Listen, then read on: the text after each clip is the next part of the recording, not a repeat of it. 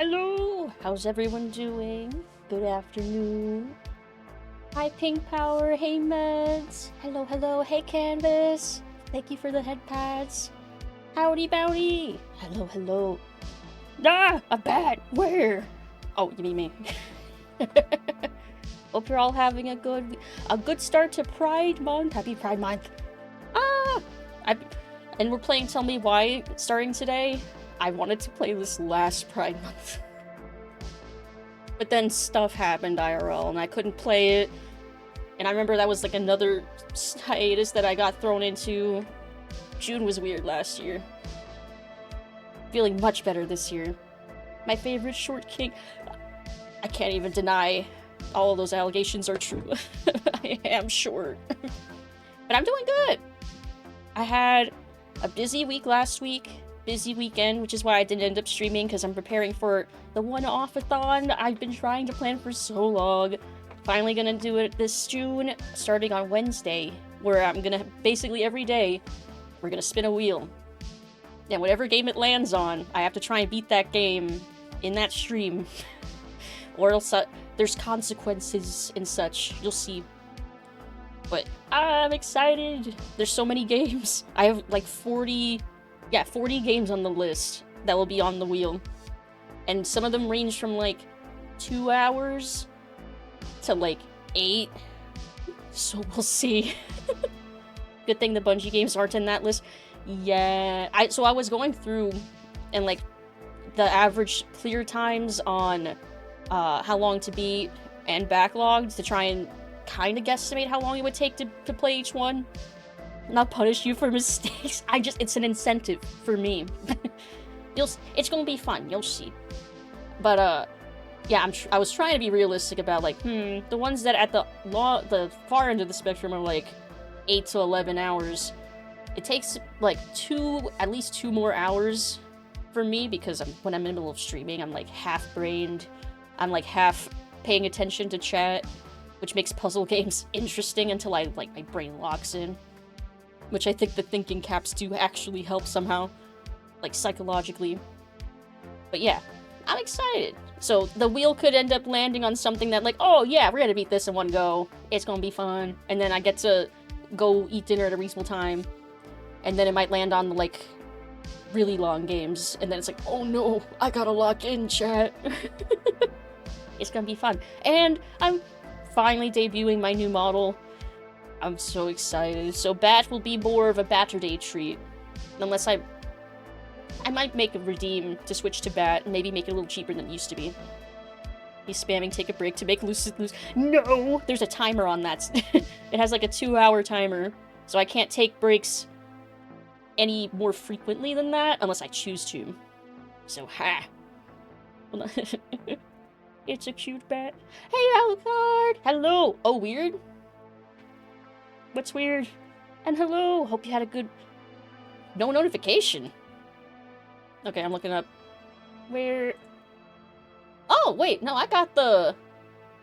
Oh. It looks like it...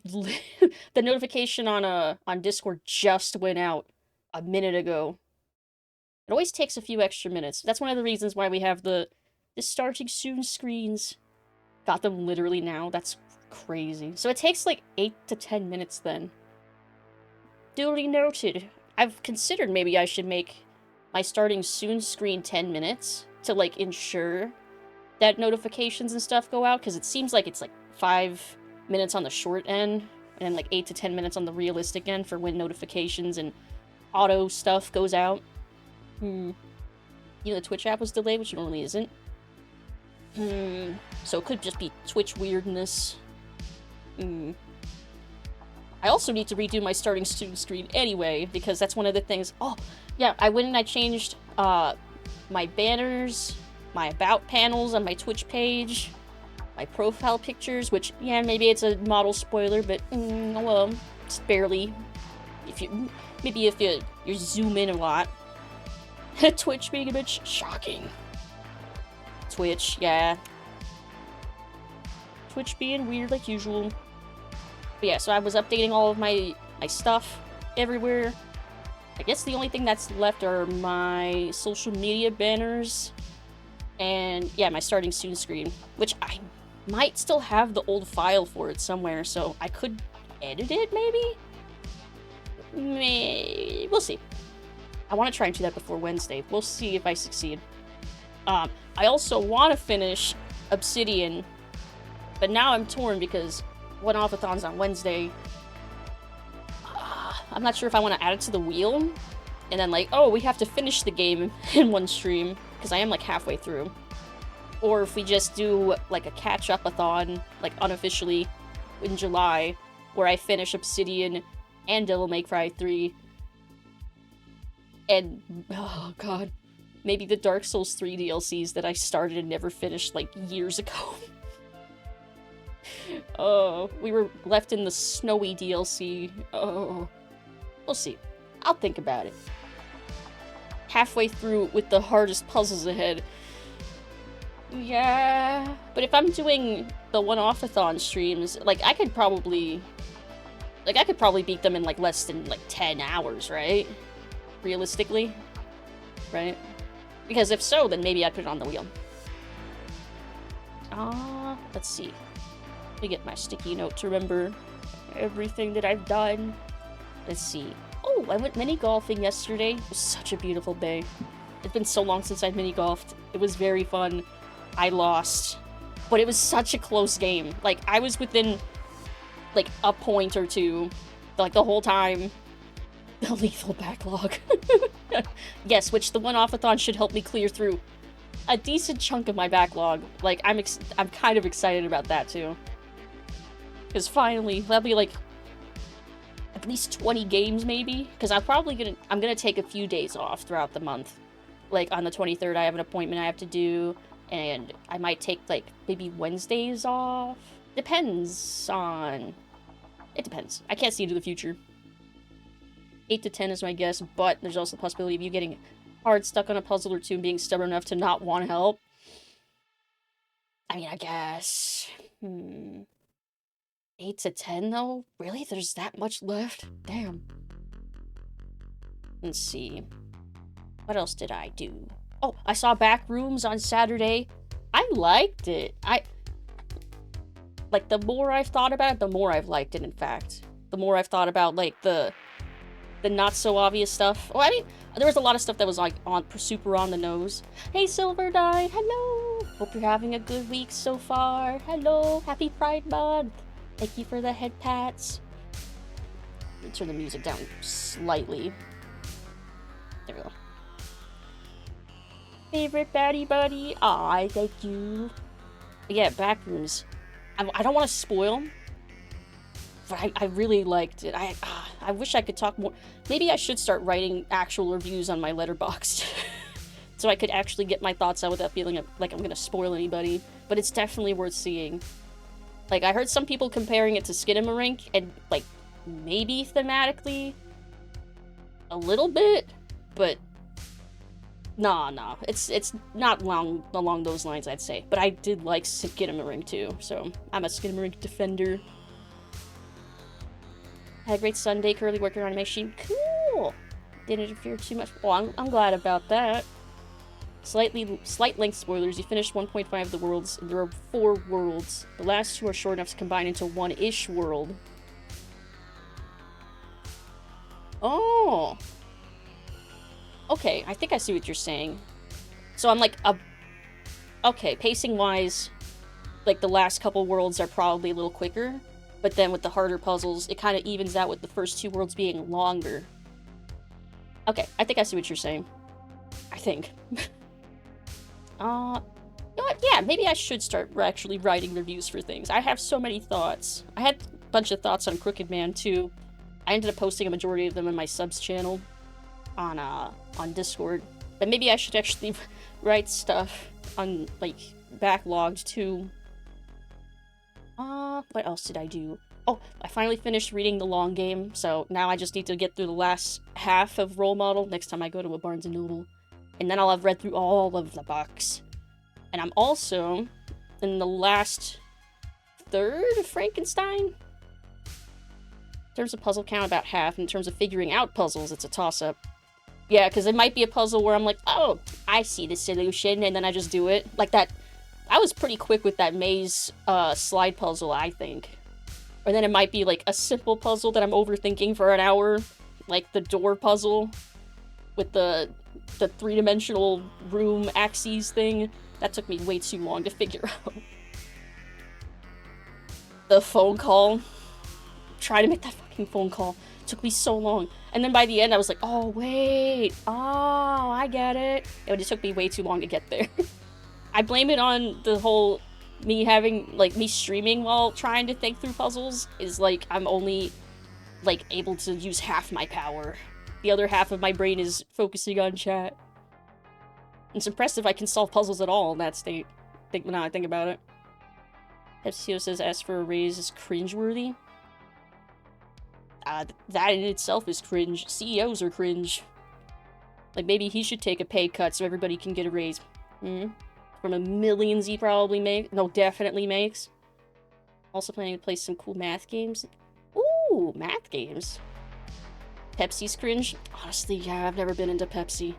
Well, I'm not really into, like, dark colas aside from root beer and Dr. Pepper if I'm in the mood for it.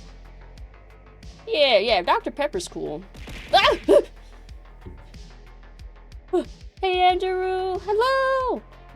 How are you doing? Hope you're having a good start to your week. It's Monday, right? Happy Monday. It is Monday.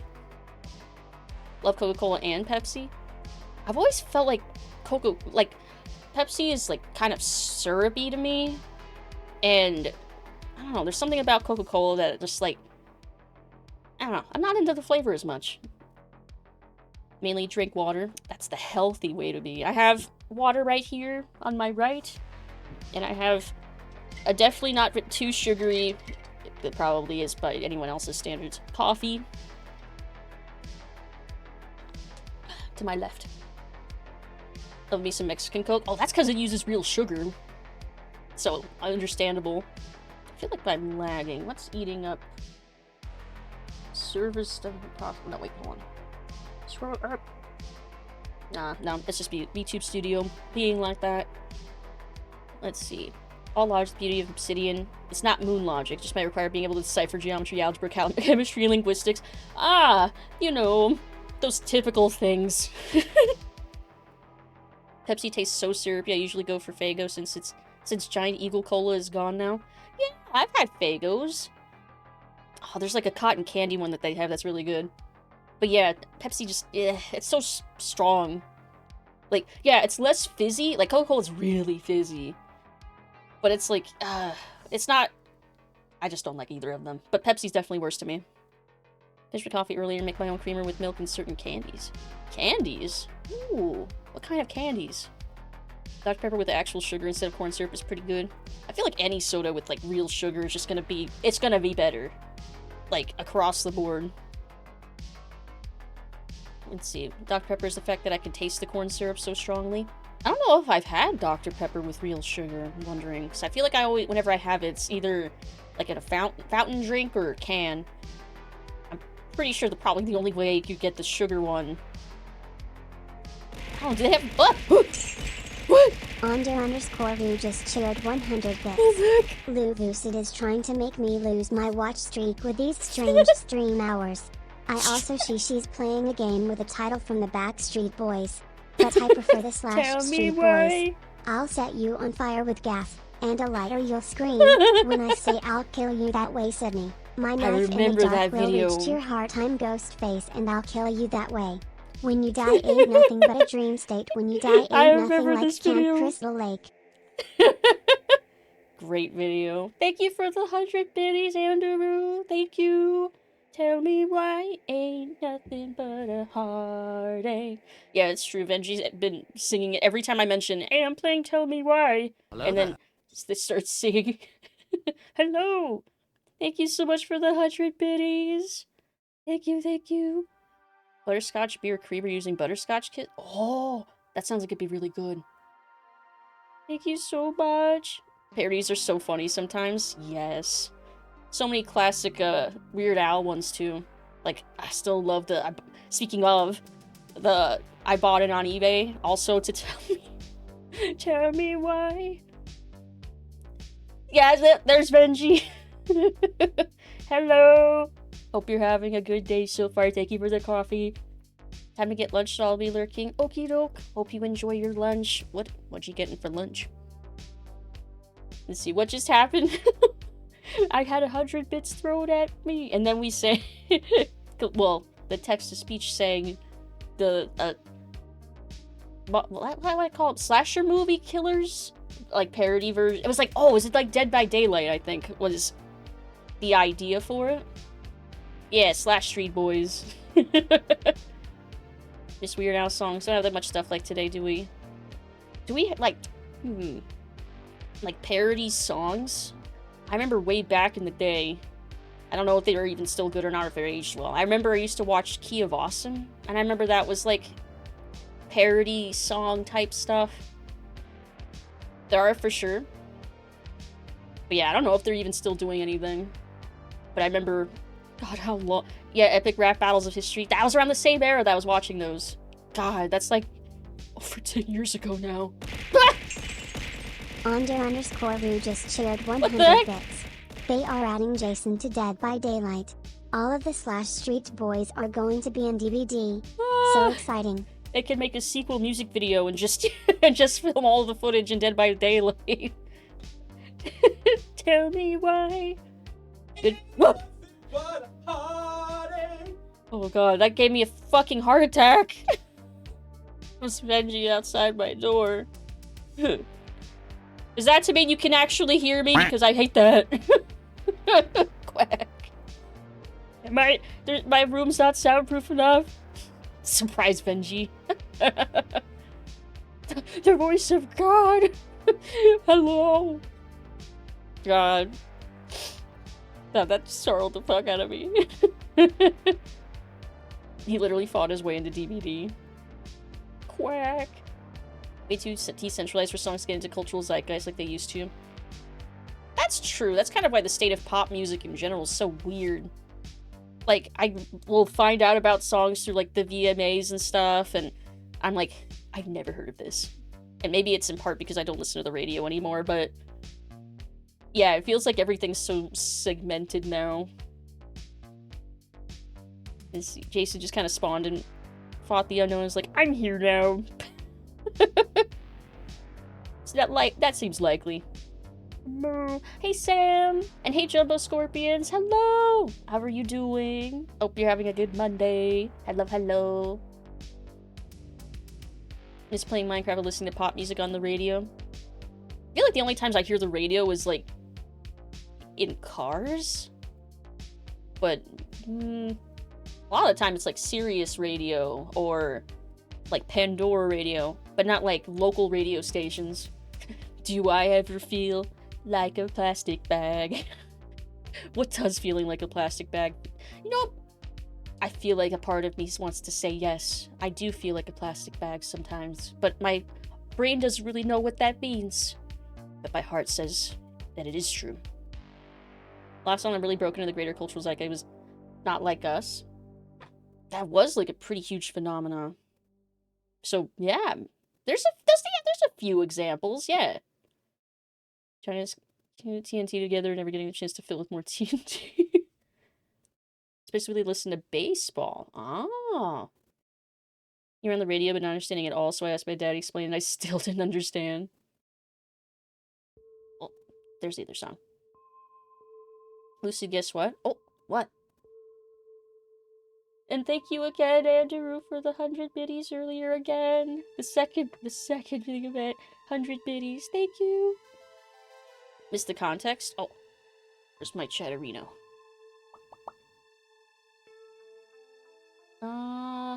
Where was it?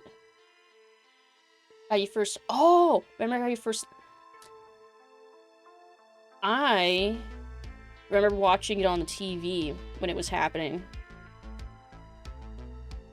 And I remember it was really bizarre. Like, it didn't quite register as being real. Like, it took a little while. Yeah, live Brock. Yeah, I saw it live. I was very young, but yes, I remember seeing it live. Let's see. Band old song Iron Wake got very popular. Heard people playing a lot. That's really cool. Also saw it live. Yeah. Don't think I would have understood if I saw it on the telly. Like, I remember we all gathered around the TV and we were like, is this actually real? Is this happening? And then just trying to process that. It was, yeah, pretty fucking crazy. I was only confused because you only heard it on the radio. Yeah. If I saw it on TV, it'll make sense. Like, seeing it on the TV, it didn't quite feel real. I feel like hearing it on the radio would be like how people felt when they were listening to War of the Worlds on the radio for the first time without knowing that it was fictional. But then the realization hits that, oh, wait, this one is real. Like, I feel like that would be just cognitively so strange. Storytime and teacher's assistant kindergarten or first grade dragged the TV into the room. Yeah, I've... because I was homeschooled at the time, which is why I would remember we gathered around the TV in our living room. It's a thing that happened, huh? Yeah. It's so wild and, sad.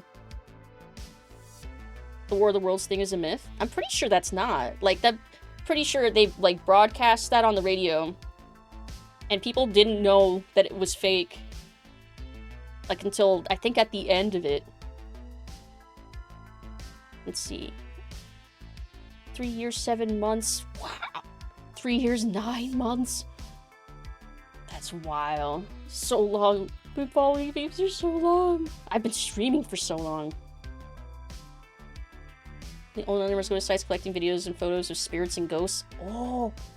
Wonder if those sites are still up. I think there are still a bunch that are up. I don't know if those original ones would be, but there's definitely still, like, paranormal, investigative type websites. I remember my mom and I would look up, oh, that's right! Like, old internets, like, late 90s, early 2000s. Yeah, we'd look up photos of, like, orbs and graveyards and stuff. That's right. Need to charge brigades, talk to you later, besties. See you later, meds. 5 years, 1 month, 15 days? Wow. That's great. 5 years? I've been streaming for 5 years? That's wow. They aren't going to shock sites and just want to be spooked? Yeah. They just want to see some spooky stuff that, like, oh, could that be real? Maybe. 2 years, 11 months. Have a haunted quarry we were going to visit at one point, but you gotta park and walk 50 minutes to get to it. You gotta give the ghost time to pick up your scent and start following you. If they're that far out. Internet legends, including ghosts. Yeah, almost 3 years. Holy crap. Let's see. I guess we should start playing the game. It's already been half an hour. Time flies. I was up until like 4 in the morning the other night, working on my new model, rigging it to try and get as close to finish as I can. It's still a work. It's all my models are works in progress for, you know, forever. But I want to get this one as close as I can, at least on like the neck and head and stuff, to be like, yes, I can use this. Which it's basically there. I'm basically just fixing like the spikes on the choker now. Okay. Gonna get into the game. I have no idea really what to expect, aside from this being a Life is Strange-like, which I have not played Life is Strange. So this will be my first foray into that, universe? I don't know if this takes place in the same universe, or it's just the same creators. Gotta get ready for work, sadly. Talk to you later. Hope you have a good day at work. It's certainly a game. Life is Strange, you mean? Or tell me why. Let's see. Get a quick drink of water. I've heard that this one will make me cry.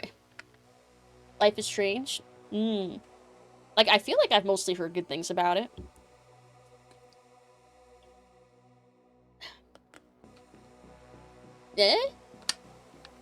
Maybe it just depends. I know it's one of those choices matter type games, so maybe it, like, depends on what ending I would get, whether or not I'd like it or not. Maybe.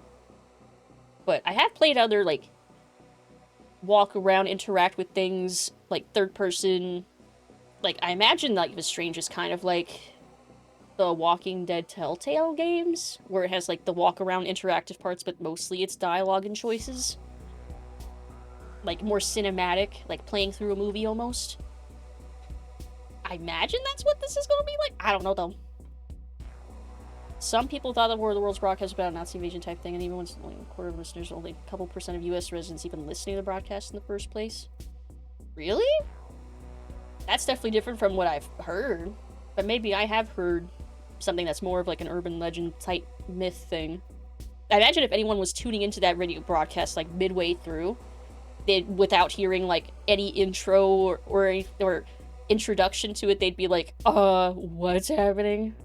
Especially since it was like the first time that kind of like sci-fi fiction like story time thing was broadcast over the radio like that. Like no one had ever heard of that before. Orson Welles.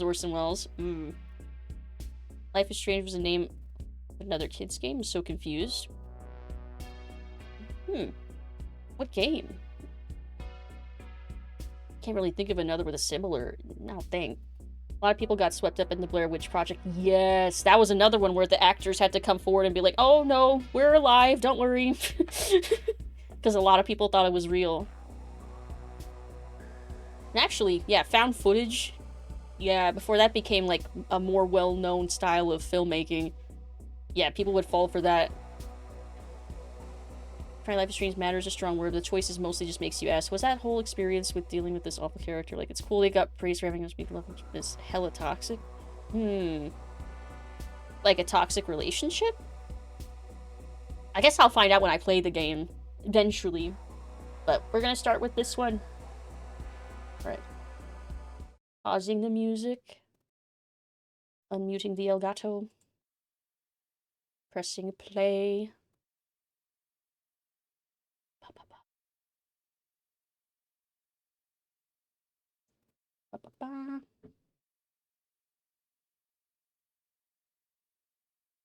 I don't know what to expect. Oh, it's Xbox. Oh, do I need a controller? I do have my controller.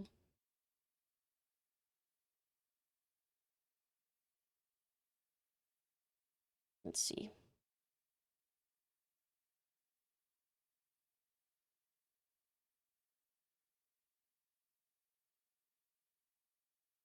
Let's see. Is there audio working over here? Actually, that's the way I can tell. Ah! Elgato, can you work, please?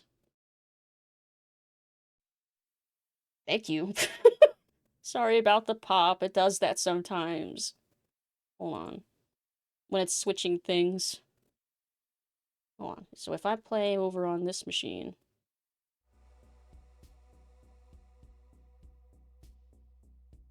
This computer. Okay. Okay, it's working. Explode! No, don't explode! Okay, go back to this PC.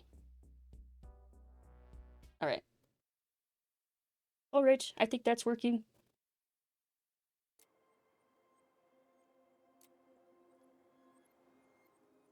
What? Benji, I've just started! You're not allowed to do that! I'm overwriting it because it's Benji. I'm allowed to not listen to him. He's my mod.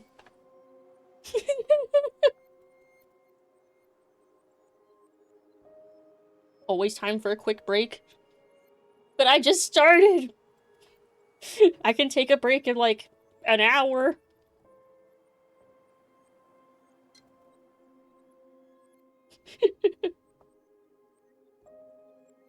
Let's see. Am I a good size right now?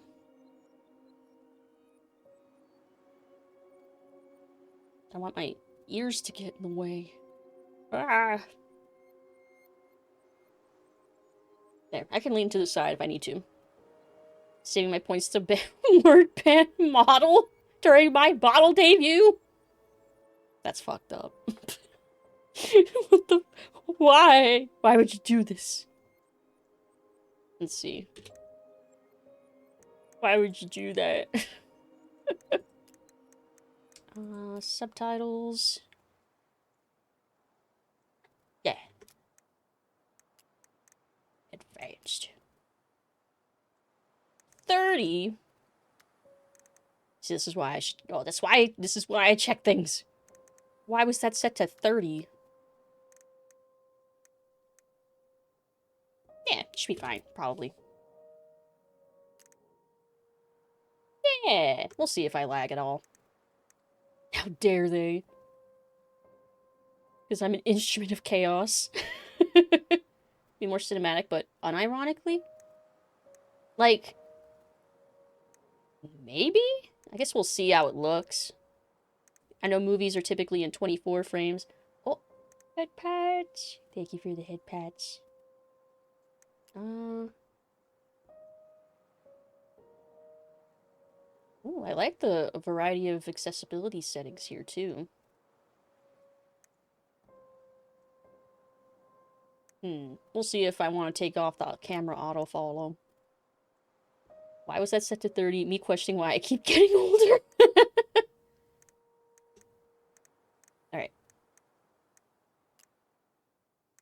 Collectibles. Oh, there's collectibles I have to look for? Okay. Takes your choice into account, shape your relationship with other characters. Choose wisely.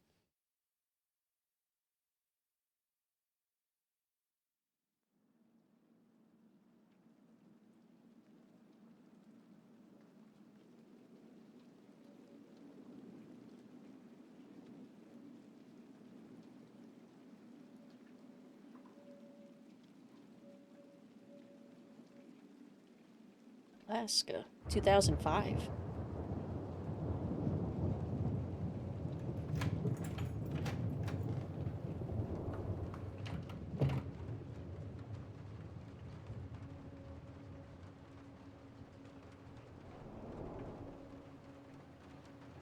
Hey, kiddo. I need to ask you a few questions, okay?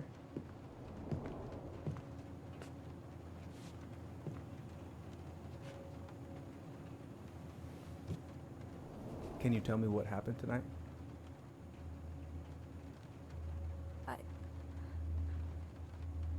I went to show her my haircut. She had a gun. Take your time. She freaked out. It's okay. No, it's not. It's not okay. My mom tried to kill me, so I stabbed her. I killed my mother. Holy shit. Okay, so we start very heavy.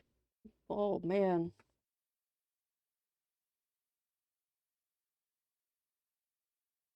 It's a French developer? Huh. I didn't know that. I'm scared. I'm scared for my heart. I feel like I'm gonna cry very quickly.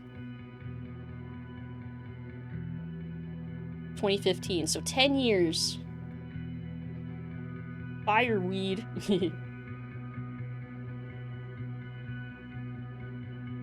Then you'll love Life is Strange. I do like games that make me cry.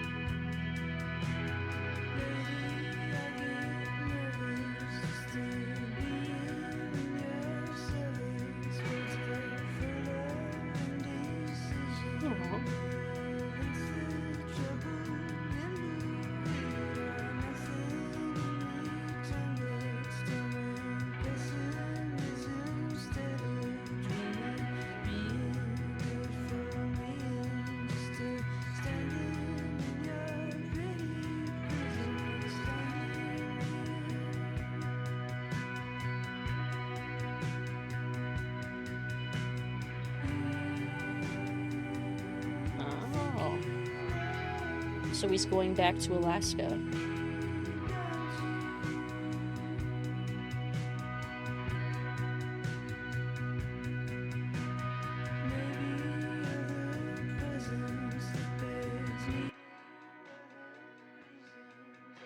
House keys. So yeah, I know from reading the Steam page that we play both siblings. I'm gonna find the keys to the old house. Then, I'm gonna drive to Fireweed, and I'm not going to freak out. Everything's fine. Everything's fine. Wazda to walk. Want to go to Alaska? Apparently living there sucks so much. They pay you to stay. I'd let them pay me to go live in Alaska.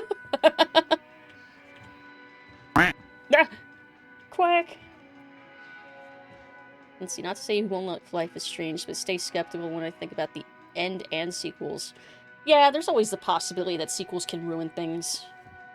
There's no ducks in Alaska. There's geese. I remember watching... Was it Alaska or was it a... No, it was a different movie. I'm trying to think of... I wonder if Tyler will even recognize me. Last picture I sent was from the bleaching my hair at home phase. Damn, so how long ago was that? It's been 10 years since the incident that happened in 2005. But it hasn't been 10 years since they've spoken.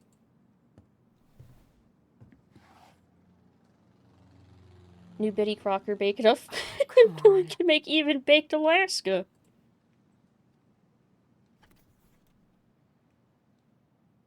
Why do I still have this? Every time I look at it, it reminds me of how very single I am. Ah, old prom photo. Allison and Bobby. Caribbean Dream Senior Prom. 2012? That's the year before I had my senior prom.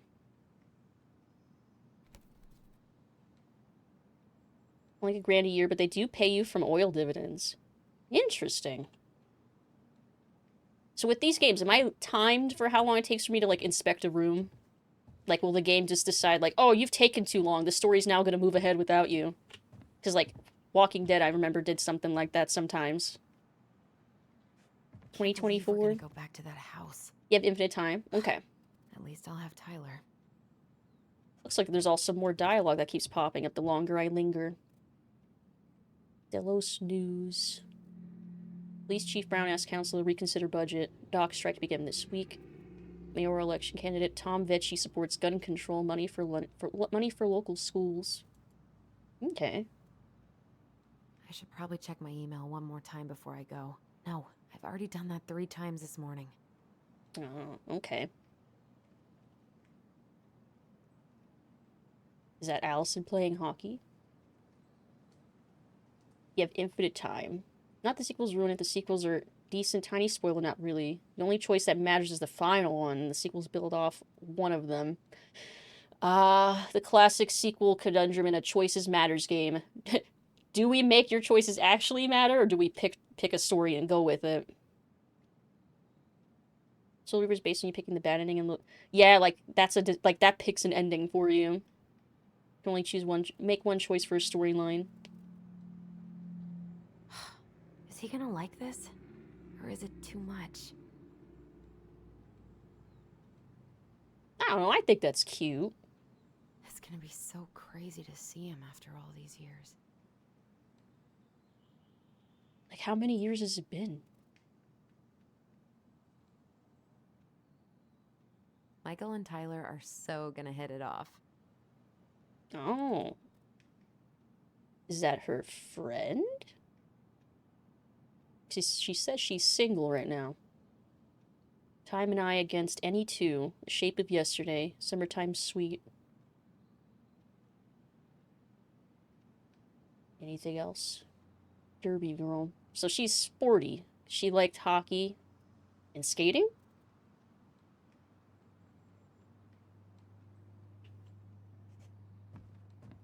I wonder if Tyler will even recognize me. Last picture I sent was from the bleaching my hair at home. All set, I think. Yeah, she was just repeating that line from earlier. Those damn house keys. No time knife? Not yet. I do know that the Life is Strange series has, like, superpowers involved. I don't know if that's gonna have anything to do in this game, but I guess we'll see.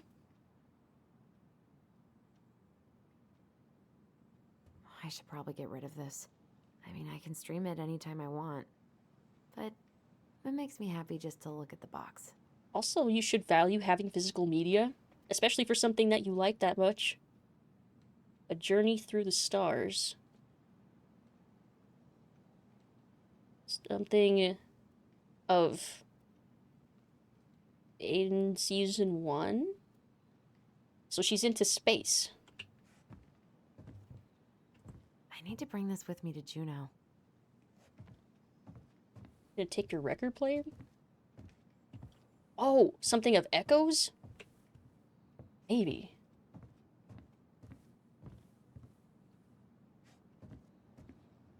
I have got to make solid plans to see the Geminids. I wonder if Tyler'd want to go. Night Watch, Alaska. Hey, you want to freeze your ass off watching burning rocks fall through the sky? Yeah, I might need to work on my sales pitch. So she really likes space and star watching. What I look like echoes of something. What kind of psychopath keeps unlabeled DVDs on a shelf like that? That's true. Oh, they're backwards, I think. Oh, about my mic. I think you can just kind of see what looks like the DVD clasps, but why are they backwards? That is weird. Like, why would she do that? Oh. Ooh, I can't wait to force Tyler to watch this with me. He's totally gonna hate it. Just between us. Can I zoom in? Is there a zoom button? Like an inspect button? Read, dialogue, leave, bond. In dialogue, reply, skip. Book of Goblins? What? Well, I can't access whatever that is now. One more season. What am I even gonna do with myself when it's over? Get invested in the lives of real people? The Grave Risen. Goblins? Subtle foreshadowing about how she's secretly a serial killer. Oh, right. I stashed them down here. Oh.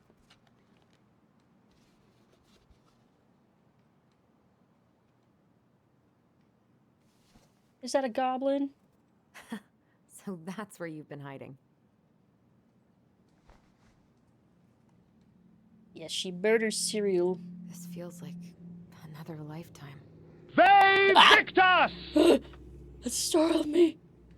Hey, Denali. Victus. Oh, we were talking about Soul Reaver just now. Oh my god, that startled me. Hello. Hope you're having a good Monday. She leaves ice skate blades on the hardwood floor. Yeah, she's crazy like that.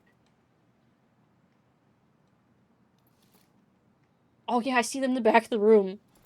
Oh, so she must still be into hockey then. All right. I think I'm ready to go now. God, when I was at the mall the other day, there were so many heated rivalry things at Spencer's. They were so fucking funny. Like, there was like there was like a boy aquarium shirt with the like hockey players doing their stretches. Or it was like there was another one that was like the only ice I like is the ice my gay boyfriends skate on. There was a lot of fuck ice stickers. It was kind of really impressive. Probably Maybe not gonna Spencer's see is any still stars at good. this time of day. Oh. Not the prettiest of my creations, but she weirdly kind of looks like me in the morning. How?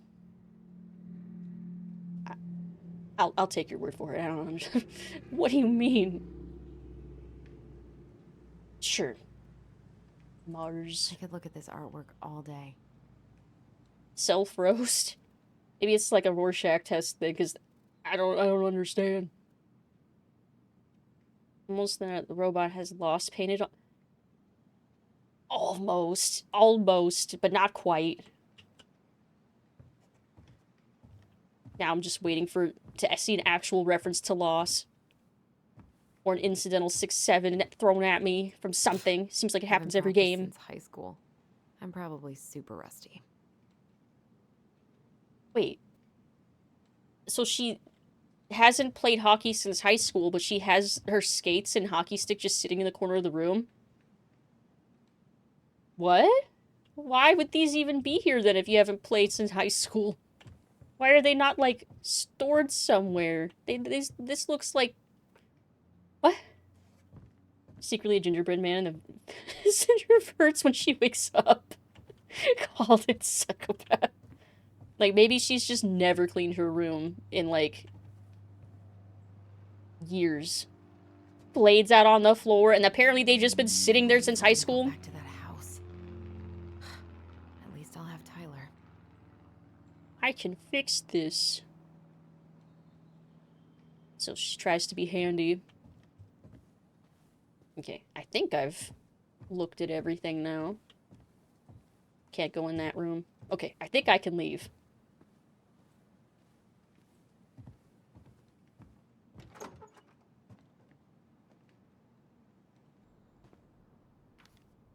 Oh! Do we go back and forth between them? She's gonna be so awkward. Read. Dear Tyler, I know what you're thinking. A letter? Why all weird and formal? What's wrong with email? Well, I figured, hey bro, just wanted to give my twin a shout before reuniting after 10 years of swank juvie is more like letter territory. Wait, so they really haven't spoken in those 10 years? Whatever, you'll thank me when we're 90 and the machines have taken over, and you still have something to read by candlelight. See? Always thinking ahead. Anyway, I can't believe you'll be out for real in a few weeks. What? Amazing. I'm definitely going to be awkward when I see you, so please try not to notice, okay? How's your last month going? Are you sad about leaving your mentees? I bet they're going to miss you. I got my tires replaced, so I'm all good to pick you up, and you can save the snark for when you see my ride. She's been through a lot, and we can't all be car guys. Anyway, the veggies? Let me take the day off so we can go straight to the old house and get it ready for the sale and everything. Can't wait to never think about that place again. Really can't wait to see you. I don't know if I made that clear. Love you, Allison. Aww. Well, at least it sounds like she's being super supportive and stuff. She really can't wait to see him. But 10 years? And it sounds like he was leaving your mentees. He'll be out for real. So, after that incident, was he, like, put away for a while? What the actual fuck did he do to get 10 fucking years in juvie? I mean, at the beginning, he admitted to killing his mom, but... I don't know, it sounded kind of justified when he said she freaked out. Like, it might have been self-defense kind of thing. I'm about to leave this room for the last time. Okay, I'm pretty much done here. I just need to grab my goblin, and I'm off. Just gotta grab my goblin. But, like, that's probably part of the mystery, is the what happened that night type thing. I think it's self-defense. Like, my instinct is that what's gonna maybe end up being the case. But I guess we're supposed to find out. Onder_Ru just shared 100 bits. Luvu said, if you put the hockey gear in storage, that means you've given up the dream. I'm sure the plan is to play hockey someday soon. Well, I guess that would maybe make some sense that in all this time she never really put them away, because what if she wants to play hockey at some point? I guess I could buy that. And thank you for the 100 corgis. Thank you. I appreciate it. Thank you, Andrew. I guess that's plausible. The dark arc of destiny. Bummed I have to leave this behind, but the old house would probably collapse if I blasted this inside. Could blast it in the car. She's in Alaska and could always go skating. Always can go skating still. Oh. Connecting to chat. Did I disconnect for a second? OBS said I disconnected from chat. And said I'm reconnected. Was there any hiccup? Oh. Seems fine. Alright, I'll just blame it on OBS being weird then. Difference between putting something in storage and putting it in a goddamn closet. Like, at least I would have probably shoved that stuff, like, under my bed. Oh, you won 5 Silver Knight? 5 what? We still have not figured out. The light distribution. Under_Ru just shared 100 bits. But as we all know, 30 years will pass by while you're waiting for some day soon. Aww. Yeah, I guess so. Well, hopefully she doesn't give up on her dream or pursue something related to it, or go skating again. Thank you for the 100 more corgis. Thank you. Thank you, thank you. Man, Ah, the quack. soundtrack to my angsty teen years. I'll leave it for the next rebel. They're gonna need it more than I do. Wait, so is he, like, leaving all of his stuff behind? Is he moving? I thought he was just gonna visit. Been listening to this on a loop lately. What does that say? Enemy go?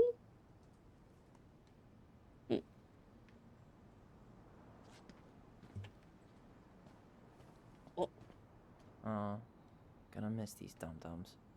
Best mentor. Later, Tyler. Love you, Ty. You escaped.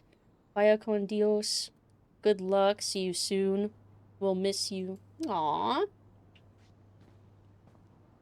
Little trash basketball hoop thing.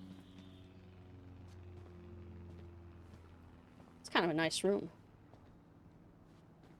Hey, little guy. I like how spacious it is. You're gonna be reunited with your sister soon. Oh, they both have matching goblins. Yeah, I won't pick that up quite yet, because that's the last thing I'm supposed to pick up. Bye, Herbert. He named his plant Herbert. Songs of Innocence. Transgender man's guide to healthy masculinity. Ooh. Shelter from the flood. How come I can't inspect that one? I know most of these by heart at this point. Wish I could have finished this before I left, but God, it was a slog. Why can't you take it with you? Like, you can't stick a book in your backpack? The flood? We Halo now?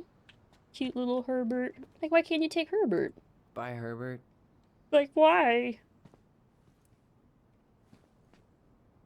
Celebrate, Educate, Unite. Transvisibility March on Juno, March 31st, 2014. Brought to you by Juno Coalition for Equality. So, this is from the year before. You stay here. Educate the youngsters in classic cinema. Quentin Babbolino. Is that like Quentin Tarantino? Fire in the hole. Herbert will remember that. He'll remember we abandoned him. Denali. I need to get my application ready for next summer. Oh. Fishing by night. Strike. So he likes basketball and baseball? Or is that just like a little activity thing that has nothing to do with him liking basketball? Quentin Babbolino is into fingers instead of toes. Take me. This box of junk/treasure is now yours by the first law of finders keepers. Well, why can't I open it? Fireweed Residential Center, 2015. Oh. Yeah, it does its testosterone doses every Tuesday.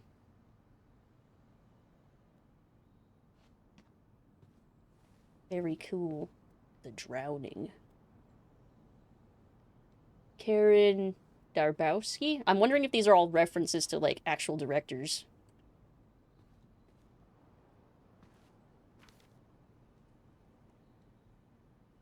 Let's see. Hey, Aaron. You know I'm bad at this, but just wanted to say you've been the best counselor and at-risk yet redeemable youth. Haha, could want. Thanks for putting up with me and helping me in more ways you know. I'll try to make it count outside of Fireweed. Survival is rebellion. Thanks, man. Tyler. Aww. So it was like an at-risk, like, youth home, I guess? Is what it sounds like now?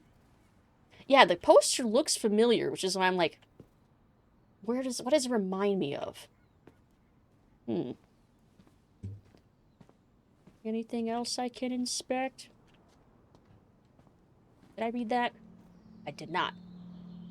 Man, he's going places. And I'll be able to say I helped him on his way. Fireweed Youth Center student art to show at Grindhouse. Tyler Ronan, 20, matches young. Is that Tlingit artist with favorite local venue? Oh, wait, there's a. Yeah, Tlingit. I don't know what that means.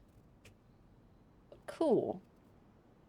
The skull reflection was really cool. Yeah. That's why I wonder if that's inspired by like a real poster, like for a real movie. Shit I gotta do. Tutoring. Help Perez with college admission essay by end of week. Call Dr. Beck. RE counseling sessions with Jeremy. Meet Aaron. Spawning gardening program setup. Miscellaneous finished paperwork for escape week 2 and letter November 2nd. Something for Allison.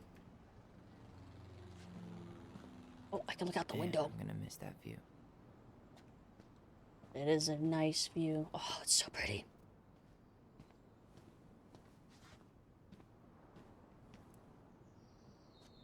That is very pretty. Okay, now I think I've inspected everything. Okay, time to grab my goblin. Hey, little guy. You're gonna be reunited with your sister soon.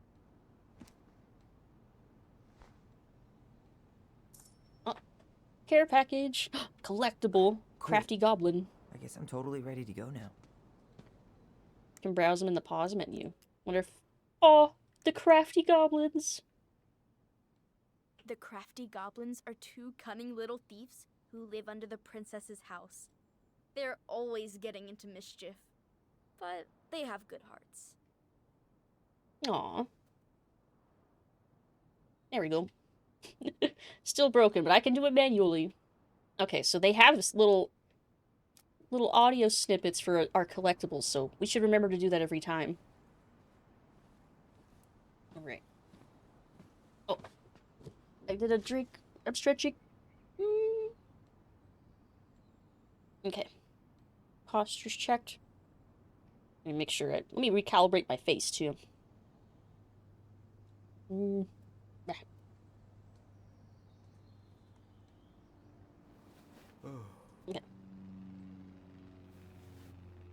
There.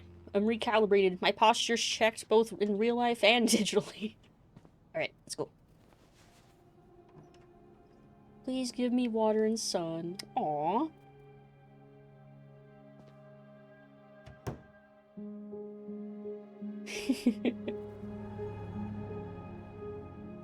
So he really left everything behind, except for that little duffel bag. I feel like he could have put his books and CDs in his bag. Recalibrate my face. Some Blade Runner has shit to say. Also, I really like his haircut. Did she think it was too much? I think he would have thought it was cute. Aw. Also, littering.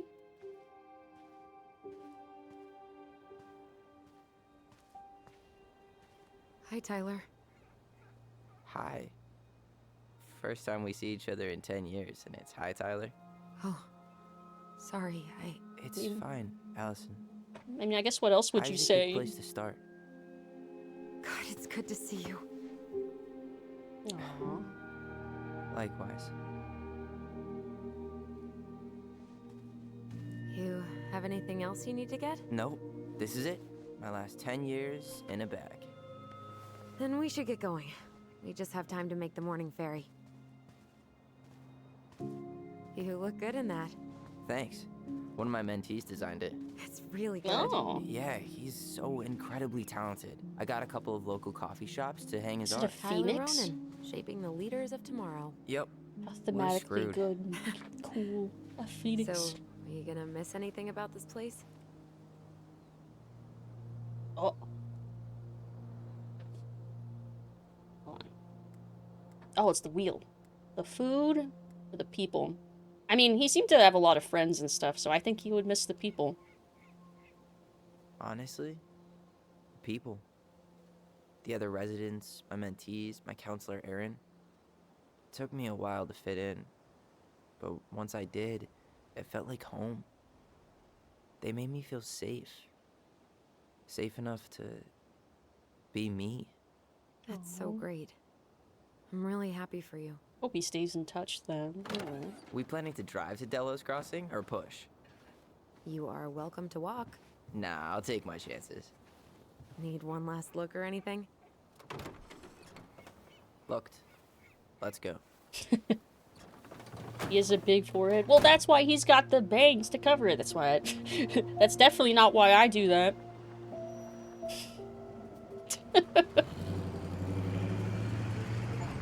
Ah. Rear view mirror. Leaf Fireweed Residential Center.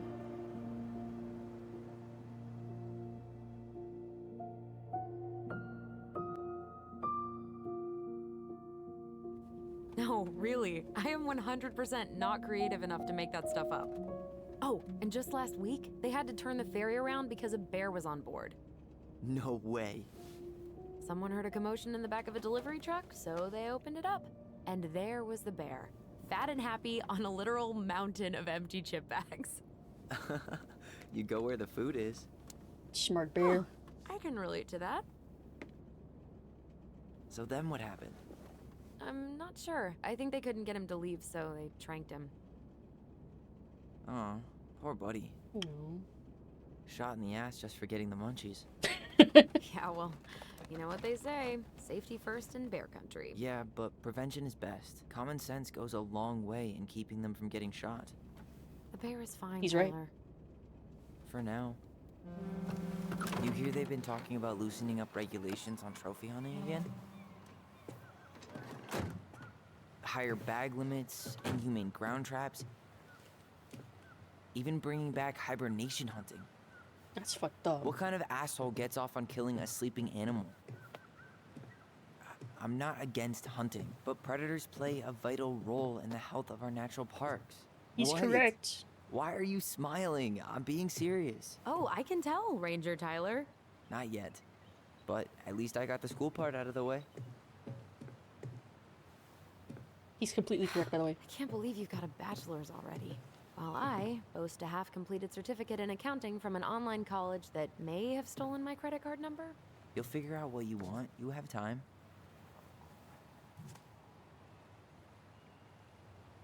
How are you feeling? Like I'm about to drive straight into a whiteout and my fog lights are dead.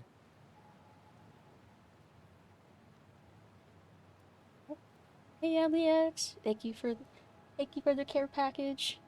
Thank you. What about you? A whiteout is when it's so snowy that Allison? you can't see anything in front of you when you're driving. Zoned Like out it's there for a like second. really bad Sorry. blizzard What's up? conditions. I'm sorry, I'm just trying to wrap my head around the fact that you're right here, standing beside me, on our way to Delos. You don't have to apologize. It's a lot. Oh, I can look. Why did we take the ferry instead of the coast road? 'Cause I didn't want to be stuck in the car with you for an extra 2 hours. Ha ha. We have to take the ferry. It's the only way to reach Delos from Fireweed. I see. Oh, Well, I can good. rotate the camera I a don't bit think my more. stomach could have taken 2 more hours of how you handle curves. I'm sorry, do you want to take over driving when we dock? No. You're gonna have to get back behind that wheel at some point, you know. Look, I put a fireweed van nose first in a ditch. Hey, at least you missed the porcupine. I relate. I also still can't drive. I'm guessing things haven't changed much. It also You happened with mean in sand. Delos? Oh, Still yeah. the capital of East Jesus Has nowhere. anyone told you you're delightful? Can't wait to get out of You here. have. Thank you. Left shift, hold to reply. Small town life. Guess that normal life you wanted didn't live up to your expectations, huh? I mean, Is that what I wanted having to say? cable and full-time electricity was definitely a plus, but no one ever forgets anything in a small town. You get marked a weirdo, Thank you, and Ellie. that's it. That's your life. At least you had Michael. Yeah, I don't think I'd have survived high school without him. Bet you're gonna miss him when you move to Juneau. How's he doing? Good, good. But I haven't seen him much outside of work lately. He's been busy with his dance and helping his clan organize a potlatch. So was Is that Michael smoke her coming out of Stonehouse? high school sweet? Oh wait, which is Guess someone finally bought that old shack. That, or the ghosts are cozying up by the fire. Think the new owners know it's totally haunted? I'm sure Tina did her best to keep them from figuring it out. At least until the paperwork was signed. Ugh. That house always gave me the creeps. Those windows are like huge gawking eyes. Will we get to go there? You think people talk about our house this way? Probably. Hey son, hello. Hope you're having a good Monday. Happy Pride Month, hello. Hope you're having a good start to your week. So, we're really going back there, huh? To Stonehouse? I mean, we're going home. Yeah.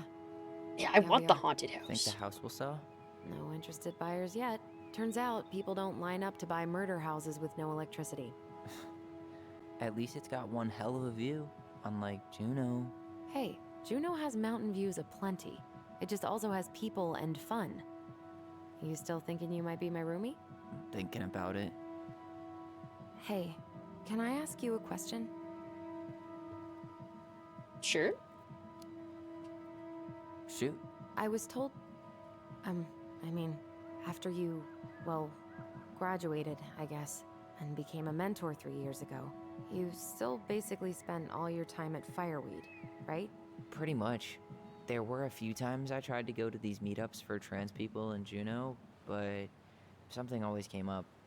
I probably should have put myself out there more, but it was better to be around in case the residents needed me. So you were free to come and go as you pleased? Yeah. Why do you ask? Oh, nothing. Just being an overly invested sister. Curious how you spent your time. Oh, she's like, well, why didn't you come to visit me? I guess maybe we'll find out the answers to those questions. Hey, cutest cube, hello! That's all the title of this game. I started singing the song. Everyone does! I do it in my head every time I say the title. It's true. Yeah? But yeah, I'm doing good. Spit it out. Okay, you need to promise not to freak out. What is it?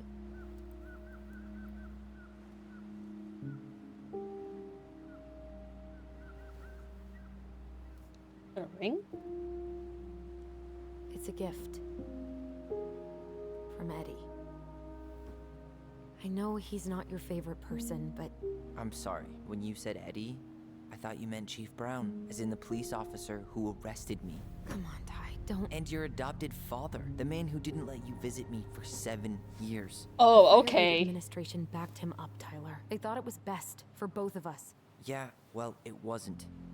Okay. It's a peace offering. Interesting And context. you're the two most important people in my life. Please. For me. He can't buy my forgiveness with some cheap-ass trinket. It's a gift, Tyler. You know what gift-giving means in Tlingit culture. And what it means to Oh, refuse what's one. that pronounced?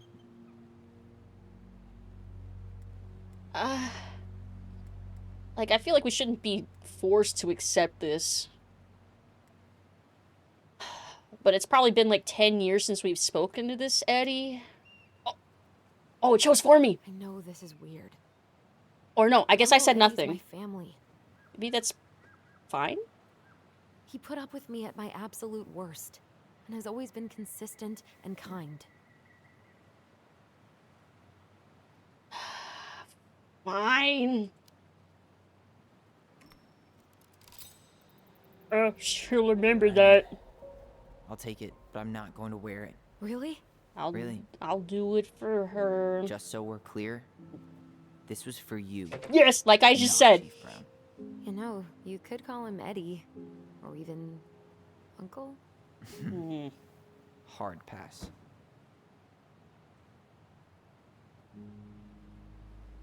She ordered by courts not seen there's... Yeah. Like, this is some interesting and strange circumstances. Like, we should reconnect with the guy and figure out if he's still Did an you hear asshole. I mean, he was supportive for Allison. We'll see. We'll see. How's everyone? Hope everyone's doing well. What's the story so far? There's no place like home. Yeah. Yeah, not just took her in, but Would it adopted ruin her. the moment if I said I needed to call home? Yes. Completely. Sorry. Go ahead. And stop apologizing all the time.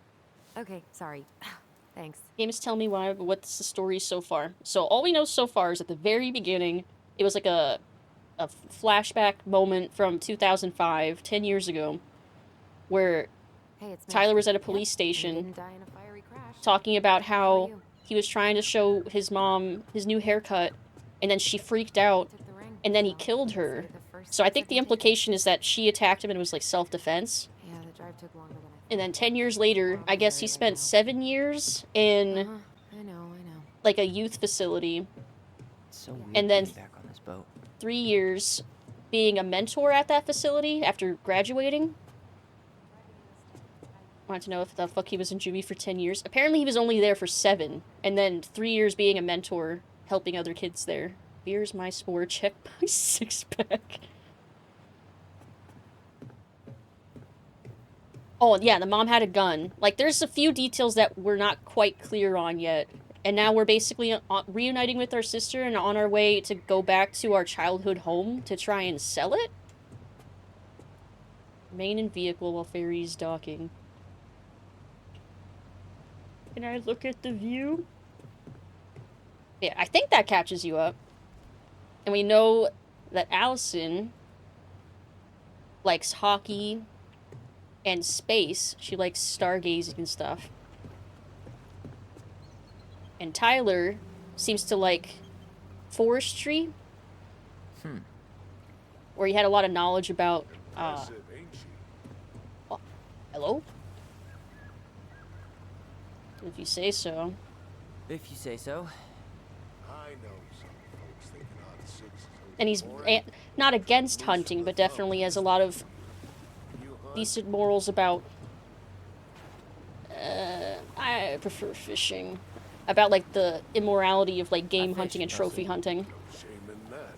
Anyway, I skipped in you'll with the find VOD there's instead. lots No of problem. fishing spots around here, if you know what to look for. Where you Because we at? basically just started. Delos Crossing? Same here. You from around here? I guess I'll be honest with the guy. Born and bred. Ah, you don't say. I moved to Anchorage around your age. Delos was mostly Alaska natives then. I haven't been home in 5 years.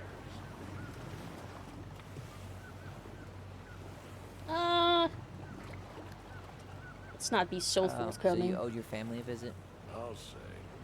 You Type may of not parole know probation. it, Basically 10 years folks. sentence commuted to 7 with 3 being. Oh, I see. Right. I'm Alex, by the way. Alex Gershwin. No relation. Huh? To George Gershwin. Gershwin, the pianist. Folks are always asking if we're related, so I try to head it off. Oh. What'd you say your name was? Let's not be all. Yeah, let's just give him our first name. Just call me Tyler. All right. Good to meet you, Tyler. Likewise, sir. Yeah. What a waste of a good pun. Envy Saboteur. He's against trophy/fun hunting. Game hunting is all types of hunting, including hunting for food. Yeah, he seems like he'd probably be okay with, like, hunting for food and, like, the way, like, natives hunt. But not, like, trophy hunting. Like, killing hibernating bears and stuff. Polite boomer. For now. When everything else fails, try doing what the captain suggested.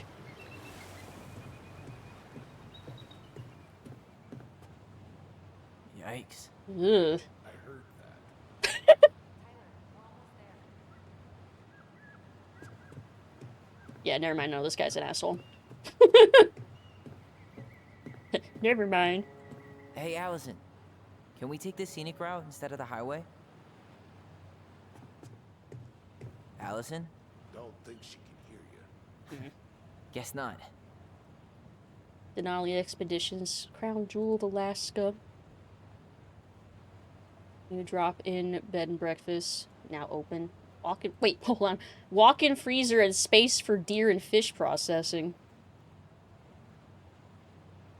Making Devil's Club tea. Our way of life, community, and cultural programming sponsored by Huna Heritage Foundation. Learn, harvest, and process Devil's Club to make tea. Interesting.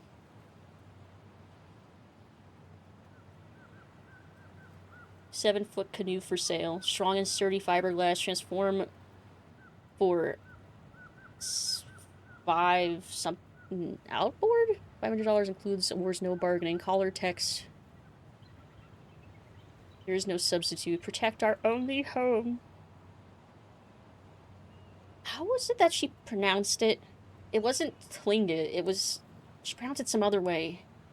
I'll try and listen more closely next time. Dance performance. I don't know how to pronounce that. Gak... Zai? I'm probably pronouncing that wrong. Dance group that celebrates ancestry, community, and tradition. We invite you to join us for... Oh! Oh! Am I at a... Oh shit, we're here. Let's go. I wasn't done reading. I wasn't done reading! Many vegans against hunting and food are the types of virtues even how progressive they are, yet don't actually care about anything besides clout. Have opinions. Yeah, it feels very performative at that point. It's like, yeah. Yeah, I agree.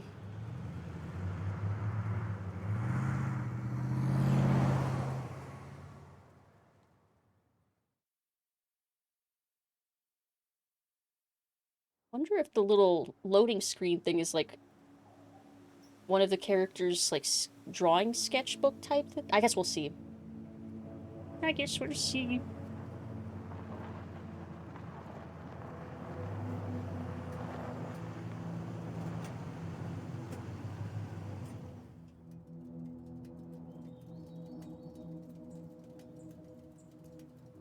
Awkward.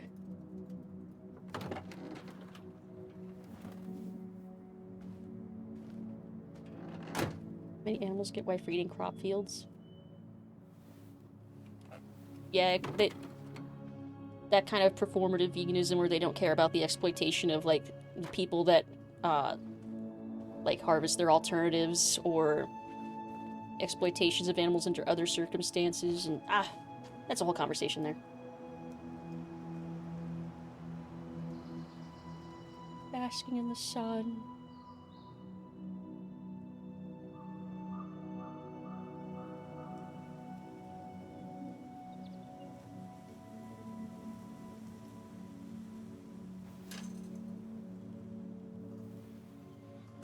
Is this the lead up to their house? Must be.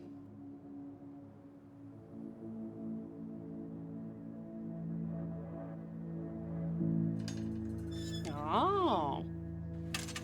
That's cozy. I imagine it probably is like a lot of land around it too. Wow. It's basically exactly like I remember it. Only faded. Like a Polaroid left on a windowsill. From the outside, it almost looks charming. Yeah, cozy. Charm's not the problem. Structural integrity may be an issue. You think there's a chance whoever buys it will just tear it down? If someone buys it, they can do whatever they want with it. You wouldn't care at all? Would you? Sure. Everywhere I look, I see a piece of one of our adventures. Everywhere I look, I just see her. Allison, we could go grab a bite. Start this tomorrow? No. The only way to get this done is to do it.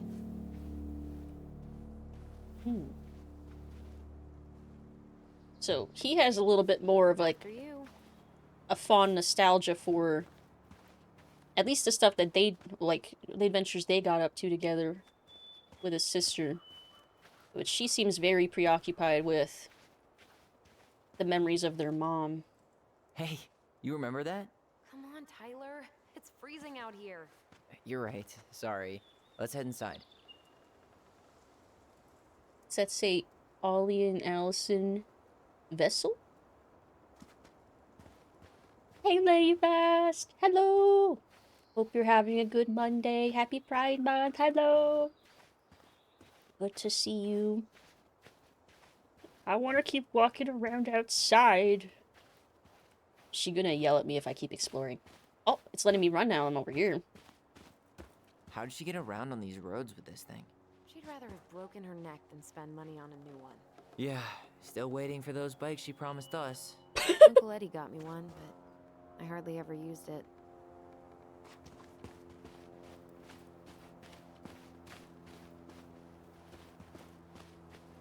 Oh.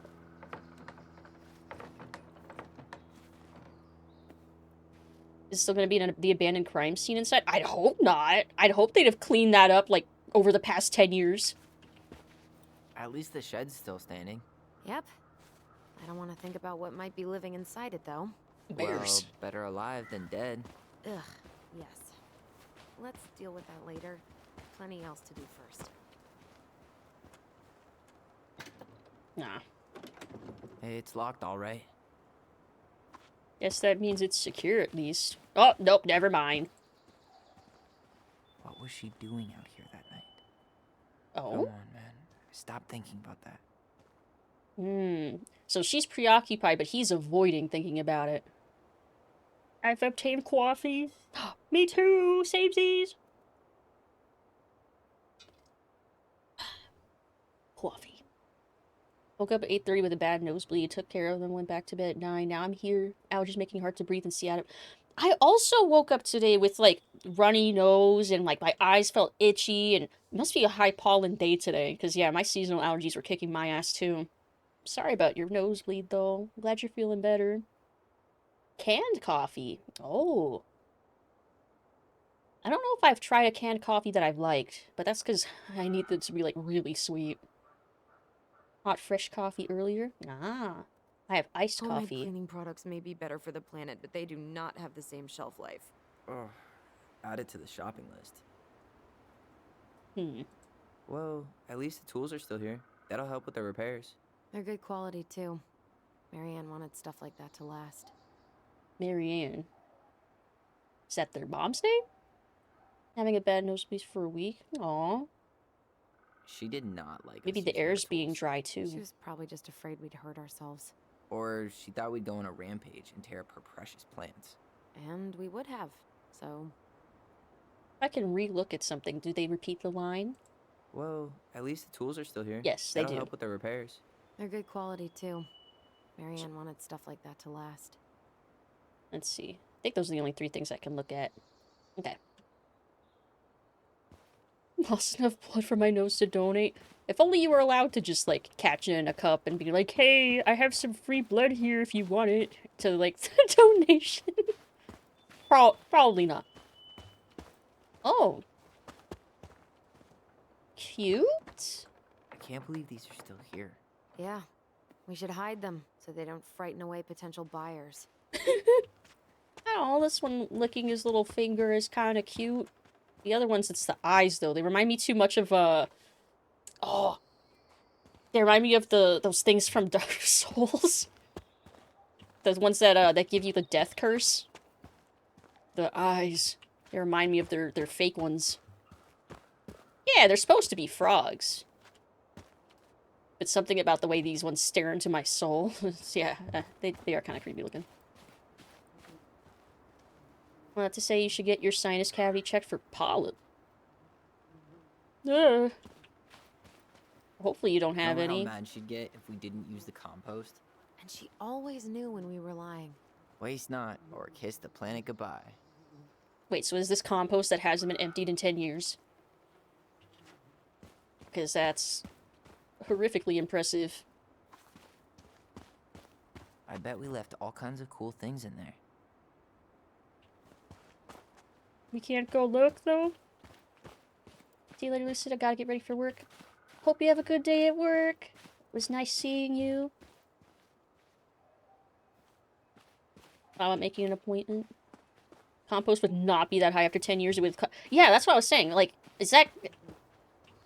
Wait a minute. No way. There's nothing under I it. can't believe it's still there. What? Oh! Oh. Also, yeah, it looks like it's floating on top of nothing inside that crate, you see? What'd you find? Our hidden treasure? Seriously? How do we think to stash it there? Goblin secrets are always well kept. What'd you find? Our hidden treasure? Oh, I can't go Seriously? crawl in How do there? we think to stash it there? Goblin secrets I feel like are I could fit in there. always Come well on. kept. Nobody's going to look. Just put a texture on top. No one's going to think to look under. But I did. Oh, that's a cute little bench. Nothing to say about it? Oh. I could just lie down and Never take mind. a nap here. Ah, now we have something we can... You need a Eh. break already, Ronan? No, just sitting. Enjoying the view. Now, let's talk. Seriously, how are you feeling? Tired. I didn't sleep much last night. Yeah.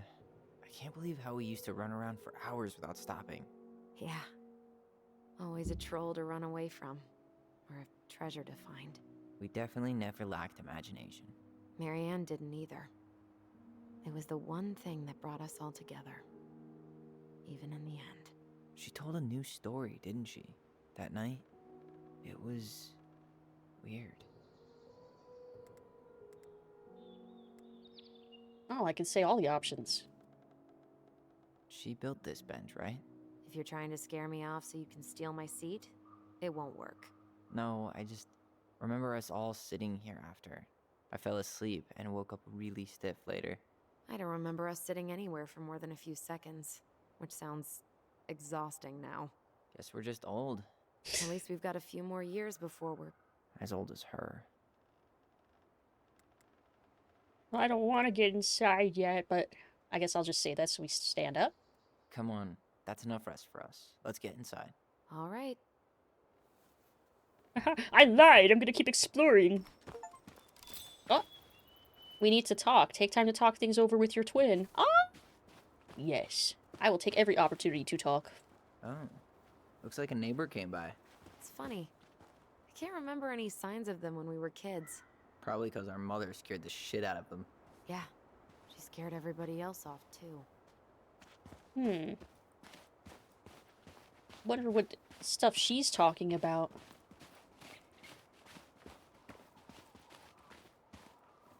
Oh, just a vast expanse of snow and ice.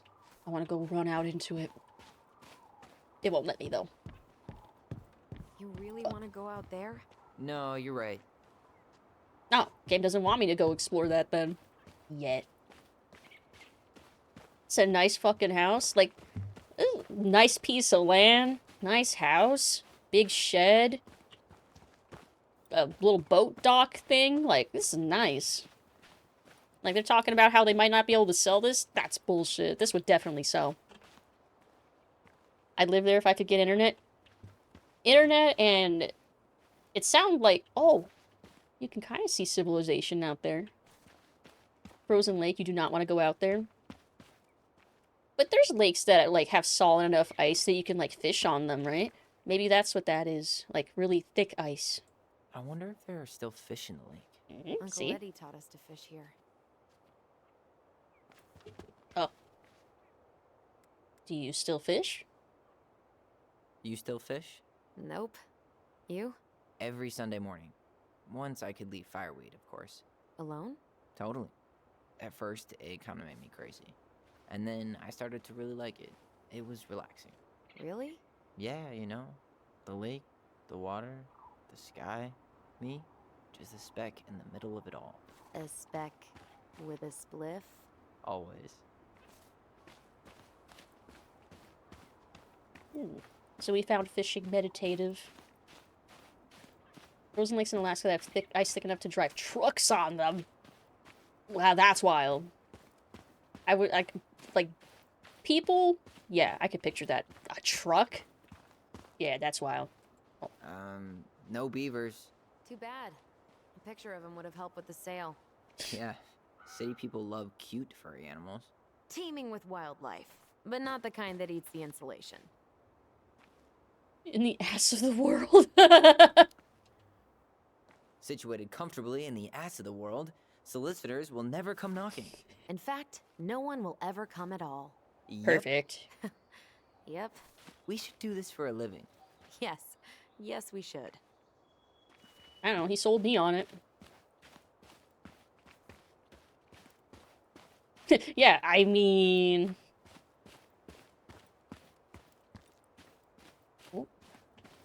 Doesn't seem like the greenest source of energy. We have the money for solar panels.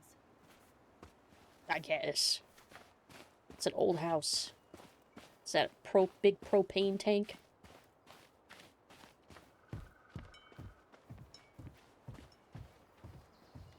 Did you smoke something before you left Fireweed? The door's right there. I just wanted to look. Also, it's called fireweed. What do you think? Starlink and power lines and I'd be happy as hell. Marianne always spoiled the birds. She liked animals way more than people. I can relate to that.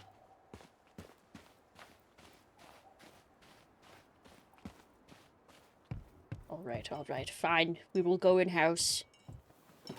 Never mind. Oh, wait, no, we have the key now. She has the key. Locked.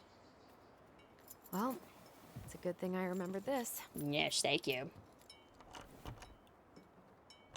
You sure that's the right key? Yes. Maybe someone changed the lock.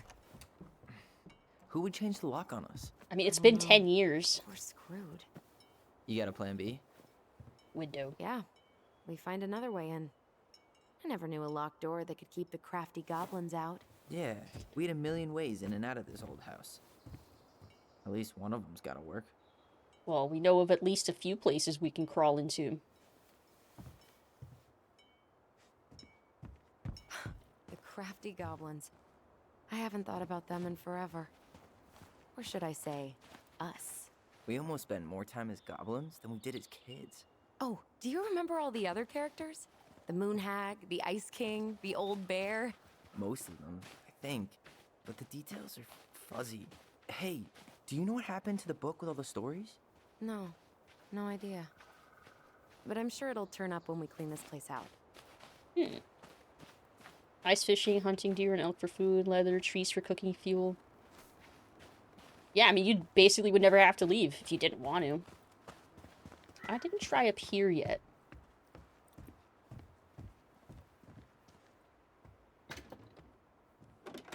Open sesame. Let me guess. It's locked. Yup. Know any other secret passwords? Honeydew? Nope. Like, you could... I mean, we don't want to break the windows, I guess. It's no good. I can't open this one either. It's okay. We'll find another way in. More work than you'd think. You'd most definitely still have to go into town sometimes. Yeah, to get, like, food or to remember that people exist. At least we don't have any use for this right now. Luckily. Remember the snowstorm in 2004? Marianne had us digging for hours. Oh.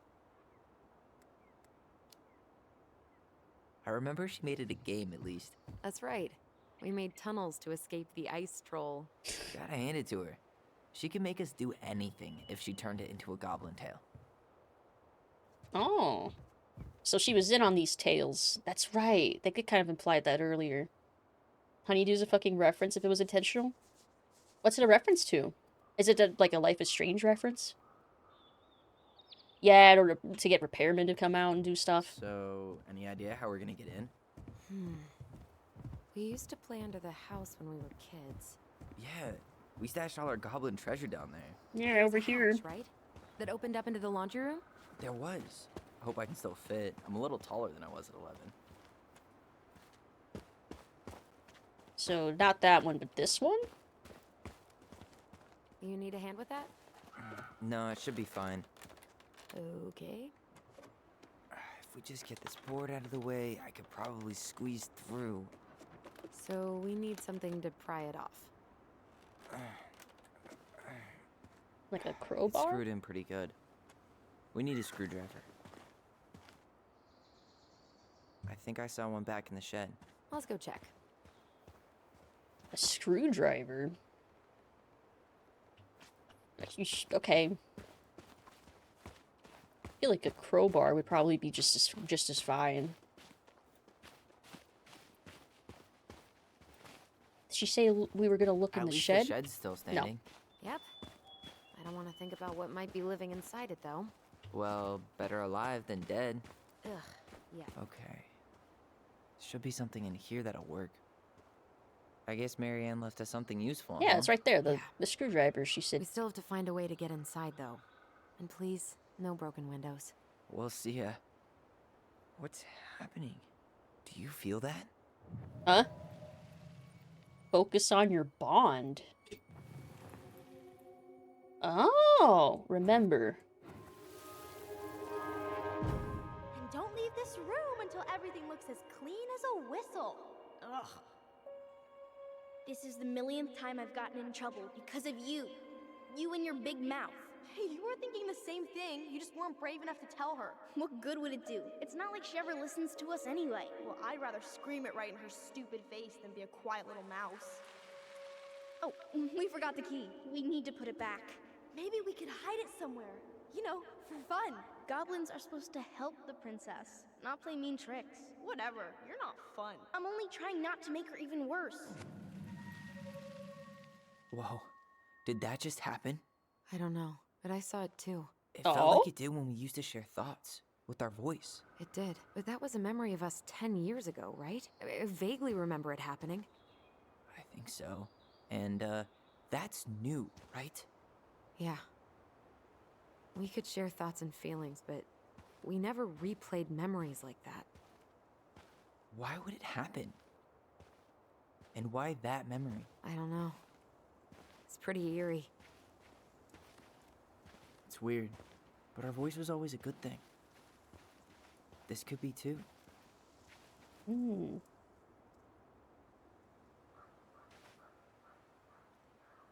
I'm feeling something again. Oh? Near the barn. Yeah, me too. So they both have this psychic connection with each other. Oh. Ah. Remember.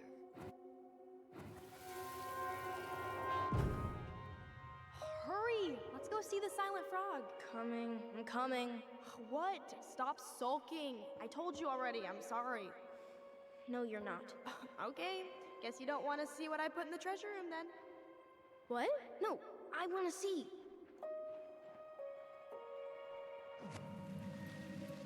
Oh. I guess we know where to search now. We just have to remember which one is the silent frog. It's probably the one covering its mouth, right? That makes sense. So, which one of you is hiding the key? Let's see. Intentional. It's from a poem called Kubla Khan by Samuel Taylor Coleridge. Specific stanza would be referenced to as for he on honeydew hath fed and drunk the milk of paradise. Oh. Love the poem. It's one of my faves. Also inspired the song Xanadu by Rush. It's a great fucking song. Interesting. Huh. That is interesting. I wonder if that was an intentional reference then. Also reference for the name Xanadu and the name of the forest area from the very beginning of Obsidian. See, I thought Xanadu, like, the disco roller rink movie.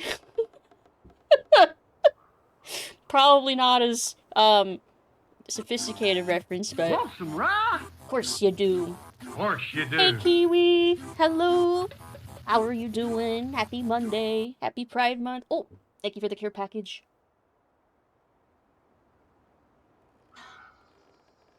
I'm stretching. Rye month. Okay. Posture's checked. Okay. Yeah, I'm pretty sure this is the one. It's got its mouth covered. It's Damn, silent. Where's the key? Right? Seriously? Kidding. Oh, come on. Okay, sorry. Nice job keeping a secret, buddy. Aww. Hi, Lucid. Hey, chat. How are y'all doing today? I'm doing good. Hope you are too. Hope you're having a good week.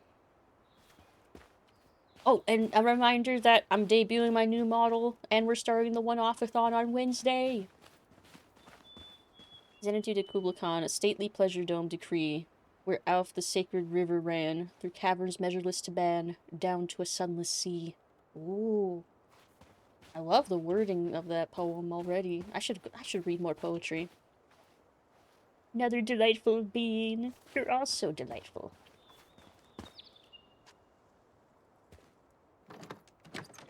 So many delightful beans.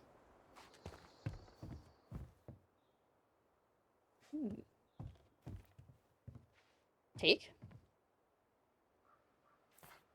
Huh. Who left this box here? It looks brand new. It wasn't me. Has someone been out here recently? Guess it's your lucky day, bird friends. So someone recent changed the locks and left bird a feed? Rhyme of the Ancient Mariner. That sounds almost familiar. All this for a screwdriver? You got a better idea how to get in?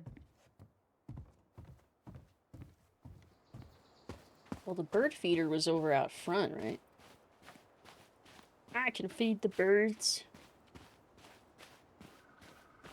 Feed the birds. Tuppence, tuppence. There we go. These birds should get a reward for watching the house all these years. Thank you for your service, little friends.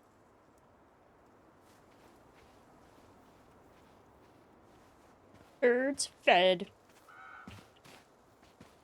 Nice. Let's go do debut. Yeah! I'm so excited to use the new model. I'm gonna keep working on rigging it tonight after dinner. Water, water everywhere. Nor any drop to drink. Also Iron Maiden. Oh. Hell yeah! Not getting in this way. There are other ways inside. Oh, wait, that's right. Screwdriver. Come on. I got distracted by the birds. Yeah, I'm also excited for the One-Off-Athon. There's so many games in the list that I've been, like, wanting to play for years. Unscrew.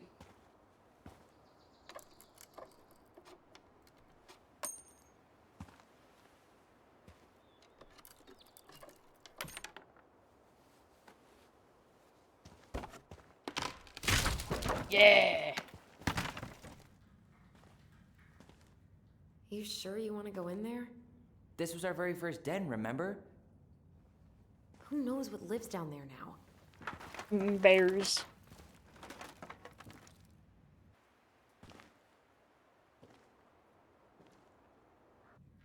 Everything okay down there? Tyler? Oh, that's not funny! Then why am I laughing? Okay, fine.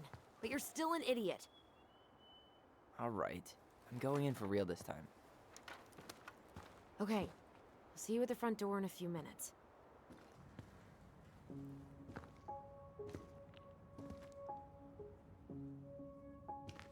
Oh, it's not too bad down here. It's actually super fucking bright.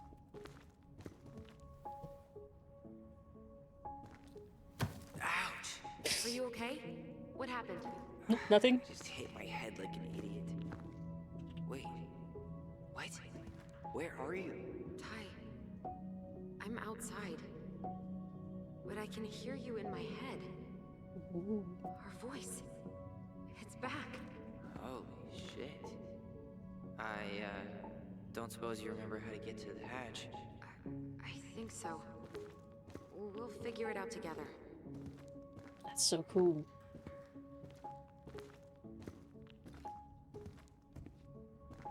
Dragons, straight ahead.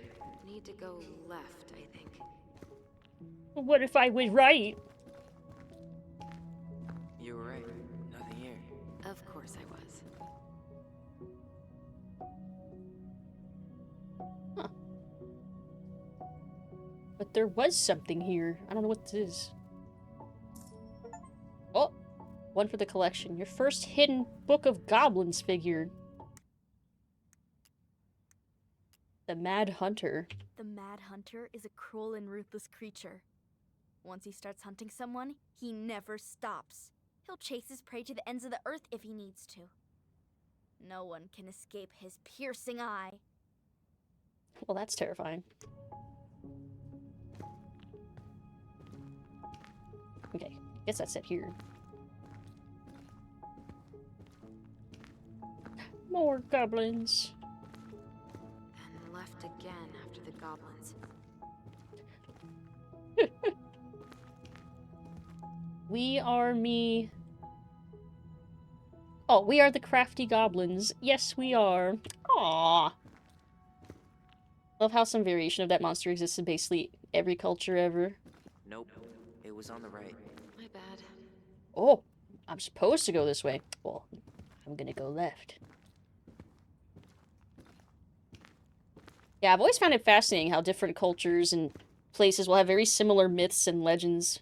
It's like, is it part of like collective unconscious type thing? Or we just all have like very similar experiences even on like that kind of scale?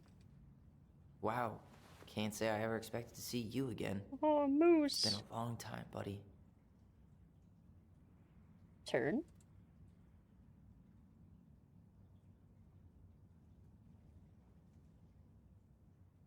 Cute. I can't take him with me. Moosin.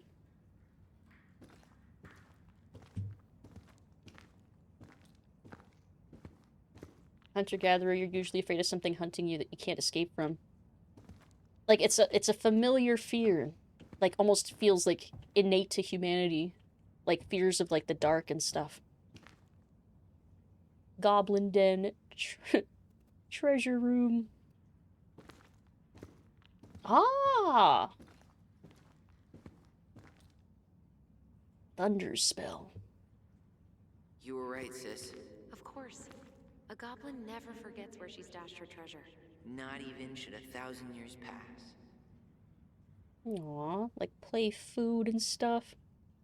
Marianne grilled us about all these missing dishes, but a goblin never gives up their treasure. Pink. It always had to be pink. Ugh. I found her old kite. I think its wings have been clipped, though. Rest in peace, brave bird. No. You saw a flock of moosin? Where? Kind of both? Past the Yeah, kind of treasure. both. Straight ahead. You know, I almost convinced myself our voice was just another childhood fantasy. Me too. But we really are connected. We really are superheroes. Beware the Mad Hunter. The Mad Hunter. Why am I still afraid to say his name? He was Marianne's creation. She made all the creepy characters. The fuck? So their mom made up the monsters in their game? Hmm. Interesting.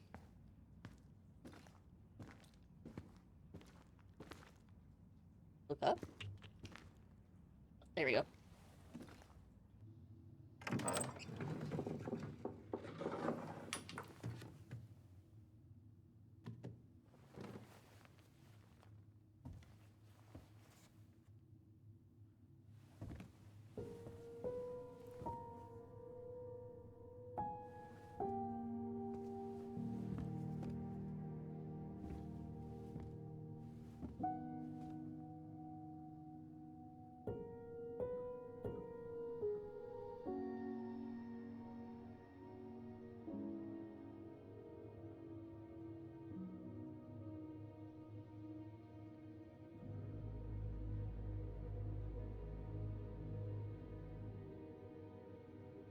Eerie.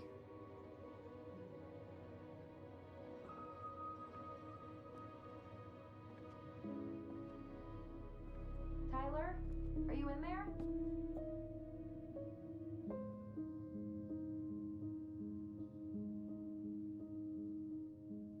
Tyler! Coming!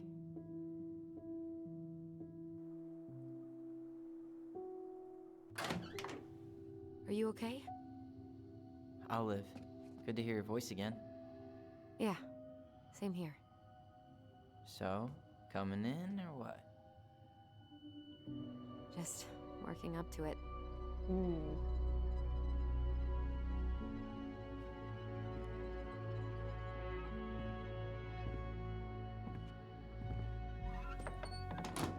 Well, we're here.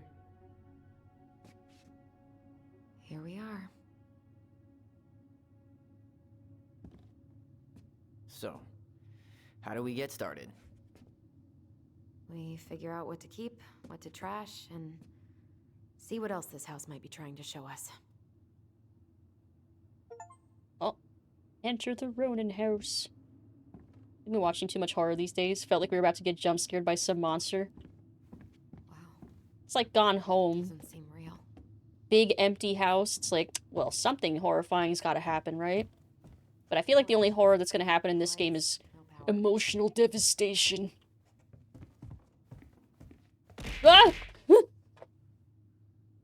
Hey, Nail Silverthorn! Hello. Happy Monday. Hope you're having a good day so far. See. Broken shelf, broken jar, and the washing machine. Broken. The dryer never worked to begin with. Marianne thought dryers were straight up evil. Energy hogs. I hated hanging drippy laundry. I refused to change for a few weeks once, so I wouldn't have to do it. Understandable. But yeah, I think the only monster is gonna be our memories. Maybe our mother. We haven't figured that out quite yet. Then in Gone Home, the only horror is that you're nostalgic for all the stuff you need to take an ibuprofen for your back. Yeah. I mean, not to get too spoilery about backrooms, but I did really... I love the idea of, like, toxic nostalgia being... And, like, the like, collective unconscious... Like, toxic, falling into comfortable patterns even if they're bad. And, like, lingering on those memories until you don't remember things fully the way they were anymore. And they're all just, like, facsimiles of, like, the real things that happened. But, like a game of telephone with memories. Like, yeah. All that shit was so good. I love that. Psychological horror is still horror. Yes, this is true. It's just a more quiet horror. Sure, it's still there. I should check our bedroom upstairs. Repair estimate. Machine repair. Tessa.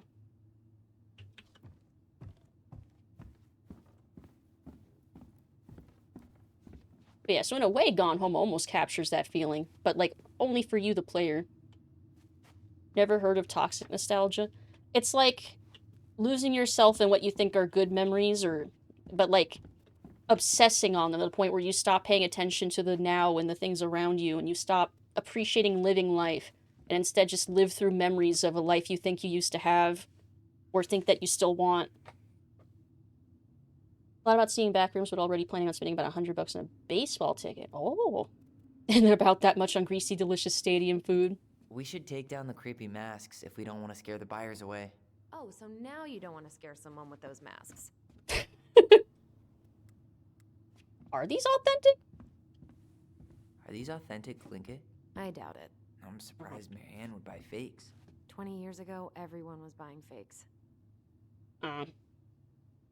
Yeah, like the idea of, like, kind of how, like, this is a very specific and not really serious, example, but, like, how Disney remakes are, like, game of telephone, almost, like, misremembered, distorted versions of, like, their old movies that they would make. And it's like, people will go to see them anyway because, oh, this vaguely reminds me of something that I remember liking. And it's like, but it's not the same thing. Like, marketing movies and making movies based on, like, a toxic nostalgia. Like, that's what that is to me. As an example. She pinched every penny. Or, like, kind of how... There's, like, a difference between how Tyler and Allison are remembering their mom. Where Tyler remembers, like, the positive angle to some of the things that they experience, where Allison remembers it a little more of a darker context, but maybe more close to the truth. Ranger's doing a theme night for King of the Hill. You get a free King of the Hill Arlen jersey with the purchase of ticket. Oh, that is cool. I don't blame you for wanting that. That's awesome. Heard someone say it's like watching a movie that would be on the background of a movie. Yeah. Feel that way more than people reviving a dead stage play. And, like, it could apply to not just, like, media and stuff you consume, but just, like, your everyday existence. Like, falling into a pattern of, every day I wake up and I do this, and then I go to the store, and it's like you fall into this pattern of your life, even if it's not good for you, just because it's comfortable and familiar. Tessa gave them to us, right? Yeah, she thought we were gifted. Do you think so? What about you? You think you're gifted? I wouldn't be here if I was. What? Like, in this house with me? I mean anywhere near here. I'd be working in Juneau or Seattle or something. Interesting. She doesn't think very highly of herself.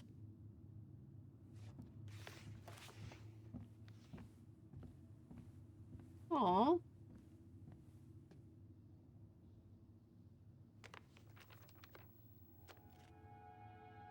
Hey Mom, we are sorry the vase got broke. We didn't know you love it so much. We need to be careful and not act up in the window room.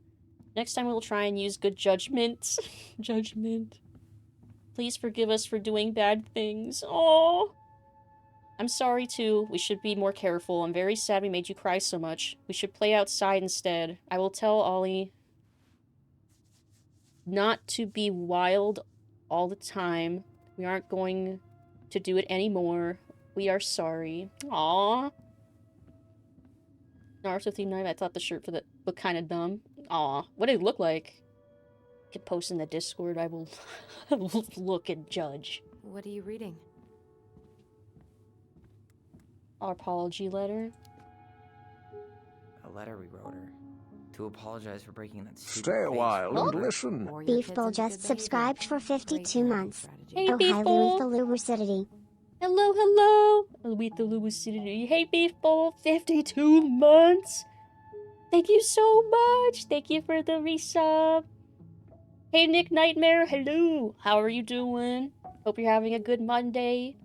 Good start to your week. Good start to June. Happy Pride Month. Hello. Hope you're all doing fantastically. 52 months. So many months. Oh, She bunch of took photos. So many pictures. Yeah. Like she had to document every second of our lives.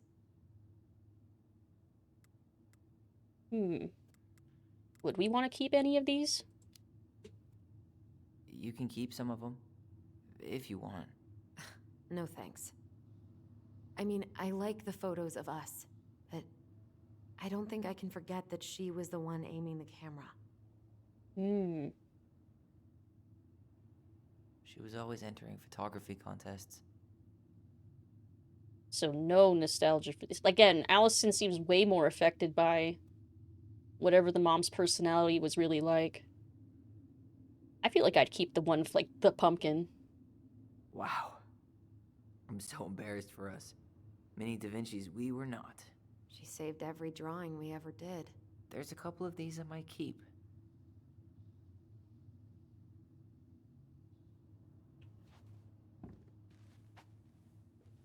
A lot of photos. My mom also loved to take tons of photos and kept, like, all of my I don't remember artwork. these. It's probably one of Marianne's unfinished masterpieces. There's 2 of them. Maybe they were us. In some weird way that only made sense to Marianne.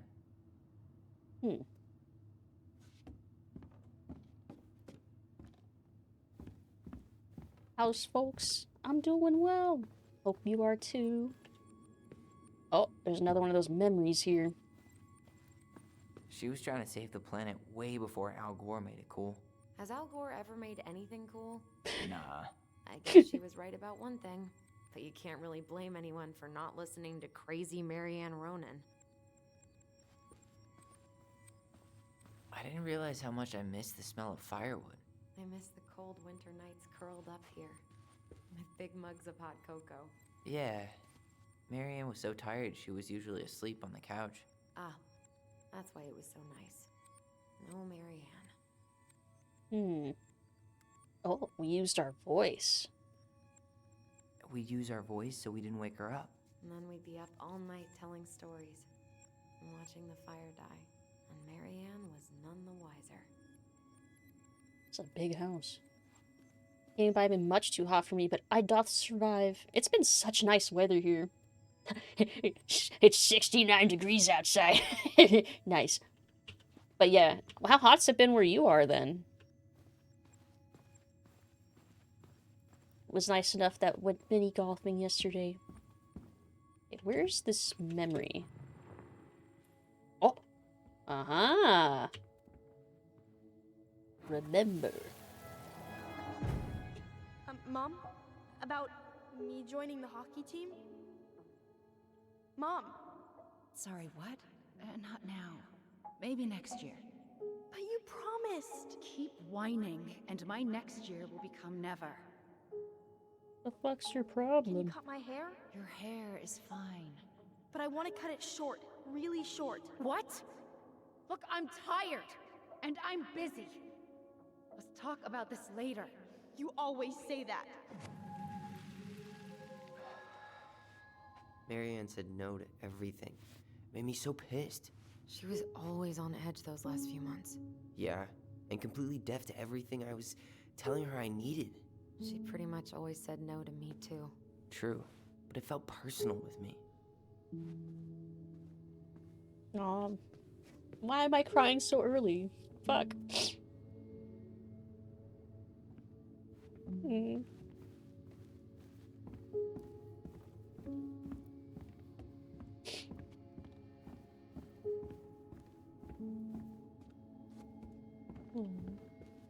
He just wanted to cut his hair, and she reacted so hostile.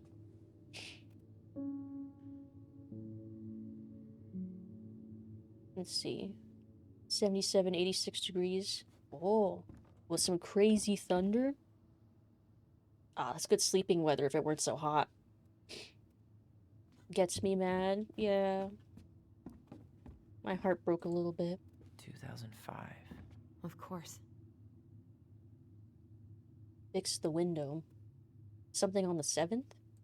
Hey, she drew some little hearts here. Oh, What? March 7th. Oh.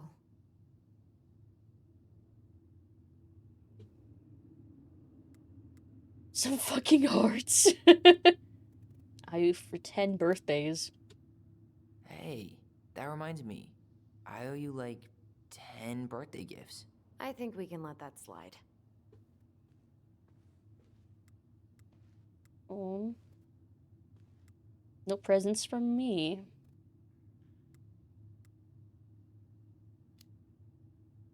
What? You don't want me to buy you presents? You're gonna need your cash to get started. We've got a lifetime for gifts. Okay. But no presents from you either, then. Deal. So that my brother genuinely panicked and thought something bad had thunder exploded very nearby. Was that loud? There was one time there was a thunderstorm happening, and I think lightning struck right outside the house. It shook the whole house. It was crazy. I live within driving distance of a Major League Baseball stadium. It wouldn't hurt to check out what kind of theme nights they do. My roommates have been suggesting that they might want to take me to a baseball game sometime. Oh, like maybe if they do like it might be, I think we talked about it actually, that the Pride night might have been on a weeknight. Maybe we'll go though. Maybe.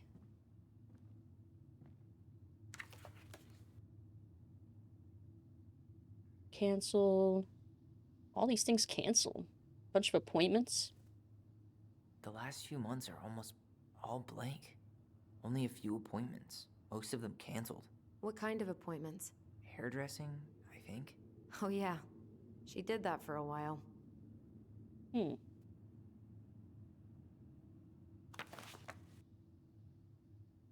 love you, Mom. Me too, but don't right here.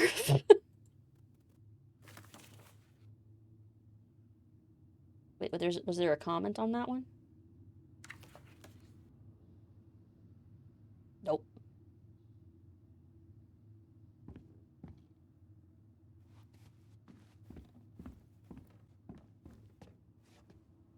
Guess we never had time to complete the collection. These came out of one of the prize machines at the Vecchi store, right? Yeah. Oh, Vicky. You'd slide the quarters inside on the little tray, and then magic, out pops a sticker. We have Nut, Mint, and Flex. Bad Fisherman. Best mom. You think we ever really believed that, or were we just trying to make her happy? Either way, it wasn't true. Damn. Sponsorized by the local goblins. Flex is a banging name. That's a great name. Flex. string, glue, duct tape.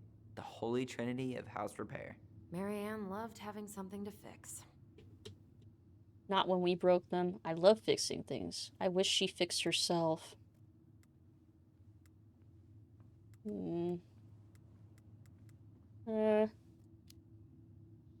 I love fixing things too. Header installs, swapping cams. Those are car things, right? No, those are hot rod things. Well, keep up the car talk and you'll fit right in around here. Like, I'm not sure if I want to have Tyler be too...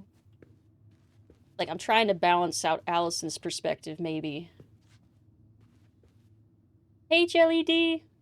That's a lot of damage! God, I still remember those Flex Tape commercials, too. Hope you're having a good day. Hello? Want to get a really small dog and call it Mighty? Aw. Mighty Chihuahua. Huh. What was she hoping to do with all these jars? She used to barter for our clothes with homemade jam. She tried everything to make ends meet. Well, not everything. Homemade jams. Were they good?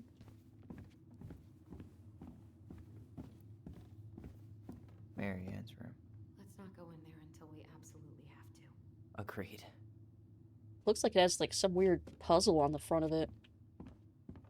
A Pomeranian called Mighty.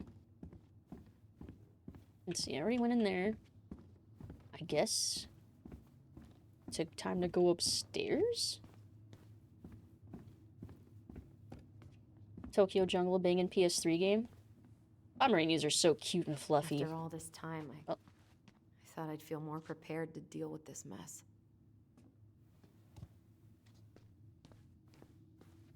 How you feeling about being back? Oh.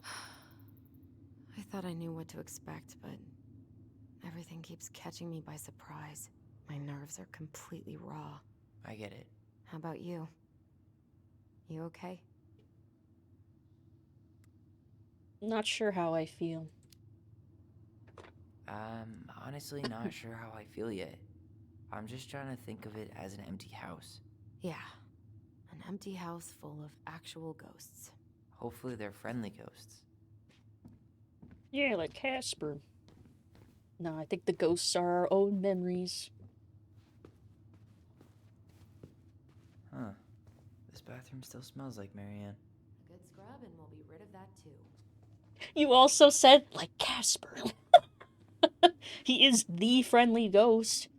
How could you not think of the friendly ghost? Shame that game is still trapped in PS3 hell. Aww. I was just thinking the other day about the Darkness 1 and how that never got put on PC either. And I still really want to replay it so I can play Darkness 2 finally. We were so competitive about who measured taller. Like, we actually had anything to do with it. And after all that, it ended in a tie. Yeah, none of that crazy stretching I did made any difference. So they're the same exact height? See, now I have to check. They are basically the same height. No, don't go upstairs yet, I'm not done! No, where she went. I wasn't done! I tried to bury this dress in the backyard, but Marianne caught me. It was a pretty dress. Yeah, well, we both know pretty was never my thing. I hated it every time my mom made me wear a dress for, like, picture days or something. I hated it. Like, I couldn't wait to take the fucking thing off as soon as we got home. Same thing with makeup. Like a little bit of lipstick or something, I'd be like, no. But she wouldn't let me take it off until after the photo was done. You hate when you have jeans on? Like, for me, like, dresses and skirts were, like, I never wanted to wear them. Never picked them out at the store. Anytime I wore them, it was because I was forced to. Wow. I forgot all about her weird concoctions. And how she was always testing them on us. Like we were lab rats. Interesting. Hate wearing anything I was ever told I had to wear. Not the same, but still. And, like, there were points later where I picked out dresses to wear for, like, homecoming or whatever. But that was also kind of, like, because in my head I felt like I was supposed to. And I was doing what was expected. what was quote-unquote normal, and that's what I wanted to feel was normal. But I still low-key, high-key hated it, and just kind of endured wearing them. But, yeah, it makes more sense now. What are we gonna do with all her jewelry? Well, I'm certainly not gonna wear it. Donation pile it is, then. There are so many times I looked in this mirror hoping somehow it'd show me something different.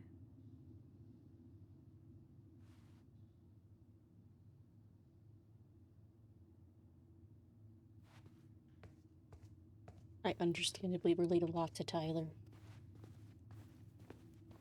Alright, fine, we'll go upstairs now.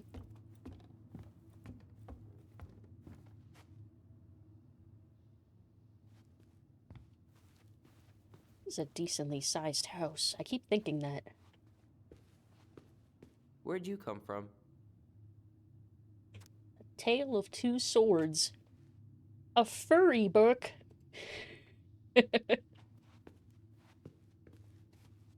Dresses were the better option, to be honest. Men's dress clothing are so fucking hot, especially with more modern, non-breathing materials. Every now and then I'll see, like, men's fashion where I'm like, ooh, that's nice. Then a lot of the time I'm like, ugh, cowards. They should do more than just wear a suit. But every now and then I see someone going, like, with more adventurous style, and I'm like, oh, yes, someone's trying. Got here a little late. What actually is this game? So it's a Life is Strange-like. We play Tyler, and that's our twin sister over there, wherever she went, Allison. At the beginning of the game, it was a flashback to 10 years before, where... What's it? Tyler had tried to approach his mom about the new haircut that he got, and then she freaked out, there was a gun involved, and he killed her. I'm sure it's still there. I should check our bedroom upstairs. And then he was in a youth facility for 7 years, and then mentored there for 3. And now we're reuniting with our sister, looking through our childhood home, going over memories and stuff, and then we're supposed to sell the house. But also, we have a psychic connection where we can read each other's, like, thoughts. It's interesting. But yeah, a mystery game. Not quite sure what the mystery is yet, aside from maybe figuring out what the truth was of that night.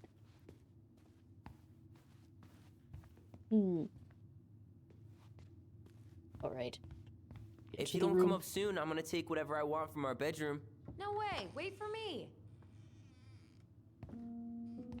No, this feels like home. There's a heavy implications that there was more than just that one night's worth of, like, emotional abuse at least going on from the mom, Marianne. Tyler, do you copy? If we don't move fast, this whole thing is going to melt. Do you copy?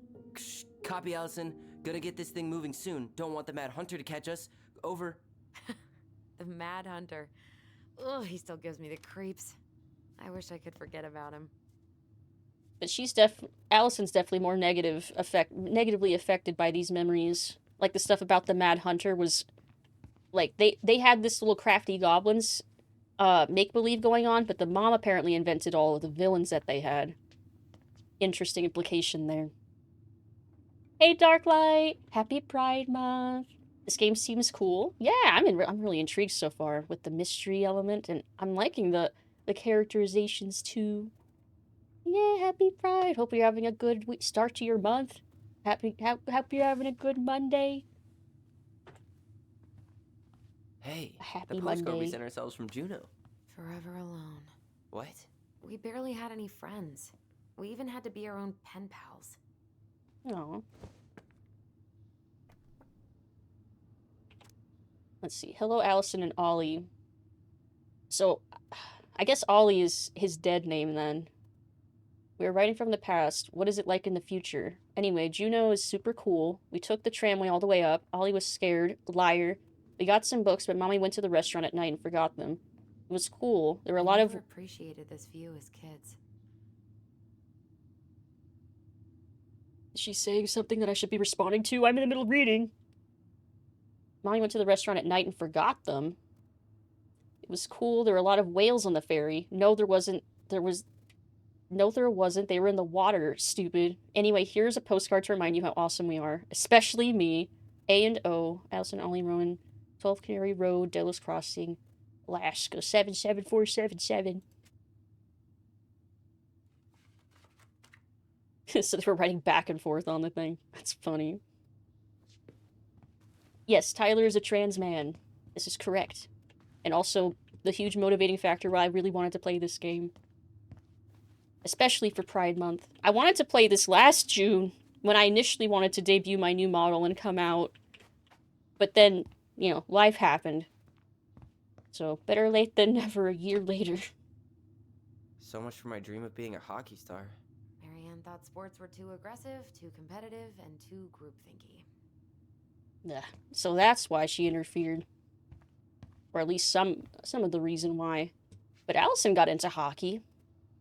Wonder if that was after the fact. How did you convince me to let you put this up? It was my favorite movie. Back then.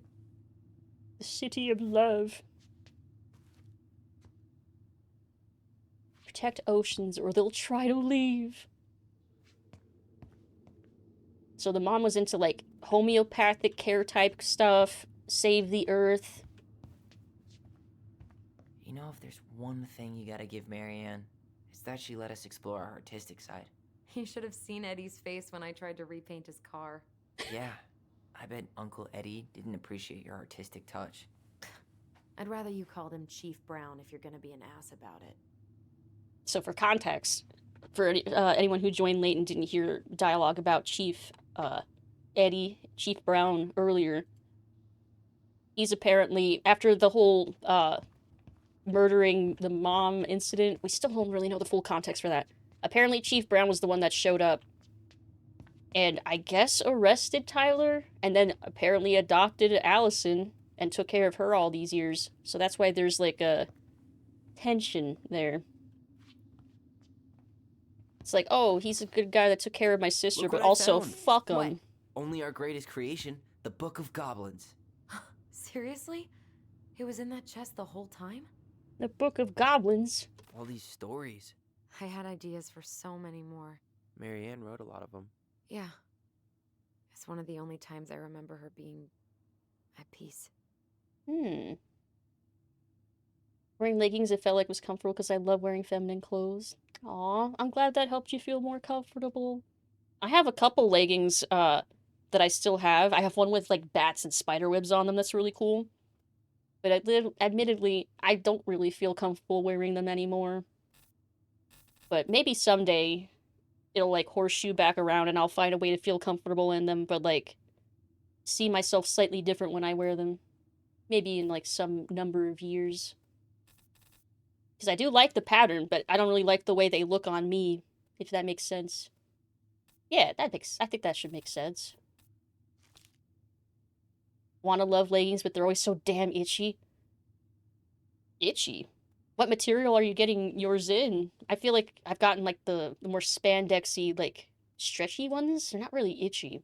Although I hate the way I don't really like the feeling of them clinging to my skin. Never mind. No, I understand. Yeah, it's like an itchy feeling. Guess I should read through all of these, right?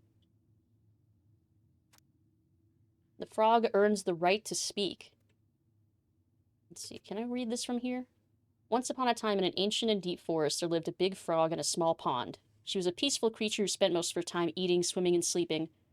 From the morning to the evening, she did everything the smaller frogs did, except she did it bigger. She ate more, she jumped farther, she was smarter, she made much more noise.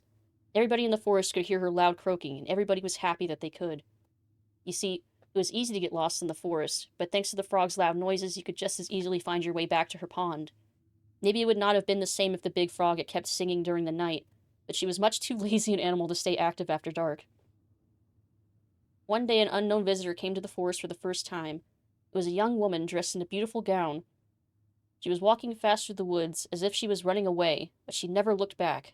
Many eyes spied the princess pass by, but no one dared to help her, for the mad hunter was on her trail. "This is not our business," they said. "We better look away," for the mad hunter was an unyielding man who loved nothing but hunting down prey for money and glory. Nothing could escape his piercing eye for long. So the princess walked alone, without help, until she was hopelessly lost in the big forest. Exhausted, she pressed on with no idea of where she was heading, as the hunter drew ever closer, dogged in his pursuit. She continued this way until she heard a heavy croaking, far off to her left, so clear and loud that the princess immediately made for the source of the noise.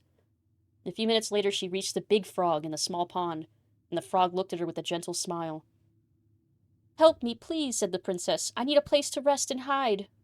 "Ribbit," answered the frog, and the princess frowned. "Please stop making noise. The bad hunter is after me." "Ribbit," said the frog again, so loud that the princess had to cover her ears. The creature began to jump every which way. "What are you doing?" asked the princess. "Stop all that noise or he'll find us." But the frog kept croaking and jumping around her, left and right, up and down, ribbit, ribbit, until the princess understood the meaning of all this fuss. Cautiously, the woman climbed on the back of the big animal, and then with a leap the frog set off away from the pond. The frog jumped so high and so far that even the hunter could not find where the princess had gone. With a few jumps, the princess was out of his piercing eye. A few jumps more and she had vanished for good.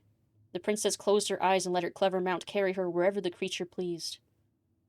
Less than an hour later, the big frog had reached the other side of the ancient forest, near the shores of the very deep lake. There she landed without a noise in front of a big wooden house that had been abandoned. "Thank you," said the princess, covering the animal's snout with kisses. "I only wish you could speak, so I would have understood what you were trying to do sooner." As she pronounced those words, something incredible happened. The big frog was suddenly able to speak. Her first words startled the princess. "The mad hunter is always at my heels. Now you're safe, and I've had my revenge.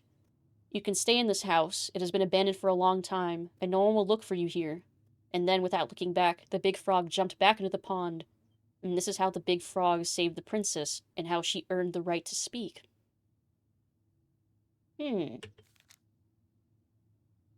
Interesting. I feel like these are all gonna be... Oh, should I read through all of them? I feel like I probably should, right? Like, these are all gonna thematically tie back into Marianne, her thought process, maybe? Maybe how she views herself? Let's see. Maybe it's because I've been around theater kids and emo kids a lot of the years, but I never really thought about leggings as gendered clothing. I don't... Because, like, kind of same. I've known lots of dudes that have worn leggings and skinny jeans, but that's also true that I've mostly known a lot of theater kids and emo kids. So, like, I agree they're not really, but I definitely know that other people perceive them to be so, even if I disagree. If that makes sense. Combination of leggings and skinny jeans makes me comfortable and whole. Like, I still wear, like, my only pair of black jeans that I have is black skinny jeans. But I feel like I only like the way they look on me in a certain, like, with a certain other combination of things, like a long t-shirt or, like, knee-high boots.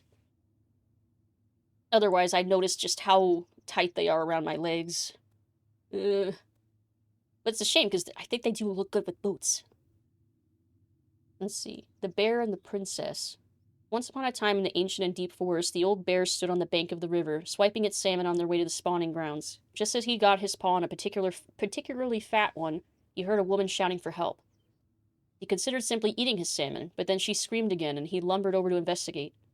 After a short walk, he found the princess clinging to the top of the tree while a wolf snarled and snapped at the base of the tree. Old Bear would normally not get in the middle of such a situation. After all, as a fellow predator, he understood the wolf's need to hunt. When he saw the princess, he was struck by her beauty, and he knew he had to help. With a great roar, the bear heaved onto its hind legs, rising to his full height. The wolf snapped and snarled in his direction, but the bear roared again, and the wolf took off into the woods, tail between his legs. The old bear fell back down on all fours and stared up at the princess. She regarded him fearfully. "You can come down," he said. How do I know you didn't save me just so you could eat me yourself?" asked the princess. "I suppose this is a fair question," admitted the old bear, "but I promise I won't eat you." The princess had no reason to trust the old bear, except that he had kind eyes, and so she slowly made her way down the tree. When she reached the ground, the bear only watched her, and so she supposed she was not going to be eaten today. "Thank you," she told the old bear. "Of course," he said. "Can I walk you back to your home?" "Of course," said the princess. And so the princess and the old bear walked together through the forest back to the big wooden house. After that day, the princess would occasionally find gifts from the bear, a fresh-caught salmon, a handful of ripe berries, a newly bloomed bluebell. One spring, when a sudden thaw flooded the path out of the princess's home, the old bear was there, and she rode his back across the river. The old bear began to think that the princess should be his mate. What? After all, she had no mate, and she needed one. What? What? Finally pick a damn name gifted a tier 1 subscription to Nick Nightmare 2022. Thank you! Finally picked a name. Hello! Hope you're having a fantastic day, and thank you! What the heck? Thank you so much for the gifted What? Thank you for the gifted sub! Finally pick and a a damn second name one? gifted a tier 1 subscription to Jelly_D. Thank you so much! Congrats! Congrats, Jelly D and Nick Nightmare! What? What? Finally pick a damn name gifted a tier 1 subscription to Darklight0_4. Thank you so much! What the heck?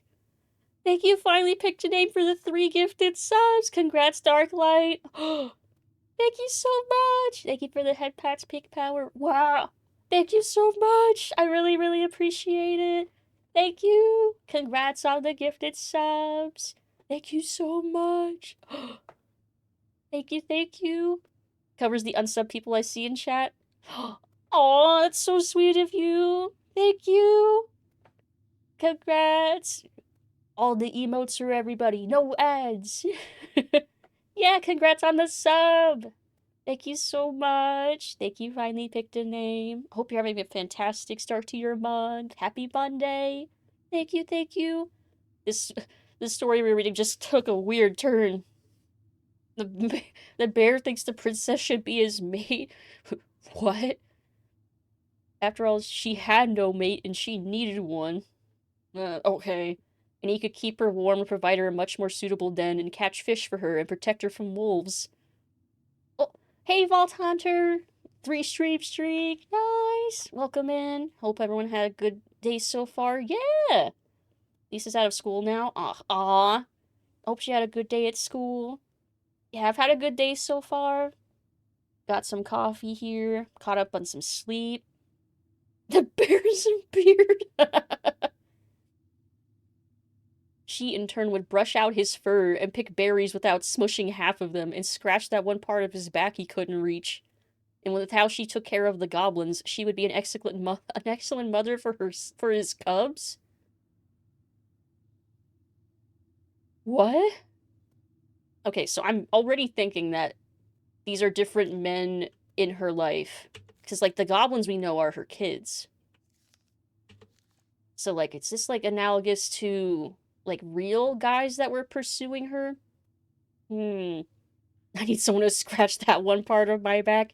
That's why I get back scratchers. Or just use the side of a wall like a bear.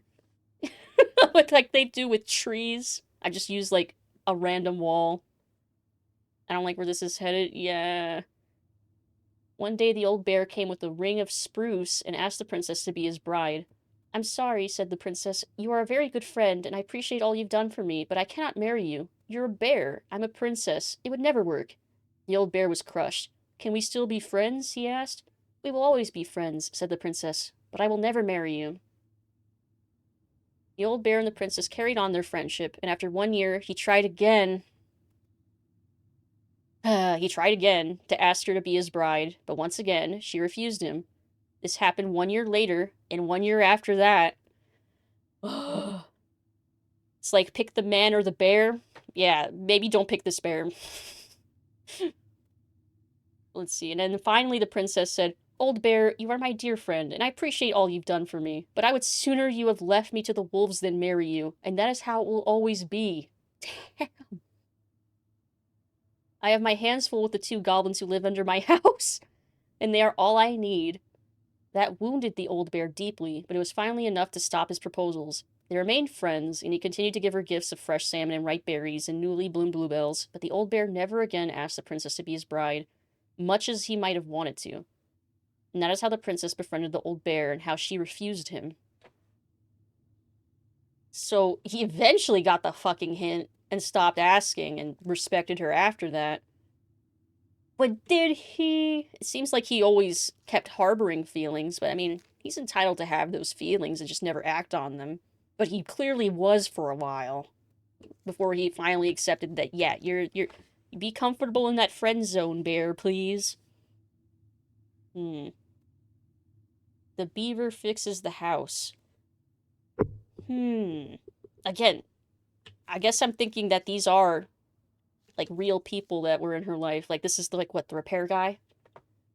Once upon a time in an ancient and deep forest, there lived a wise princess in a big wooden house. One night, a particularly violent storm shook the house. It shook the shingles on the roof and the planks in the walls, even shook the beams on which the house stood, blowing the whole thing near to the ground. The princess hid in a closet, fearing the house would come down on her as she slept. In the morning, the house was still standing, but it was badly damaged. The storm had blown shingles off the roof and planks off the walls and even bent a post upon which the house stood. The first two things she could fix, but the last one concerned her. "What will I do?" despaired the wise princess, for though she knew many things, she did not know how to fix the big wooden house. Just then, the old bear came by to see if the princess had any trouble in the storm. When he found her nailing planks back into place, he said, "Stop, princess. Let me do that for you." "I'm happy to do it," said the princess, "but if you want to help with the roof, you may." When the pair were done with the roof and walls, they examined the bent support post. "I could throw my body against it," said the old bear. "I am very large." He stretched up on his hind legs, and being sure the princess could appreciate how very large he was, then charged straight at the post. He threw his body against it with an impressive thud. The impact moved the post, but too far, and it ended up bent in the other direction. The wise princess decided more precision was needed. She thought then of the very old beaver, who kept an excellently crafted dam. Perhaps she can help. She went looking for the very old beaver and found the industrious animal hard at work slapping down mud on a part of her dam that had been blown apart in the storm. Most of the structure was unharmed, because the beaver was very good at building things. The princess knew she had come to the right place. "Beaver," she said, "my house was damaged in the storm. Would you help me fix it?" "I believe I could do that, yes," said the very old beaver, and she paused at fixing her own den to follow the princess. The very old beaver examined the big wooden house and nodded. "It'll be an easy fix," she said, and she set about righting the post with loud slaps of her tail. When she was done, the wise princess stroked the beaver's head. "Thank you, beaver," she said. "The wind blew the shingles off the roof and the planks off the walls and even bent this post. Now, thanks to you, I still have a home." "Think nothing of it," said the very old beaver, who returned to work on her own den once again. That winter, the very old beaver grew ill, very ill. She was not able to fix her den, nor to gather food. When the princess found out, she set about delivering meals to the beaver. She brought stews of corn and beans and baskets full of bark and twigs from the beaver's favorite aspen. One day, the wise princess noticed that the beaver's den had begun to fall apart. She set about fixing it, and though she was not as talented as the very old beaver, the fix kept the creature warm and dry. "Thank you," said the very old beaver. "Of course," said the princess. "You helped me when the storm blew my house near the ground. Thanks to you, I still have a home, and I'm happy to do the same." The princess continued to nurse the old beaver until the day she came to the dam, and the forest was still. No birds sang, no branches rustled, no small things skittered within the underbrush. "Oh," said the princess, staring sadly at the dam, for she knew the old beaver had passed on. "Goodbye, my friend." And that is how the very old beaver saved the big wooden house, and how the wise princess repaid her kindness. Aww. So, the frog, she helped the princess, and the beaver helped the princess, and the bear did, but with kind of a weird dynamic there. So I guess this is like all of her neighbors and community? "I can fix this," breaks it in the exact opposite way it was broken. "I can break it in a different way." Take a quick drink. Okay. The princess's party. We've seen the goblins mentioned, but they haven't popped up yet in the stories. Oh, another pin.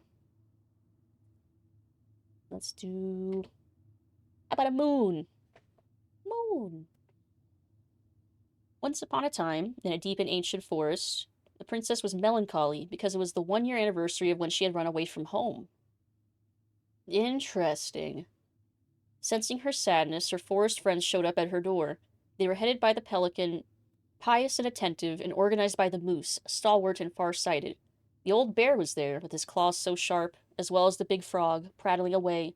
Even the haughty muskrat, who almost never had time for anyone, had come. The bear invited her to ride on his back, promising no wolf would harry her path, and then the animals led her to a fairy glen, where a fabulous party had been prepared. There was a buffet of seafood the pelican had served from her never-emptying beak. The air was filled with winking fairy lights the moose had arranged after clouds filled the sky, and the gregarious frog mixed up fizzing drinks. Only the muskrat had done nothing in particular, mooching off everyone else's hard work. I see. Oh, yeah, you can see they have, like, a little mirror. Like, they're self-centered. Question for everyone, because it's Pride Month. What's in your favorite memory of when you smile at yourself, if you want to? My favorite memory when I want to, like, smile to myself? That's a good question. A good memory. I guess I have a few. I was deep in thought. Hey, Sarah. Hello. I was trying to think. Was it when I threw stuff at you? Did that make you smile? I mean, I guess. I'm amused, at least. A memory I think of when I want to smile. I have fond memories of going with my parents to, like, museums and stuff. I think of those. Or amusement parks. I have good memories of, like, going to Dorney Park. Going on roller coasters. And, like, I have a fond memories of the zoo. Now I have recent zoo memories that are pretty cool, too. But yeah, I have a few memories like that.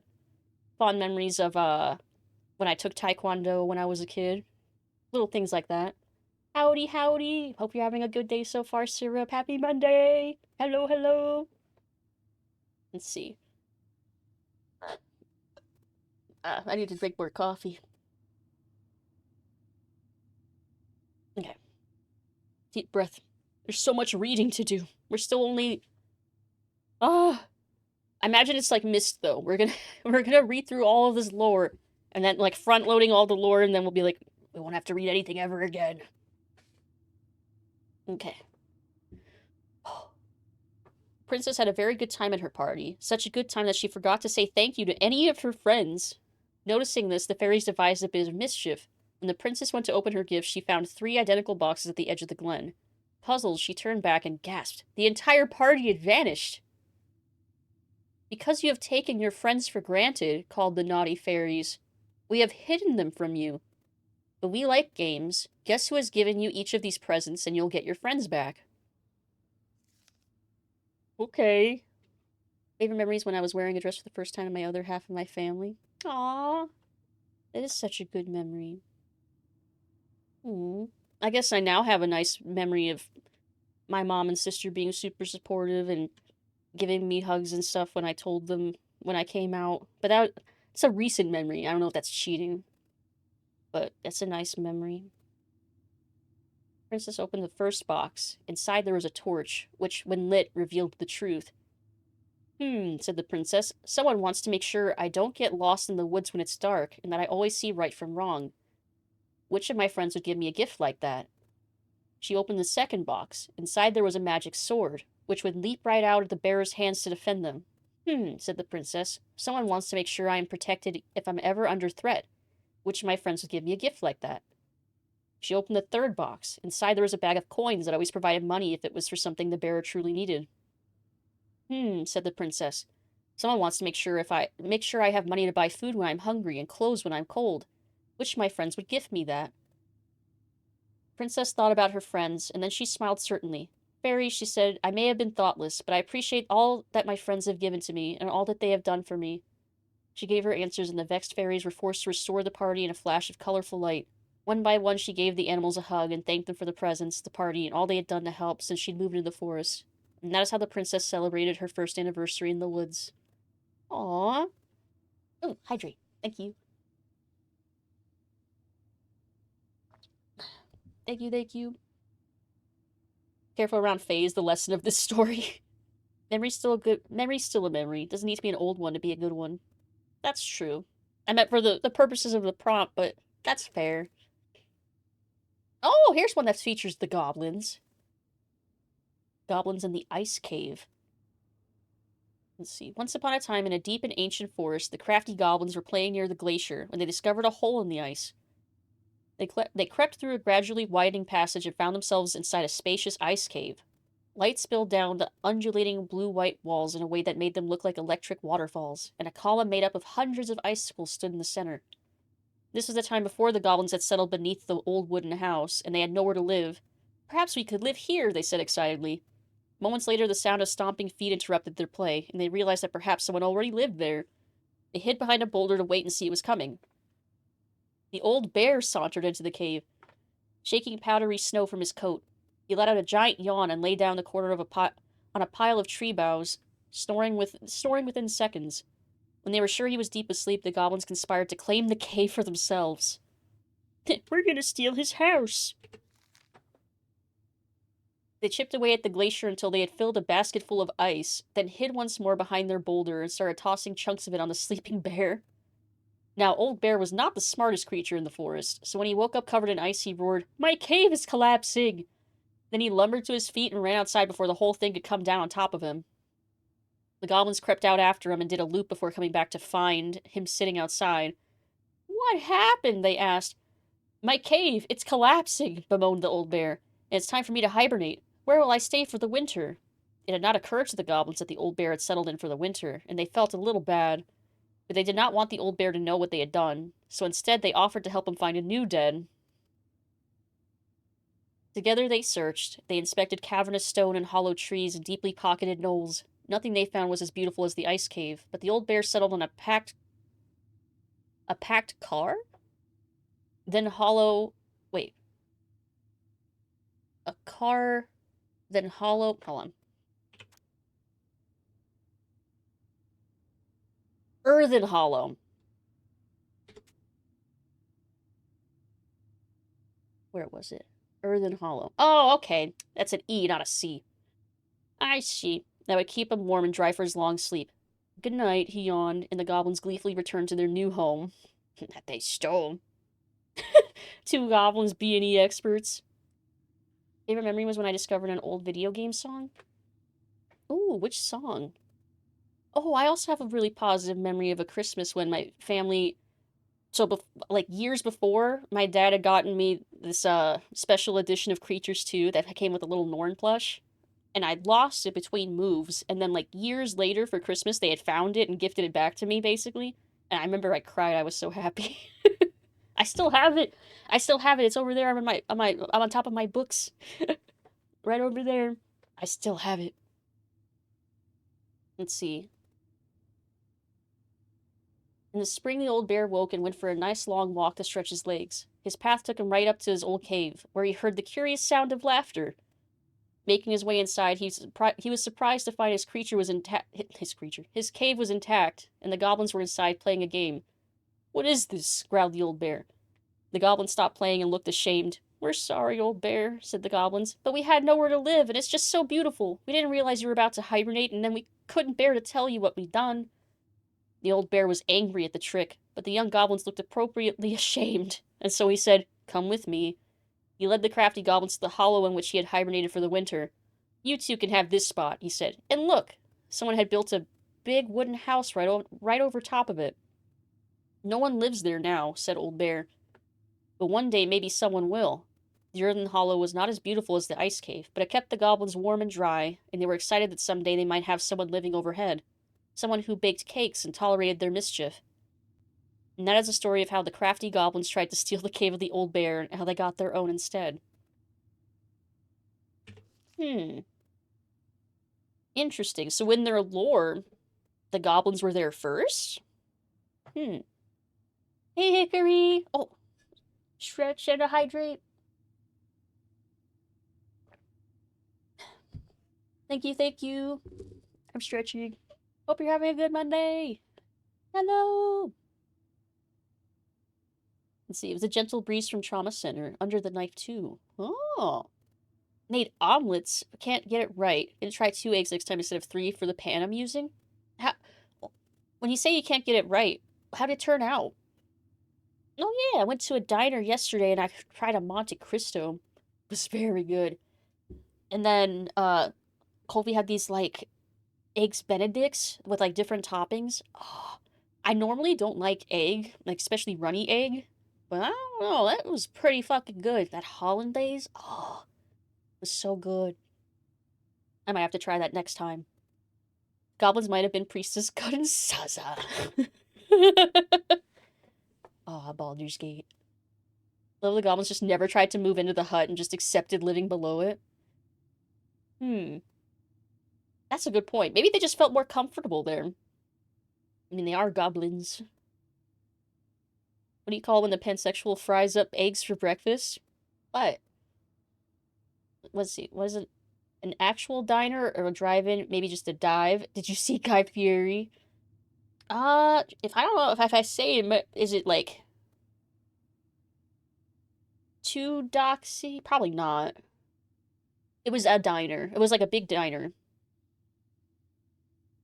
Almost either too big or too heavy. Couldn't properly flip it. When I folded it just right, it didn't stay. Didn't think about to hold it in place. Don't think I could anyway. Ah. It was too big? Oh, you used too many eggs? Let's see. When the pansexual fries up eggs for breakfast, coming out. Fries up eggs. Maybe I get it. Don't actually dox yourself. Okay. It was a diner. It was very nice. I had a Fruity Pebble milkshake. It was so good. I'm very weak for anything with Fruity Pebbles in it. Crack the eggs. Oh! I get it. I get it now. It took me a few seconds. Like eggs? Like, I get it. I understand, I think. The Princess and the Two Thieves. No, of all things holy, don't dox yourself. Okay. Like, I'll try not to be too specific about anything. Let's see. Once upon a time, in an ancient and deep forest, there lived a wise princess in a big wooden house. The house was built from the strong wood of the forest, and it kept the princess warm and safe. The princess was not a native of the forest, but she never spoke about where she had come from, for it made her cry. She did not have many friends, but that was how she liked it. The forest was big and deep, and many paths led to her house, but not many visitors passed by. The princess was happy to be left alone in the big house in the deep forest. She knew that the forest would provide for her, but that its generosity had to be respected. So she only took what she needed, and for a long time life was just fine for the princess in the big wooden house. One winter day, when snow blanketed the earth and ice bent the trees low... That startled me. Quack. And I doxed myself. The place I live is horrible. I want to move out. Me a few months ago. Let's see, I do worry about you. Oh, there's no need to worry about me. Guess you're gonna stay by yourself. Damn. Don't dox yourself. Ducks yourself. Quack.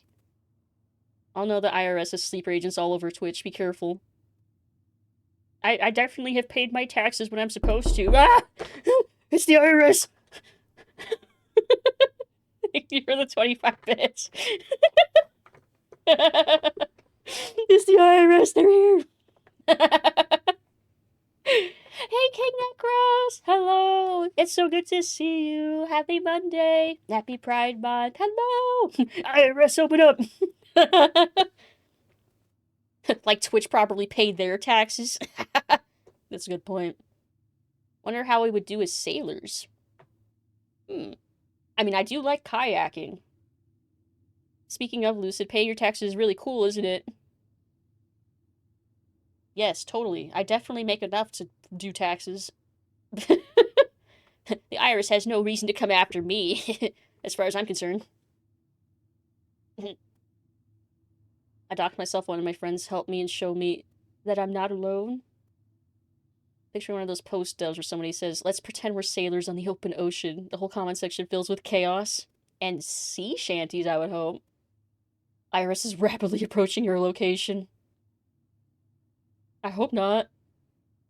Timing worked out perfectly, which is harder than throwing at the start of stream. The perfect timing. Quack. Let's see. Oh. there it was. One winter day when the snow blanketed the earth and ice met the trees low, realized that food was disappearing from her house. It was not much at first, only a few fruits and nuts and eggs vanishing during the night. An IRS duck scouting ahead. The birds are spies. You can't trust them. Maybe it's the birds. Speaking of. Maybe it's the birds, she said, or the mice. And for a time the princess was okay with losing some food, for the winter was long and little creatures needed to eat too. But then small items started to disappear as well. Spoons and plates, forks and knives, and blankets. It was as if every time she was in one part of the house, something disappeared in another room. That can't be birds or mice, said the princess. I think I have a thief. So she went outside to look for traces in the snow and noises in the wind, but there was nothing to be found, nor to be heard. That's strange, said the princess. Maybe the thief is hiding inside my house. For many days she hunted, looking behind the curtains and under the bed, in the attic and the chimney, behind the poles and under the carpets, but she found nothing. And as she searched, food kept on disappearing night after night. I will make a cake, frowned the princess, a big cake, with every egg and fruit and nut I still have, so that I only have one thing to keep my eye on. She spent the whole day making the cake and using everything she had left. The cake she made was so big she could hardly carry it. If I manage to protect the cake, I'll be able to survive the long winter, she said. So she added a lock to the oven. She kept the big cake safe inside. But the next morning the lock had been opened, and the cake had disappeared. Oh, she put all her eggs in one cake. At first the princess cried, because that cake was the last of her food until the snow melted. But then she noticed 2 trails of tiny feet in the spilled flour, and she followed the tracks to a hidden hatch in the floorboards. This is how the princess realized that 2 tiny thieves were living under the wooden house. This is big brain time. Big brain, big brain. Caught them with a cake right below her feet. Aw, the princess makes new friends. I need cake, but what kind of cake? Pineapple upside down cake. Tres leches cake. Angel food cake. I love all those things. I love all those cakes. Oh! Q! Hello! Welcome in! Stay a while and listen. Stay a while, listen. Ba-da-ba-ba-ba. Welcome in, everyone. Thank you for the 25 bits. _the_Kitsune just rated with 2 viewers. Welcome, welcome. Welcome, Raiders. Hi. I'm Lucid, variety streamer, bat, vampire. That was the Raiders knocking on my door. Welcome in, Raiders. Hello. How was Dragon Ball Z Kakarot? Is that... I keep hearing about, the different Dragon Ball games. I don't know what this one is. Is it also like a fighting game, or more of an adventure game? Hello, hello. Hope you're all having a fantastic day. Vanilla cake? Let's see. 1 angel food cake with orange crushed icing. Oh, that sounds so good. Yeah, I hope you had a fantastic stream. Thank you so much for raiding, Kyo. Welcome in. Oddly enough, an RPG adventure. Oh! Wait, like RPG. Interesting. Oh, thank you for the hydrate. Like a third-person adventure. I'm kind of picturing, like, the, Naruto Ultimate Ninja Storm games. Is it kind of like that? Thank you, thank you. Oh, and another. Thank you for the care package. I'm almost out of my coffee. And then I switched to water. Big stretch. Alright. Postures check 2. Let's see. It's not oddly. The best DBZ game is Legacy of Goku 2, which is an action RPG. Interesting. Thank you for the head patch, Pink. Thank you. Fascinating. I should look into more of these games, huh?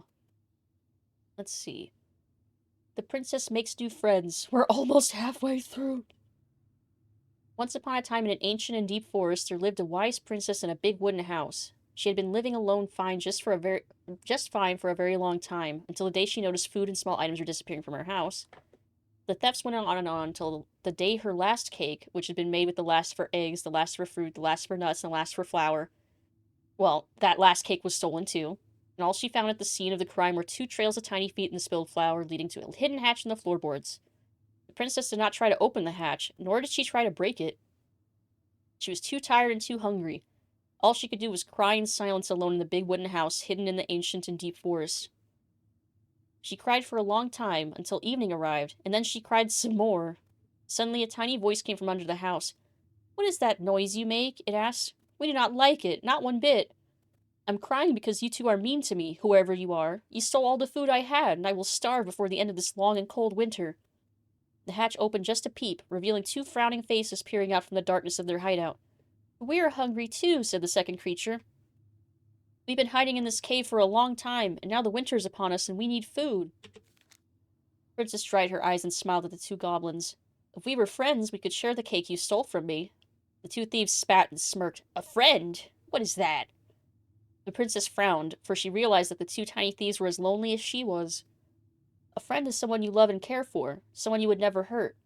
"We never hurt each other, and we do care for each other," said the goblins at the same time. "Does that mean we're friends?" "Yes, that's exactly it. And if we were friends, you would not hurt us?" "Of course not. Friends trust each other." The goblins shook their little heads. "We trust no one, for no one trusts us." Their words made the princess cry again, for now she understood that the 2 creatures were not only as lonely as she was here in the big wooden house, but they had been lonely since they were born.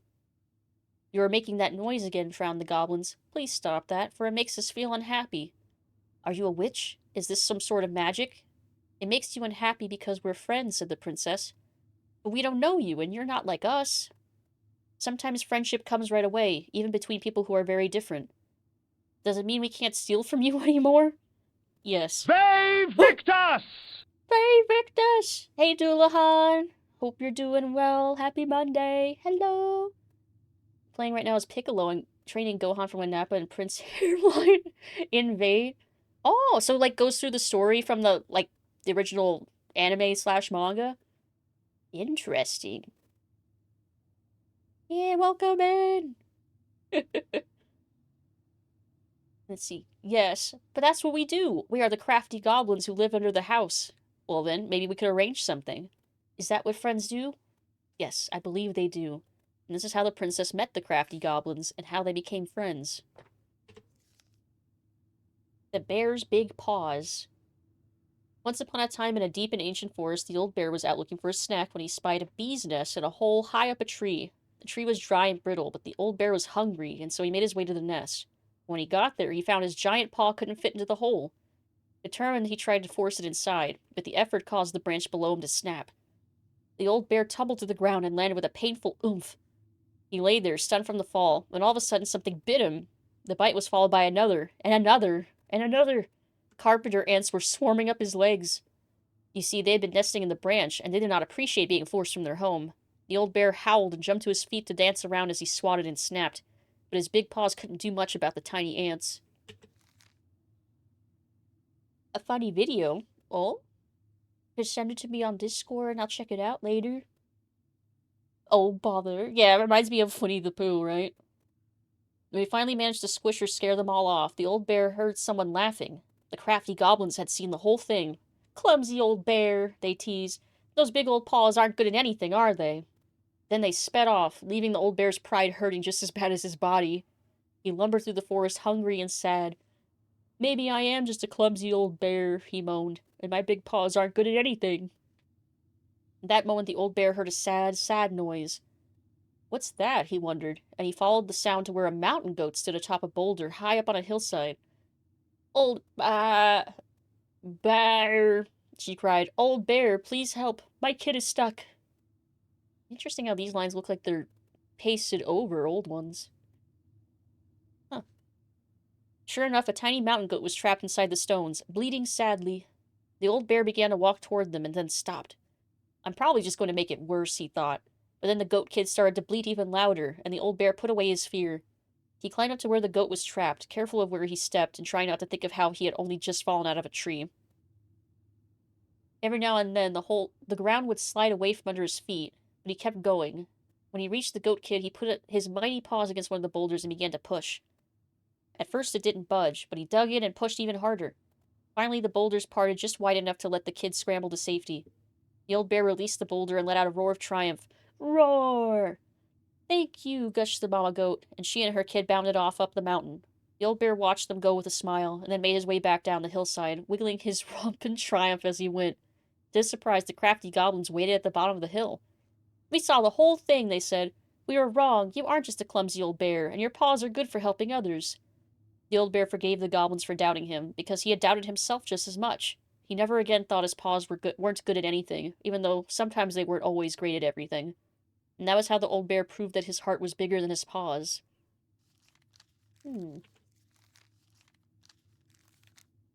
So this is the first time, going all the way back to the beginning, where there's edits. I wonder what the old lines were then. You can kind of see something about old bear something. Big Paw's good at squishing goblins. What's that? Little Timmy fell down the well again? I'm really curious what those lines were. The moon hag loses her name. Once upon a time, in a deep and cold lake in an ancient forest, there lived an old seal who was a powerful witch in disguise. Almost like a selkie? She was mean and cruel. She liked nothing more than to swim in the deepest part of the lake, where the light was dim under the ice, admiring the corpses of the many victims she tricked into the water over the years. What the fuck? Okay, maybe it sounds more like a siren. She was so hateful that only the cold water of the lake could keep her cool. Her most prized possession was a tin mirror sold to her by the secret keeper, and she kept it in a chest at the bottom of the lake. It was no ordinary mirror. If you looked into it, you would see a reflection of who you truly desired to be. And for 1 hour, the mirror granted you the power to appear as that person. A selkie still works?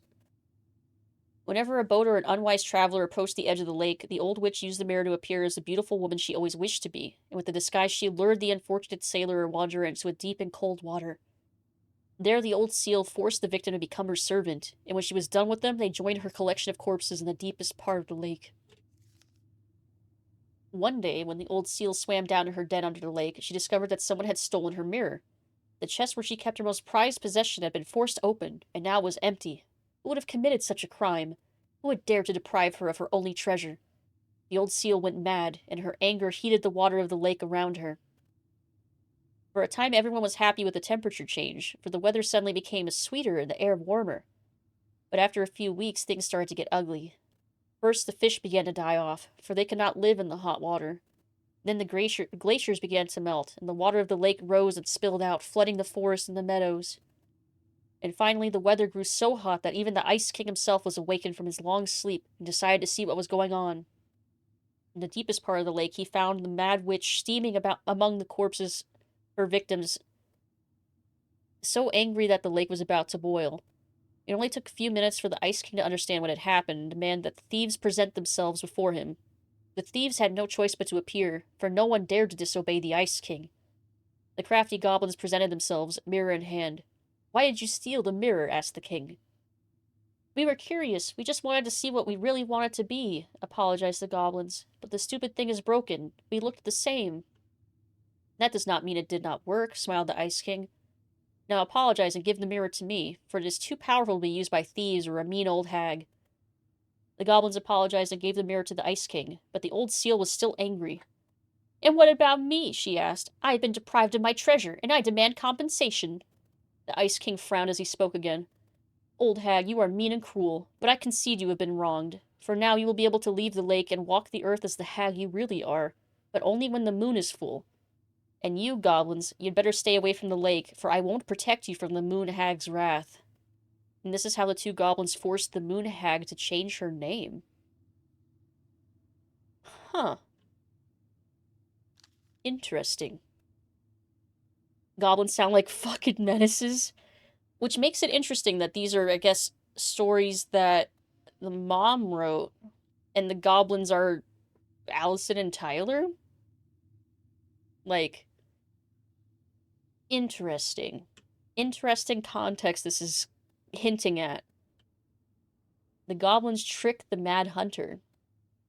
Once upon a time, in a castle just beyond the ancient and deep forest, the Mad Hunter was punished by the Gold Lady for failing to return with the wise princess. Yeah, and that they liked and identified with the stories. Like, what does that mean? That's why I want to read all of them, because, like, it's definitely, like, an evolution of this story. I'm wondering what the last ones are like. Let's see. For your failure, said the gold lady, I will take your left hand. You will return to the ancient and deep forest and hunt the wise princess, and if you can bring her back, I will return your hand to you. Fail again, and I will take your right hand. The mad hunter could hunt with just his right hand, but if he lost both his hands, he would never be able to hunt again, and would no longer be a mad hunter, but only a mad man. So the mad hunter returned to the ancient and deep forest, searching with his piercing eye for the wise princess. The crafty goblins were out searching for mischief when they saw the mad hunter on the prowl. We cannot let him find the princess, said the goblins, and so they devised a plan. It was wash day, and the princess had hung her beautiful gown out to dry. They stole it from the line and stuffed it full of straw, then returned to where the mad hunter was scouring the paths of the forest. As the mad hunter turned down a path that would have led him to the big wooden house, the goblins danced the straw princess in and out of view in the opposite direction. The ruse worked. The hunter fixed his piercing eye on them and followed. Through the day and into the night, they led him away from the true princess. As night fell, the crafty goblins realized the error in their plan.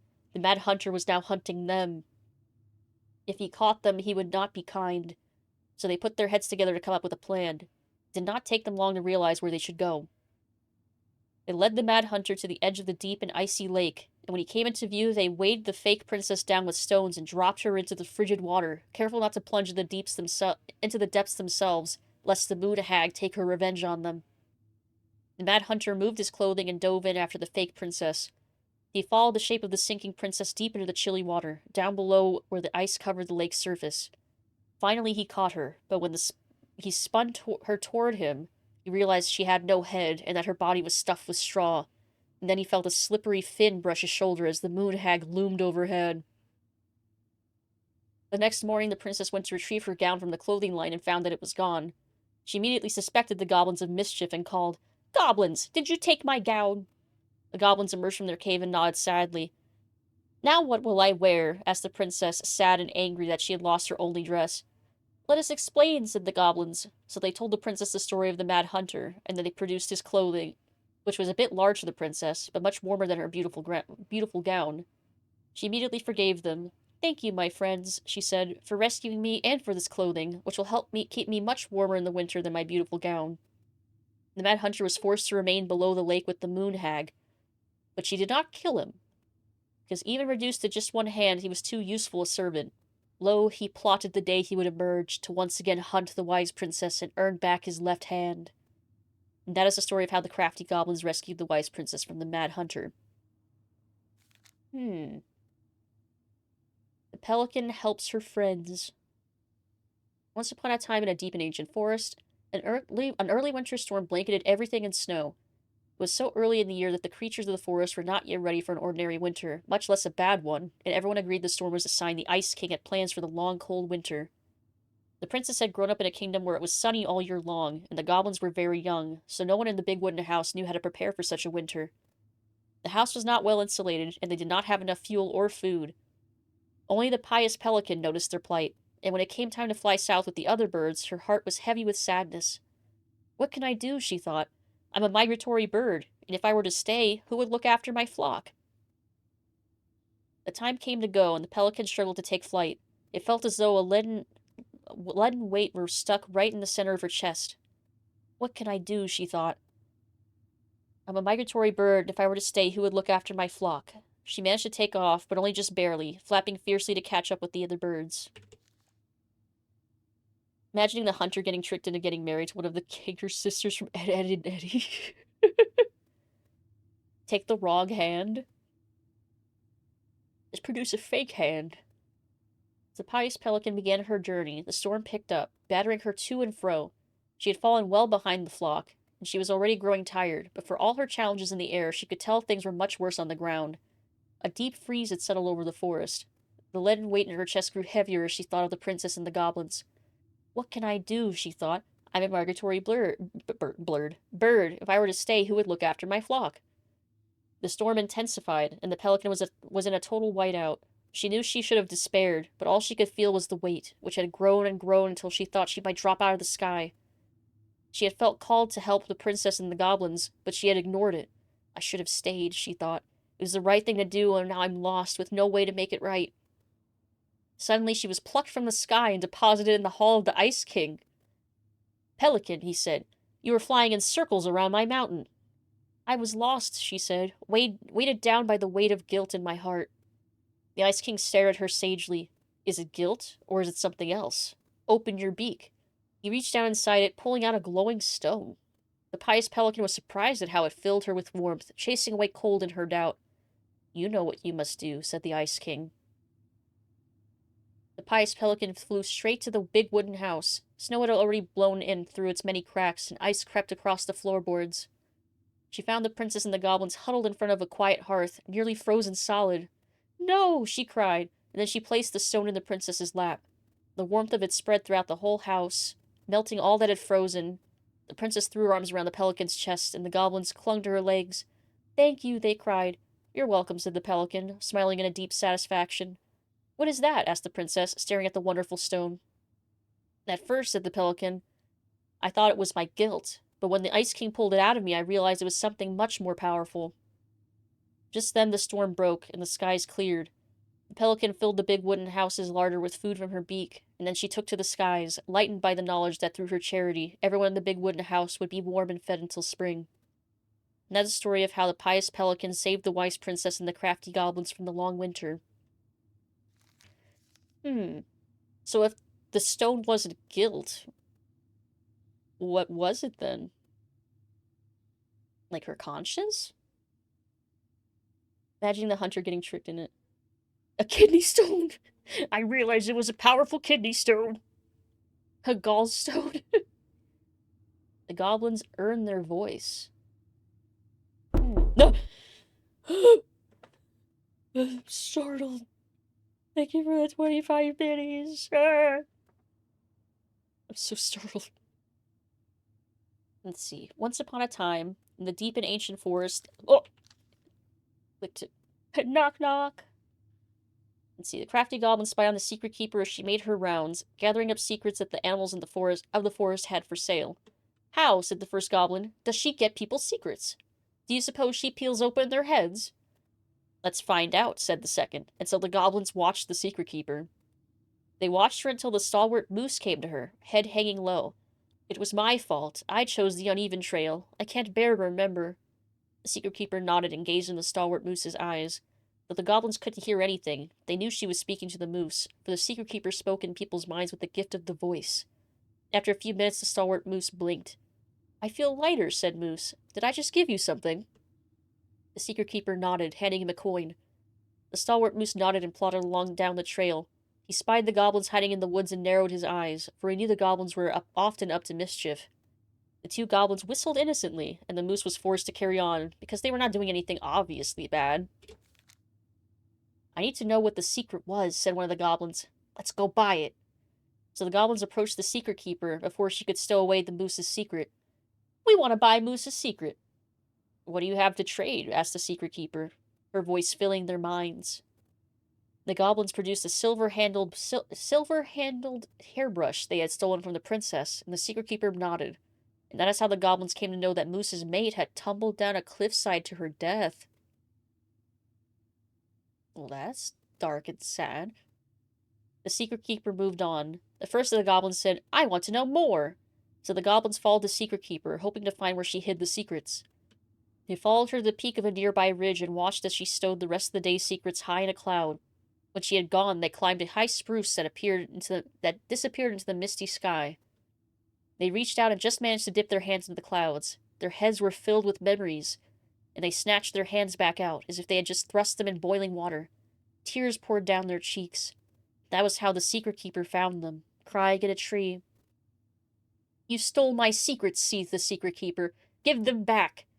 The crafty goblins stopped crying, because they saw an opportunity. What will you give us in exchange? They asked. I will give you back the silver-handled hairbrush, offered the secret keeper. For so many secrets? Pshaw! You'll have to offer more than that. What if, said the secret keeper, I share the gift of voice? The crafty goblins grew excited. That will do. So the Secret Keepers shared the gift of voice with the goblins, and immediately they found that they could hear one another's thoughts and feel each other's feelings. The crafty goblins gave back the secrets they had taken and ran back to the big wooden house.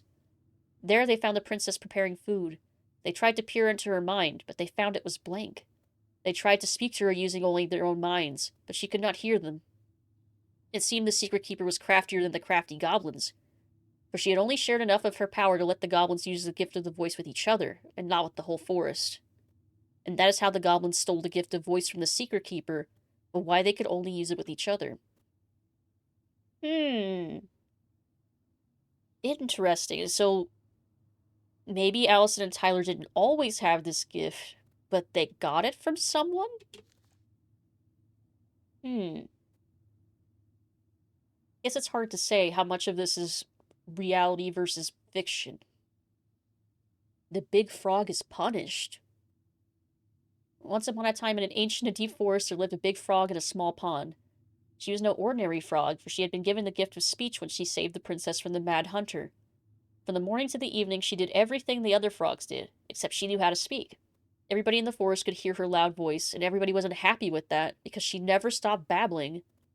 She babbled about the too hot sun, the too deep pond, about the rain to come, and all the delicious flies she had eaten.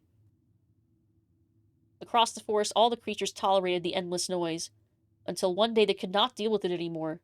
They asked the big frog to quiet down. "I can't," said the big frog. "This is what I do. Before the princess kissed me, I croaked all day long, and you all liked that I did. This is the same, except you can understand what I say, and now you find it irritating. But I can't change what I am, can I? Could you?" All the creatures agreed that she was right, and that it was rude of them to ask the big frog to stop doing what she had always done. So they returned to their own parts of the forest and let the big frog do what frogs have always done, jumping and talking some more about the too hot sun, and the too deep pond, and the rain to come, and the delicious flies they've eaten. And for a time it was all right. But in the forest, word travels fast, and everyone has a story to tell. The big frog, being who she was, gossiped and gossiped about everything she overheard. She told the bees that Old Bear had stolen their precious honey 2 years ago, and she told the beavers that the eagles had stolen their precious wood. She told the deer who had killed her fawn, and she told the tall spruce who had carved a cuss word onto its bark. Once again, everyone in the forest asked the big frog to keep quiet, for now everyone had a grudge against everyone else.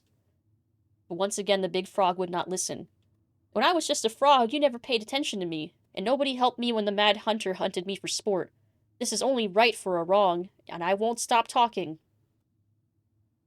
The fuss went on, and the noise was so loud that the Ice King himself awoke and decided to see what was going on. "Silence!" bellowed the king, and even the big frog stopped babbling. Once the forest was quiet again, the Ice King patiently listened to what each and every animal of the forest had to say, until finally he made his mind. "Big Frog, you have abused the gift of speech, for you have only used it to get revenge. Despite knowing that words can be hurtful, you threw them around without caution, and you caused too much trouble." The big frog opened her mouth to protest, but the Ice King raised his finger before she could say another word. "Since you received the gift of speech for a good deed, I would not dare to take it away from you. So here is your punishment. I will tell you the biggest of my secrets. It is a secret so powerful and so dangerous that it will frighten you. But if you ever reveal it to anyone..." Then the Ice King bent down and whispered such potent words in the big frog's ear that the poor creature started to tremble. My phone's ringing. Oh, my mom's calling me.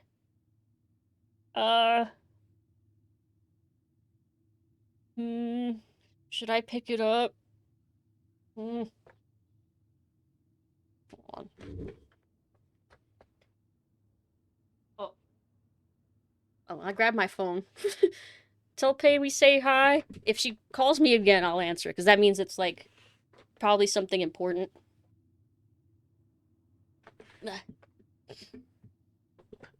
But I have my phone in my hand this time, so I can answer in time if she calls back. Quick! Yeah, we'll see if she calls again. If anything, send a message and just say streaming. Yeah, maybe she messaged me.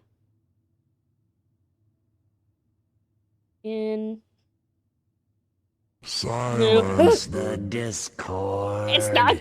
Wait, is it Discord? No, I have that on streamer mode. In middle of stream. Heart. Okay. Yeah, if she calls, I'll pause and answer if it's like if it's something important. Where was I? Oh. Bent down and whispered such potent words in the frog's ear that the poor creature started to tremble. Now go on about your business, all of you, and try to forget what the big frog told you, for you are all living in the forest, and you have nowhere else to go. And this was how the big frog irritated the Ice King, and how she was punished. Can't talk now, I'm in the middle of Backstreet Boys song. Tell me why ain't nothing but a heartache. Tell me why. Hey, Pain. Hello. Howdy. Hello. I heard my phone vibrating behind me, and I'm like, oh, my mom's calling. But by the time I grabbed it, the call already had not gone through. Hey, Garbage Genesis. Hello. Howdy, howdy. Happy Pride Month. Hello. Hope you're having a good Monday. Almost got a special guest appearance. No, I would have paused. I wouldn't have put you on the microphone. I hope you're having a good day. Hello. Let's see. I'm going to be streaming a lot, too. Because I'm pretty much going to be streaming, like, every day of... Well, almost every day of this month. So, this is, like, preparing myself. The call's coming from inside the Twitch chat. Oh, we're almost done with reading all these stories. We're in, like, the last third. Yay! One-Off-Athon, Stream-a-thon. I'm so excited. Hopefully I can... We'll see how much rest I get throughout this month, too. Don't give Twitch any more ideas after that knocking bullshit. Oh, yeah. I see the hello. Hello! Sweet dream _star_ candy just rated with 1 viewers. Welcome, Raiders. Hello! Welcome, welcome. Hey, Sweet Dream Star Candy. Hi! Hope you had a good stream. You're playing... we were playing Bloodborne? Nice. I really need to play Bloodborne. I played a little bit on Benji's PS5. I think... Oh, was it Bloodborne or... No, it was Demon Souls. Where I, like, ran around doing a bunch of stuff. And then I pointed out this pit that I could fall into, like, at the beginning. An hour later, I run straight into that fucking pit, and I lose all of my, my souls, and I'm like, well, I'm done playing for tonight. And I haven't picked it up since. But Bloodborne I also need to play. If only it were on PC properly. Lucid's also doing a special thing this month. Come visit throughout the month. Yeah, starting on Wednesday. It's when we start doing the One-Off-Athon, and I debut my new model. Stream together is just prefer to stay in Discord calls anyway. Kinda, yeah. Played Demon Souls and got forced to use a controller? Yes. I was so not used to it. I'm so used to playing Souls games with a keyboard. Rated the wrong person before? Oh! What, like just now? Oh, I'm sure they enjoyed the raid too, though. But yeah, I appreciate your raid. Welcome in. I hope you had fun playing some Bloodborne. We're in the middle of Tell Me Why. It's just like a Life is Strange-esque, like, it's a mystery game, I'm pretty sure. We're still very early in, but I'm making sure to read everything, all of the lore, so that when we move on, it's like, ah, yes, I know what this is referring to. And we're almost done reading through this journal of little goblin stories, which the goblins are the characters we're playing. We're playing twins, Allison and Tyler Ronan. Only if you're on their favorites list, which is everyone you follow by default? Wait, that's how that works? Yeah, that's wild. Like, anyone could just knock into your streams? Is that how that worked? That's messed up. Wanted to raid, yeah? Oh, well, thank you for the raid. You love it? I'm so excited to play it, like, actually play it. I know I'm gonna love it. Maybe someday. Well-made and well-thought-out feature. Twitch coming up with well-thought-out ideas? Nah. Nope. Never. Let's see. The goblins save the old beaver. Didn't old beaver pass away in one of the earlier stories? Unless this is, like, in the past. I had to clear my favorites list ASAP with that feature, then started adding people I actually don't mind asking for a collab live. Huh. Wonder if I ever checked that for my stuff. I mean, the feature's not still around, is it? The knocking thing? Because I don't think I've had anyone try to knock on my streams. I don't think. Let's see, once upon a time in a deep and ancient forest, winter gave way to spring in a sudden burst of warm air that melted all the snow and all the ice all at once. The river swelled until it could no longer hold all the water in, and then it spilled out to create new rivers in places where no one was expecting them. The whole of the forest went into a panic, looking for shelter from the rising waters. The very old beaver had been working on her dam when one of those new rivers came rushing right at her. She screeched and squealed, but whatever direction she ran, more water appeared. She was caught in the flooding and thought she had once been and though she had once been an excellent swimmer, age had taken its toll, and so the raging water carried... Ah! That's startled me. Gosh darn it. Thank you for the 25 bits. That did... oh my god, that did startle me. Ooh. It's the knocking. It's that knock feature all over again. Got my ass too. Every time I think it's gonna stop getting me, it ends up still getting me. It's still there, but I don't see it either, so you did clear it or you don't follow me, so I wasn't added by default. I definitely follow you, so maybe I did clear it. Maybe. It might be I made it so no one was favorited, because I didn't want anyone to message me to knock on my stream. It's like, there, now I don't have to worry about it ever. Going back to driving was awesome seeing you all. See you all for a longer stint soon. Yeah! Hope you have a good trip wherever you're going. I would just call you on Discord. Yeah, like, if anyone was trying to actually collab with me, they would hopefully just message me directly first. Don't knock till you try it. Let's see. Raging water carried her off at a speed she couldn't control. Help! She called! The crafty goblins had been running back to their cave under the big wooden house when they heard the beaver's cries. We have to help the beaver, one goblin said. You go one way, I'll go the other. They ran, keeping in touch with the gift of voice. Finally, one of them spotted her, twisting and tumbling in the river. But she was on the opposite side of the water, and the goblin could not reach her. Brother, the sister goblin called out through the gift of voice. I see her, but I can't get her. Maybe you can. I'll try. The goblin guided her brother so that he would hit the river at just the right spot to reach the beaver. The plan worked, and soon the second goblin appeared in just the right spot. Beaver, he shouted, holding out a branch. Grab a hold of this. The beaver grabbed it, but in her panic she pulled the goblin in too. No! Cried his sister. She ran as hard as her legs could go, managing to outpace the river and get ahead of the beaver and her brother. Searching for some means of getting them out, she spied a low-hanging branch. They'd zip by it quickly, but if they were fast enough... Brother, she cried out through the gift. You're coming up on a low-hanging branch. You'll zip by quickly, but if you're fast enough... Got it, said her brother, and then he said to the beaver, Get ready to grab a hold of a low-hanging branch. We're gonna zip by quickly, but if we're fast enough... Suddenly they were right in front of it and reached out, snagging hold. Though the water beat against them, trying to shake them loose, they pulled themselves along the branch back to dry land. When they were all safe, the old beaver thanked the goblins. But how, she asked, did you know just where to find me? And how'd you know that branch was coming? The goblins shared a secret smile. Just lucky, I guess, they said. And that's how the goblins saved the very old beaver from the flooding river, and how she never knew how they did it. The goblins irritate the Ice King. Once upon a time in a deep and ancient wood, the crafty goblins were getting into all kinds of trouble. They had woken up in a particularly mischievous mood that day, and there was not a single denizen of the ancient forest who they did not manage to pull a prank on.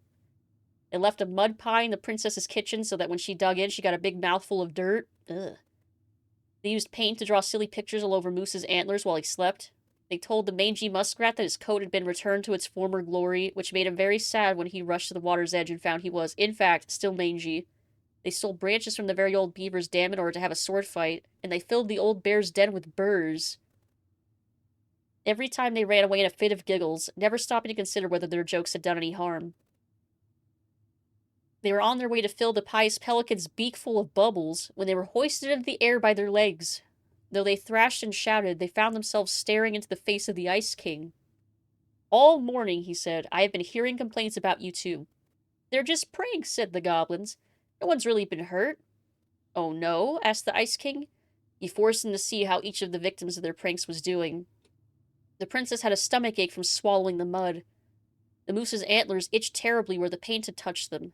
The muskrat was crying, sad at being reminded of what his vanity had cost him. The very old beaver's den was flooded, and the old bear was trying to get the burrs out of his fur, but finding most of them hopelessly tangled. For your punishment, said the Ice King, you must help each of them undo the harm you caused. If you do enough good job of this, there will be no further punishment.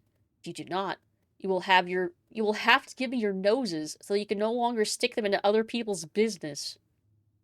It's just a prank, bro. Now the goblins liked their noses right where they were in the middle of their faces, so they set about making things right. They baked a real pie for the princess and brewed her a tea that would settle her stomach. They scrubbed the moose's antlers clean and then covered them in soothing mud. They sat by the river with the muskrat listening as he talked in great detail about his old coat, and then they did their best to point out all the things that were still handsome about him, like his proud whiskers and sparkling eyes. They let the very old beaver rest while they repaired all the damage done to her den, and then finally they removed every burr from old bear's fur, even the ones that were hopelessly tangled. In the end, they came before the Ice King to see if they had done enough. The Ice King surveyed the forest and found that everyone seemed to be back to normal. What did you learn? Asked the Ice King. That our pranks can make people feel bad, said the goblins. The Ice King smiled and nodded. Yes, actions have consequences. In case you forget, I'm going to leave you with a reminder. Whenever one of your pranks is going to hurt someone, you're going to feel a little pit in your stomach. That will be your punishment and your warning. So every time after that, the goblins set out to do a prank that went a little too far. They felt a little pit in their stomachs, and they were forced to consider whether it was the right thing to do. And that is how the goblins irritated the Ice King, and how they were punished. So they grew a conscience, then? They started thinking about the consequences of their actions. Pelican forgives the goblins. Once upon a time, in a deep and ancient forest, there lived a pair of crafty goblins in a cave below a big wooden house. They lived with a wise princess who shared as much food with them as she was able, but it was never quite enough. This left the goblins hungry. Very hungry. Always hungry. This is another one with some edits done to it, too, I can see. One day as they were out foraging for food, the pious pelican landed on a rock and dumped a smorgasbord from her beak, which the goblins knew was magic and never emptied. Eat the goblins? No. No, don't eat the goblins. There were king crabs in red, blue, gold, and scarlet, veiny blue shrimp, pink-shelled scallops, oblong brown clams, purple spiny urchins, and even one prickly red sea cucumber. The food just kept coming. They watched as the pelican ate one clam and then took a nap. Do you think she would mind if we took just a little? Asked one goblin to the other. Her beak never empties. She won't possibly miss a couple of crabs, said the second, licking her lips. They were agreed, and so they crept over, filched some crabs, and ran. The goblins scarfed the crabs. When they finished, they found that they were still hungry. She won't miss a handful of shrimp, said one goblin to the other. The goblins scarfed the shrimp, and when they finished, they found they were still hungry. Maybe also a few scallops, said one goblin to the other. The goblins scarfed the scallops. When they were finished, they found that they were still hungry. Toss the goblins in the river? No. No. They went back for clams, and then urchins, and then finally even the sea cucumber. Finally, they were not hungry, but there was also nothing left. Just then the pelican woke up. What happened to my food? She asked. Unable to lie about it, the goblins confessed their crime. The pelican was dismayed, but she was a charitable-hearted bird, and she could tell the crafty goblins were growing little creatures. Goblins, said the pious pelican, I will share my food with you, but you must, in return, follow my example and be as generous with others as I am with you. Take that to heart, and I will have considered your debt paid. We have nothing to give, said the goblins. You have your nimble hands and your crafty brains and your loving hearts, said the pelican. The crafty goblins realized how much they had to give, and for the rest of the day they looked for ways to help other creatures of the forest. They found the stalwart moose struggling with an itchy, hard-to-reach spot on his back, and so they climbed up and gave it a good scratching. Next they helped Old Bear, who could not get the honey out of a narrow beehive. They climbed up to the top of a tree with the hive and then dropped it, cracking it open. Finally they found the princess, crying over a loss she would not speak about. So they wrapped their little arms around her in a big hug and stayed until she felt better. When they were done, they returned to the pious pelican. "Did it feel good being as generous as I am?" said the pelican. "It did," said the goblins. "I'm glad," said the pelican. We all have problems that we can't solve on our own. But if everyone goes about with generosity in their hearts, then there's always someone on hand to help. But we all must commit to do so, or there may be no one there to help you when you need it." This made sense to the goblins, and they thanked the pious pelican for her food and the lesson. Of course, by this time they were hungry again, and that remained an ongoing problem until the day the stalwart moose taught them to fish. But that is another story. And that's how the pious pelican forgave the crafty goblins, and how she taught them charity.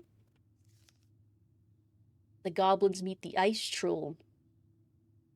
Once upon a time in an ancient and deep forest, the crafty goblins were awake long after they should have been asleep. One goblin said to the other, "Let's go explore the forest." Now, the goblins were not in the habit of exploring the forest late at night, and they did not know what they would find, but this did not scare them off. They crept out of their beds, bundled up, and went exploring. It was dark. The light of the moon was just enough to keep them from walking into trees, but they could not see more than 15 feet in front of them. Every time a twig snapped or branches rattled, they considered turning back, but they didn't. And so they adventured far beyond the house into a part of the forest they were not familiar with, and when they realized the snapping of twigs and rattling of branches had become steady, something was following them. They turned to run, but a hulking figure emerged from the darkness, sweeping them up in a giant hand and stuffing them into a burlap sack. The goblins wiggled and cried out, but the sack remained shut as their captor stomped through the forest, singing, "Whittle-diddle-dum, whittle-diddle-dee, in this bag's a meal for me." After a lot of thumping and thudding, the bag opened, and the goblins were dumped into a giant iron pot full of warming water. A huge troll stood overhead, grinning down at them through long, bushy, white eyebrows. "I am the ice troll, and you are my dinner." He ready to cook the goblins, singing, "Whittle-diddle-dum, dum-diddle-dum-dee-dee, there's soon to be a soup for me." Finishing his ditty, he bent over to stoke the fire beneath the pot and let out a loud noise of pain, rubbing a spot on his back that always ached. The troll stood painfully and walked over to a stone shelf, where he began to chop potatoes. One of the goblins had an idea. She whispered to her brother, "Follow my lead." The goblin stretched out in the water, floating and letting out sighs of contentment. "Ah," said one of the goblins, "this is the most relaxed I've ever been. My body feels so good. I think I could run 100 miles without stopping," said the second. The troll peered at them. They weren't supposed to be happy about being in the cook pot, but they certainly looked like they were. "Troll," said the goblins, "if your back is hurting, you should try sitting in the water. Just for a little bit, before it gets too hot." The troll stomped over. "But if I take you out, then you'll escape, and there'll be no soup for me." "Put us back in the sack," suggested the goblins. "Then we can't run away." This made sense to the troll. The spot on his back that always ached was still bothering him, and the goblins couldn't go anywhere if they were trapped, so he stuffed the goblins back in the sack and climbed into the soup pot. He stretched out and let out a sigh of contentment. Meanwhile, the goblins threw themselves around the sack until it began to swing. The troll was so relaxed he didn't even notice. The bag dropped onto the shelf where the troll had been chopping potatoes, and the goblins pushed it up against the edge of the troll's knife, sawing a hole. Then they made a break for it. The troll finally noticed what they were doing and roared out in anger. But he was so relaxed that when he tried to chase them, he stumbled out of the cook pot and into the flames, catching his bushy eyebrows on fire. Eat the troll? I thought that was where this was going. The goblins ran and ran and ran as fast as they could through the ancient and deep forest until they were back in their cave and safe in their beds. They vowed never to venture out in the ancient and deep forest late at night again, for they did not think they'd get so lucky as to trick the ice troll twice. And that's the story of how the crafty goblins met the ice troll, and why they never did again. The goblins tricked the muskrat. We're almost done. Once upon a time in a deep and ancient wood there lived a muskrat. The muskrat was a lazy, cowardly creature who did little but lay around in the sun, cleaning his beautiful coat until it shone. One day the muskrat found the crafty goblins playing King of the Mountain on his favorite rock. He was too cowardly to confront them directly, so he retreated to a safe distance and then pitched a stone right at the hornet's nest hanging overhead. One of the goblins saw him do it, but before she could say anything, the hornets emerged, furious, and chased the goblins away, stinging them. With the rock empty, the muskrat claimed his spot. When the goblins returned, they asked the muskrat, "Why did you do that?" "I don't know what you're talking about," he said, turning away to ignore them. The goblins knew the muskrat cared for nothing but his coat, so they devised to steal it in order to teach him a lesson. As the muskrat lay in the sun, he spied the goblins strutting by. Their skin was covered in flecks of gold. "Goblins," called the muskrat. "What happened to make your skin shine that way?" "When we were attacked by the hornets, we ran and ran till we found a pool by the glacier. We dove in and then came out this way." "Would you show me this pool?" asked the muskrat. Goblins are getting a lot of spotlight here. Yeah, this whole last half has been very goblin-heavy. The crafty goblins led the muskrat to a pool. The muskrat looked at the pool skeptically. "It looks like a pool," he said. The goblins chuckled and shrugged. "You don't have to jump in if you don't want to. But what do you lose if you try? And if it works, why, you will be the most beautiful creature in the whole of the forest." With visions of his splendid coat in mind, the muskrat jumped in. When he emerged, he was disappointed to find that nothing had changed. Said one goblin. "Maybe you just have to be stung by the hornets first, just like us." The muskrat hesitated, because getting stung would be painful. Seeing his hesitation, the goblins added, "If it works, you'll be the most beautiful creature in the whole forest." The muskrat decided it was worth it, so he returned to the hornet's nest and pitched a stone right at it. The hornets emerged, even more furious this time. They chased the muskrat, stinging him repeatedly, until he jumped into the magic pool. The muskrat was disappointed to find that, once again, nothing had changed. "I wonder if the magic only works for us," said one of the goblins. "Would you like me to jump in with your coat?" The muskrat hesitated. "If it works, you will be the most beautiful creature in the whole of the forest." With visions of his splendid coat in mind, the muskrat agreed. He slipped it off and handed it to the goblins. Without his coat, the muskrat was pale and covered in scabbing welts. Instead of jumping in the pool, one of the goblins ran away with the coat, laughing. The other pushed the muskrat into the frigid pool, and as the water splashed the goblin, the gold flecks ran, revealing that they had only ever been painted on. The muskrat cried so pitifully and made such a clamor that he awoke the Ice King, who came down to the forest to see what had happened. When the Ice King saw the muskrat, he laughed, only further infuriating the creature. "Tell me what happened," said the Ice King. Both the muskrat and goblins told their sides of the story, and the Ice King considered the case before him. "It is true that the muskrat is vain, and he thinks of nothing but himself," concluded the Ice King. "But he needs something to keep him warm in the water and the snow." So the Ice King was decided. The muskrat would get his coat back, but it would be patchy and unkempt. After this day, he became known as Mangy Muskrat. And that's how the goblins tricked the muskrat into giving up his coat, and how he got his name.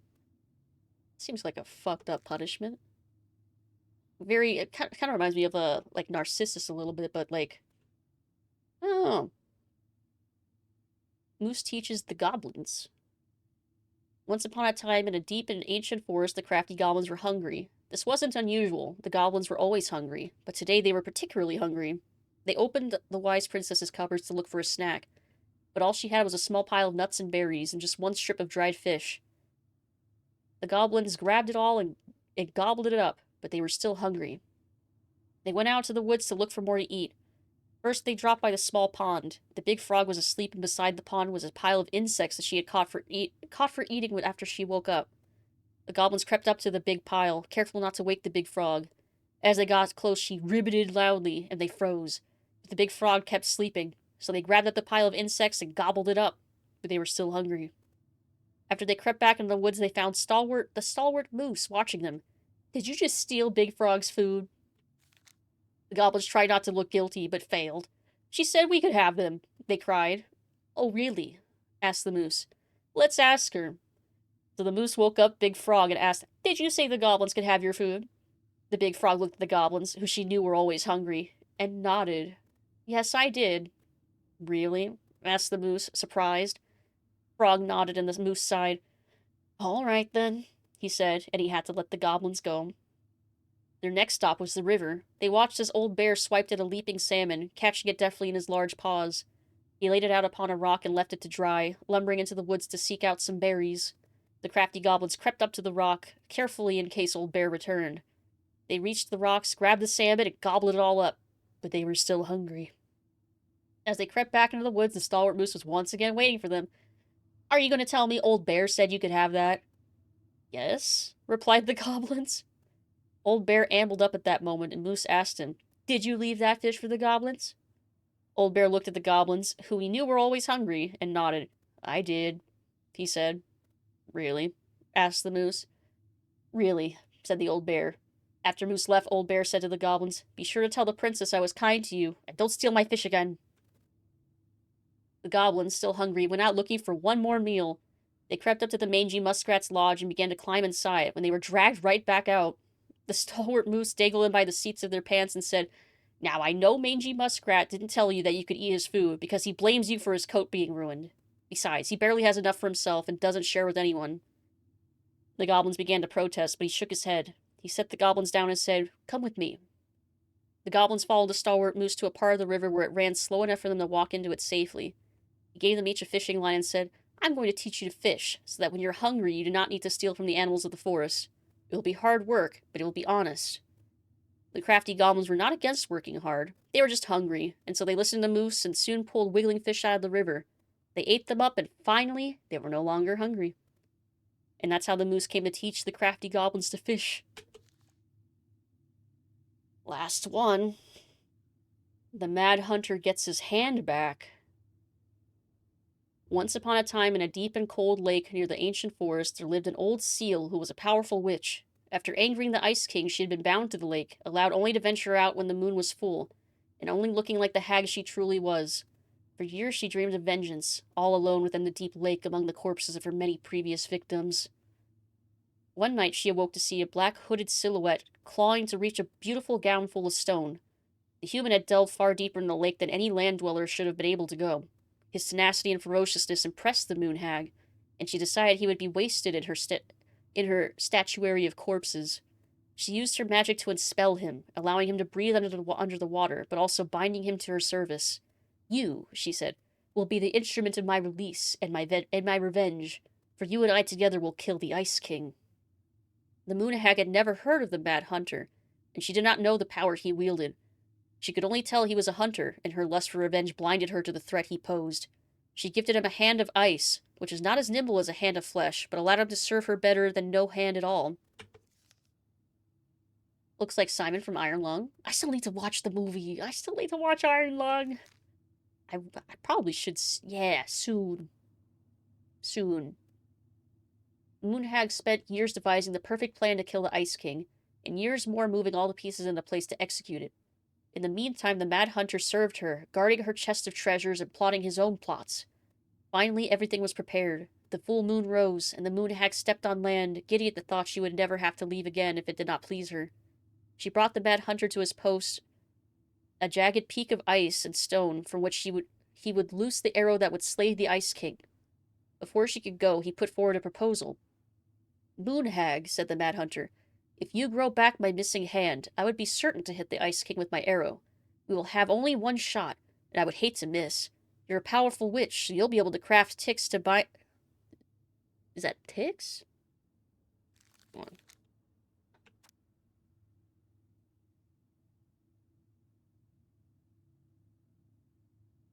Hold on. Where was it?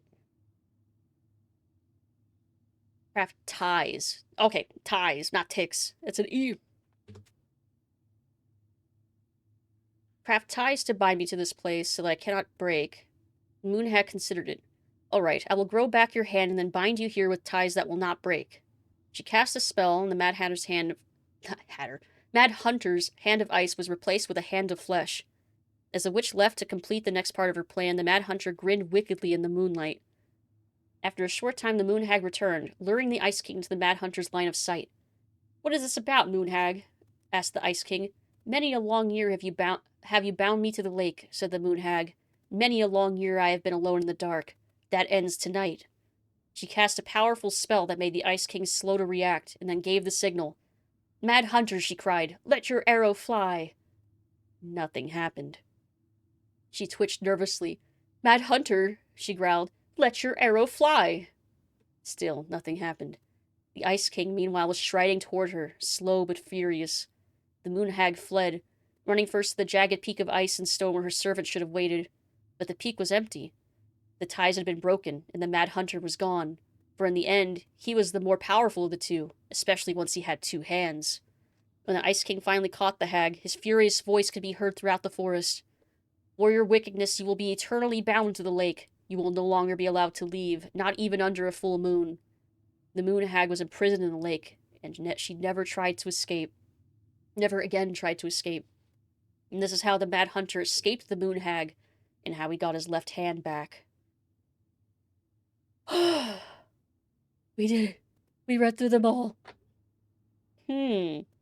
So, the Mad Hunter's out and about, and the Moon Hag got trapped forever. Where is it? You looking for something in particular? My diary. You never told me about it. Yeah. With the way Marianne was, I tried extra hard to keep it a secret. Marianne. Yeah, that day she found out about it. Oh. Oh. Remember.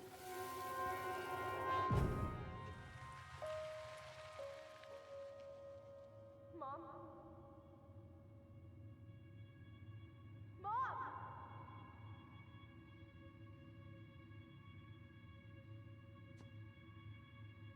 Mom, where is it? What did you do with it? What now? I can't find my diary. I know you stole it. Give it back. Sweetie, whatever I do, it's just for your benefit. You read it, didn't you? You had no right to do that. I have the right to do whatever I need to protect my little girl. I'm not your girl. I hate you. You will always be my little girl. And no matter how hard you fight me, I'll fight twice as hard to keep you safe.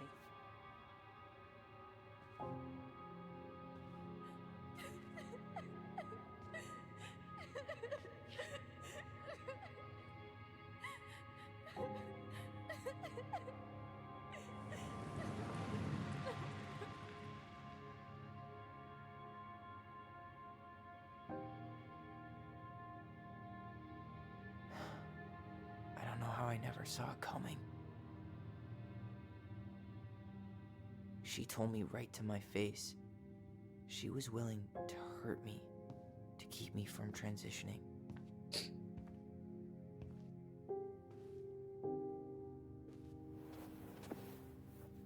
Tyler, there is no way you could have known she'd go that far.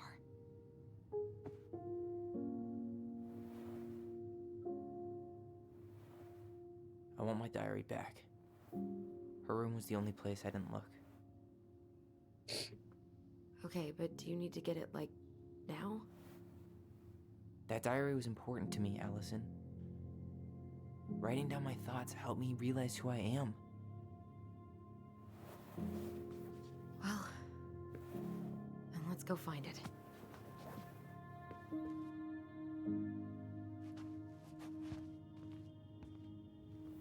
You think her room is still locked? It always was. I'm not looking forward to going in there. I know, but we'll have to eventually, and I need it back. I'm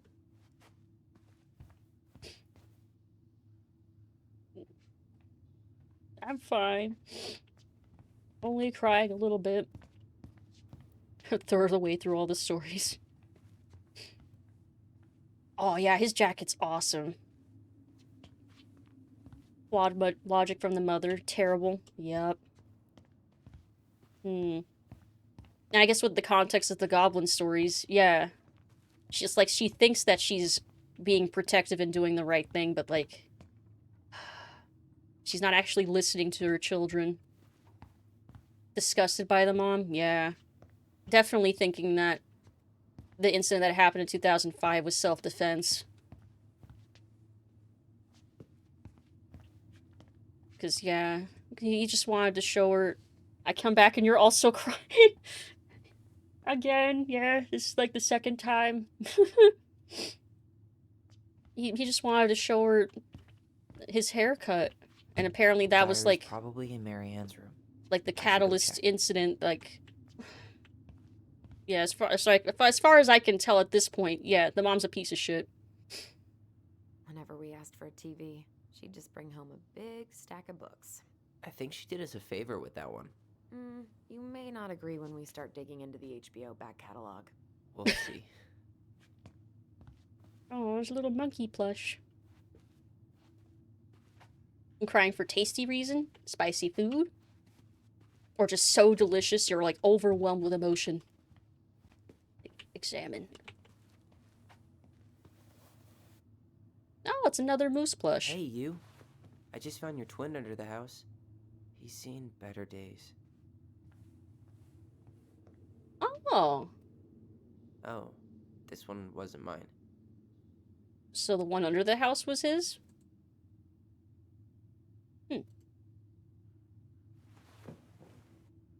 Another moose. Look, it's the game we made, Lucian Tramway. That game never made any sense. Didn't stop us from playing all day.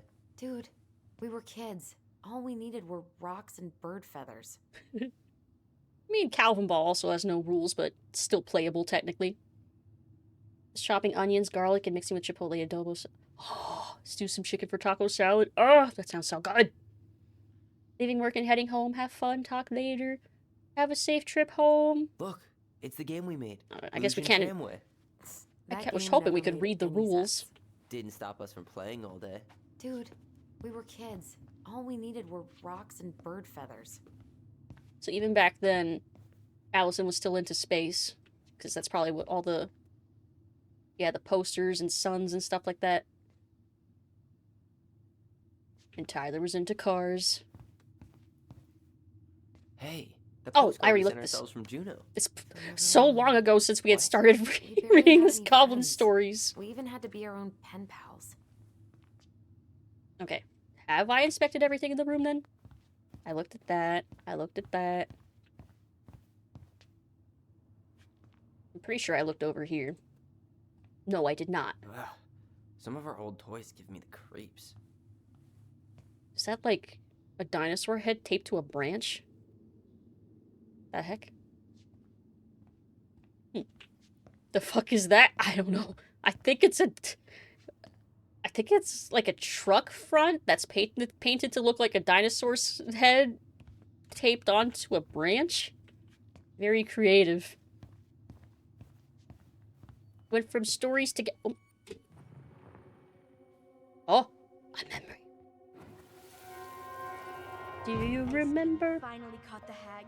His furious voice could be heard throughout the forest. For your wickedness, you will be eternally bound to the lake. What? No way. Quiet, let me finish. You will no longer be allowed to leave. Not even under a full moon.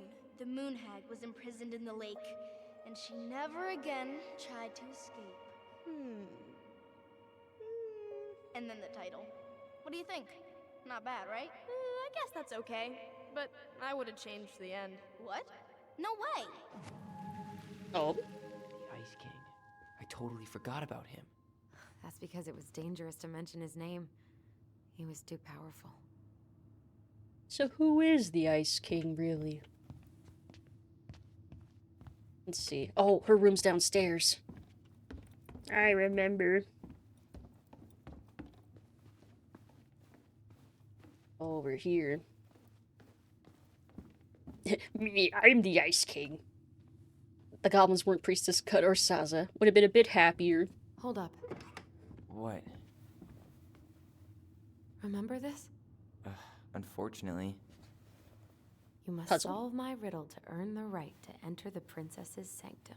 Nothing a good hard shove won't take care of. I mean, yes, we could brute force it, but it might be kind of fun to finally solve it, right? We have different definitions of the word fun. Okay, well, if we break it, we're just gonna have to fix it for the sale. So let's at least try not to. I You have guess the that Book of makes Goblins? sense. Yep. Hand it over.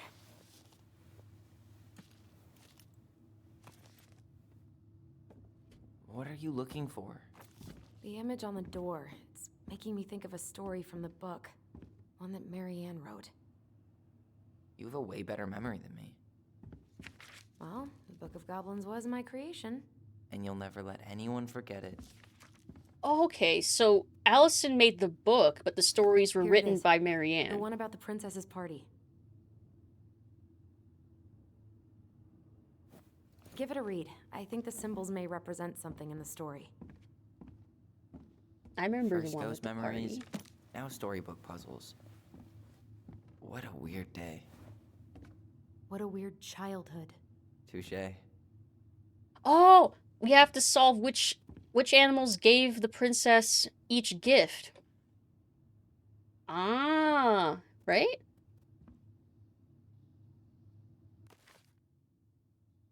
Let's see. All the way back.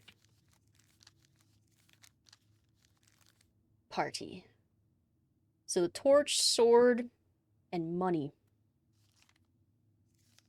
Okay. Is it the order? So, let's see. No, go back.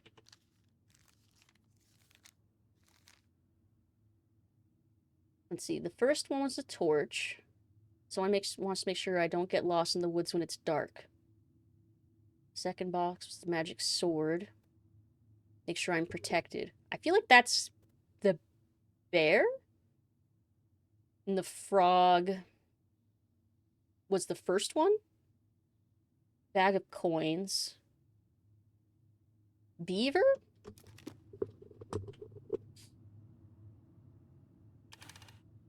I want to say. I think. And then the bear. And then... Oh, there is no bee. Oh, wait. Pelican?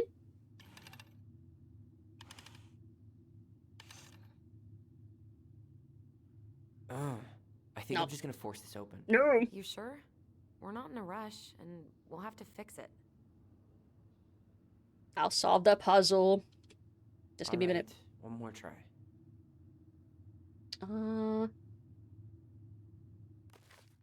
Let's see. Someone who wants to make sure I don't get lost.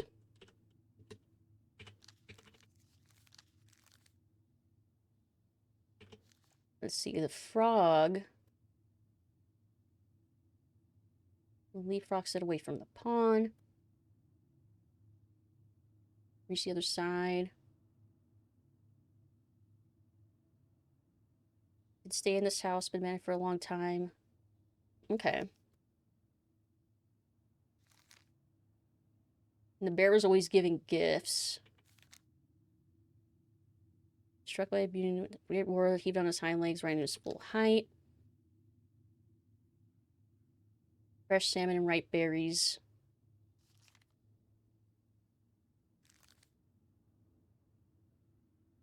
Boo! Hey, Tiny. Hello. Hope you're having a good day. Happy Monday. Hello, hello. Trying to solve a door puzzle using clues from these stories. Raw stews of corn, basket of bar and twigs.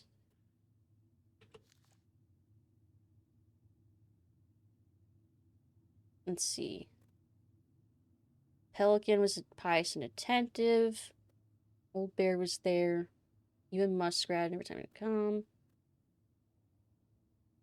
Never-ending beak. Ah! You were scared? I'm in ads so I can't see it. Oh! Well, at least they should be almost over. I'm sure I scared you and it was really funny. Yes. I was so startled. Quack. Let's see. Make sure you don't get lost in the woods when it's dark. And that I always see right from wrong. Someone make sure I'm protected if I'm ever under threat. And close when I'm cold.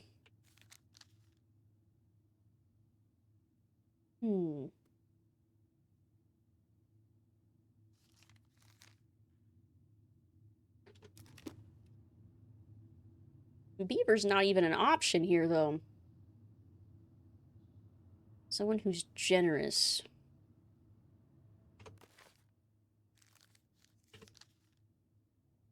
I have the money to buy food when I'm hungry. Like, would that not be Pelican? Or would it be the bear? It might be bear. Ah! Quack!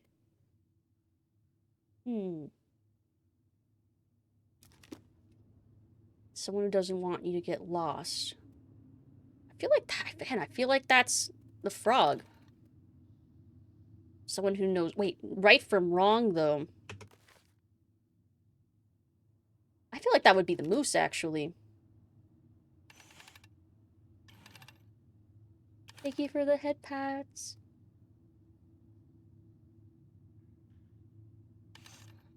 Definitely wouldn't be muskrat.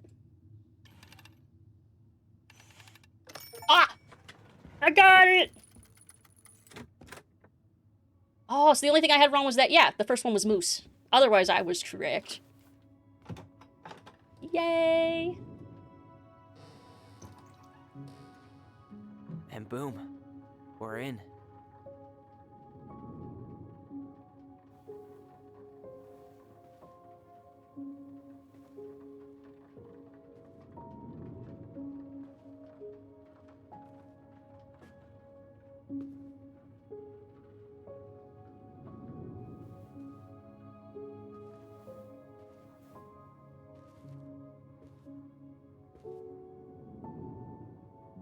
After so many years, I expected this to feel more, you know, like a win. Speak for yourself. I'm the one who solved the riddle. Why do I feel like you're not gonna let me forget that? That our brain is massive and so wrinkly. How's that still powered after 10 years? Where do you think we should start looking? I don't know. Where in this mess would she stash someone else's personal thoughts? Oh.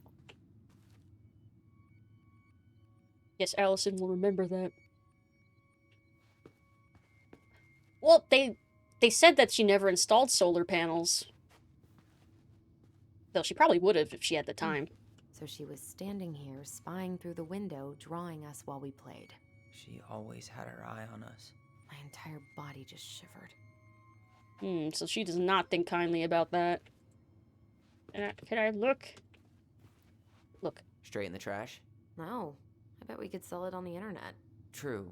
Maybe we could sell it to the guy who collects John Wayne Gacy's clown paintings. It's cute. Art, at least. Yeah, that they know of. I tried to read this one.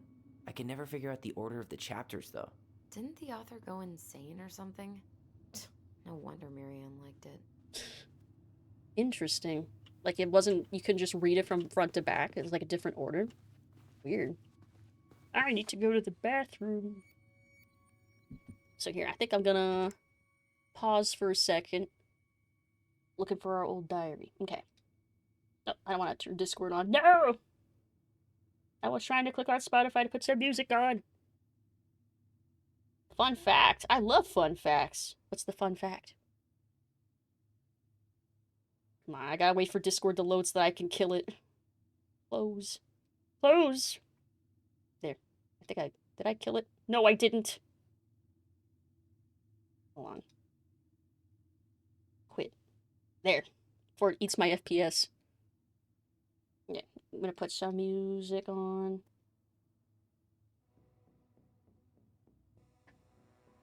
It's a real book and it's about gay romance? Really? Ooh, is it good? I've never heard of it. Timeless Sea? And the mom had that? Yeah, that's interesting. Let's see, this music's not loud. Let me pick a different one.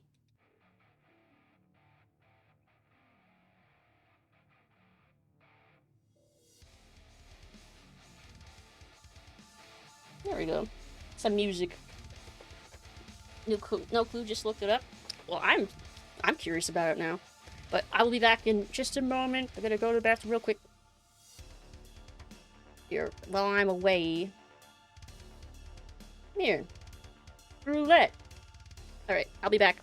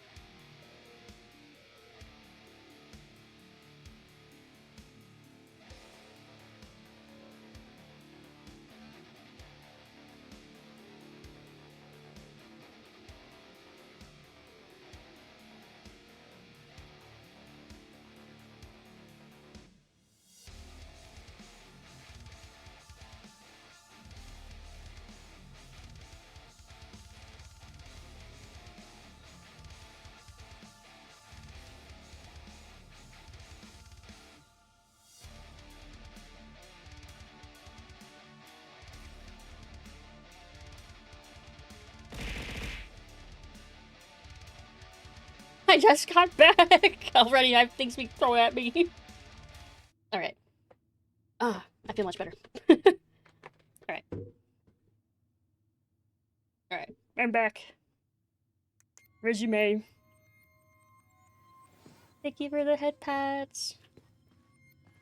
Okay. I guess memory first. Where? Oh, here it is.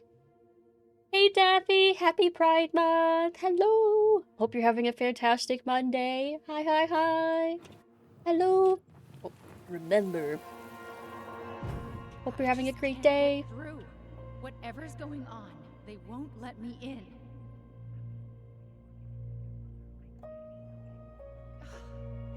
They used to tell me everything, but they shut me out, Tessa. They've shut me out. I've had so much on my plate lately, and they're convinced I'm the enemy, and I don't know why. I need them. I need my goblins. I remember now. We heard her crying. We listened through the door. Seeing her like this, as if she's still here, It really sucks. she was really coming apart those last few months, wasn't she? Hmm. Yeah, but she took it out on them ultimately.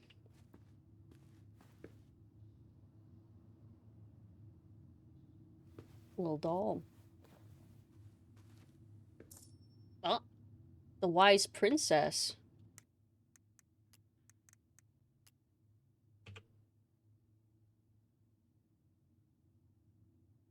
Oh, is there no audio here?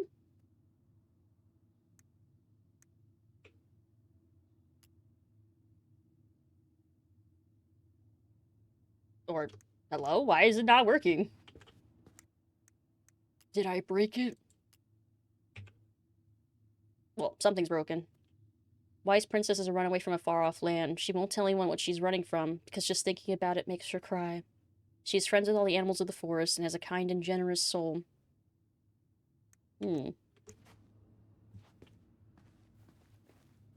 Interesting. I don't know why the VO broke. Allison, please, I can't move. Allison. Can you not? Can you pick a different direction to walk in?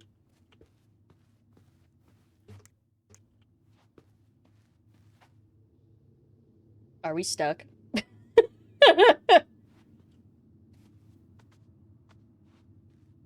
Oh my god. I broke the game in 2 different ways just now. That's impressive. How did I manage to do that? I can kind of force the camera to change here. She's so thick, she won't let us move. Hold on. If I leave and come back and reload it, maybe it'll fix it. We're so close, we're stuck to each other like glue. Okay, let's try... I think every time the little book shows up, that's saving, right? So it must have saved recently. I hope. Continue.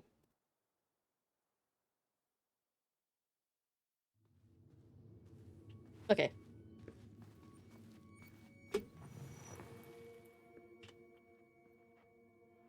Okay, so it wasn't too far back.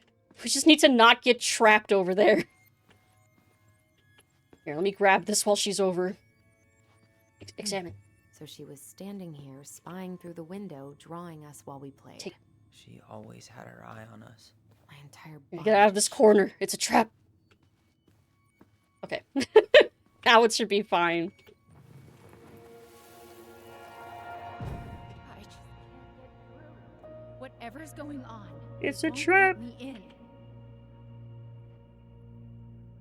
I guess I should be wary if I ever get boxed in by Allison then. Tell me everything, but they shut me out, Tessa. They've shut me out. I've had so much on my plate lately, and they're convinced I'm the enemy, and I don't know why. I need my goblins. I remember now. We heard her crying. We listened through the door. Seeing her like this. Make sure I get She's the still dialogue here. again. It's, It really sucks. she was really coming apart those last few months, wasn't she? Straight in the trash? No. I bet we could sell it on the internet. True. Maybe we could sell it to the guy who collects John Wayne Gacy's clown paintings. So this is a real book, huh? I tried to read this one. I can never figure out the order of the chapters, though. Didn't the author go insane or something? No wonder Marianne liked it. Why do I feel like I've seen this in another game we've recently played or something? The title seems so familiar. Like, too familiar. Like, I've heard it recently. Sewing lessons were the absolute worst. She made all our clothes. I'm sure she needed the help. And I, for one, am happy I can fix a torn seam. She made all their clothes? Damn.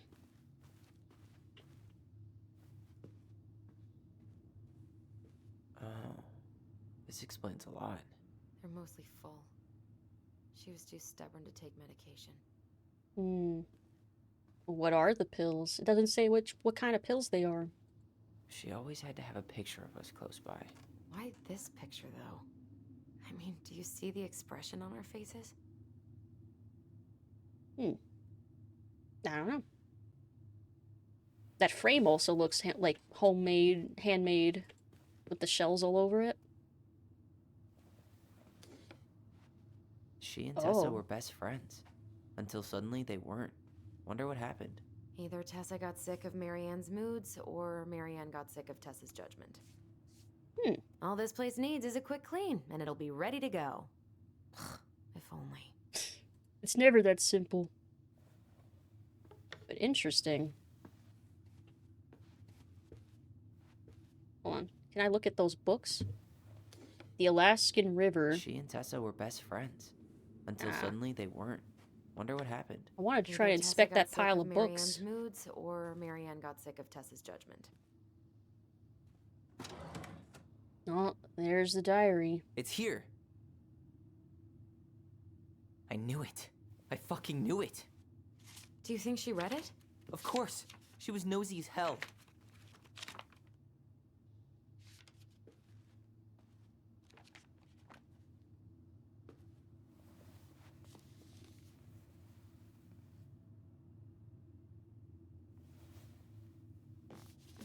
Raising your transgender child. Oh?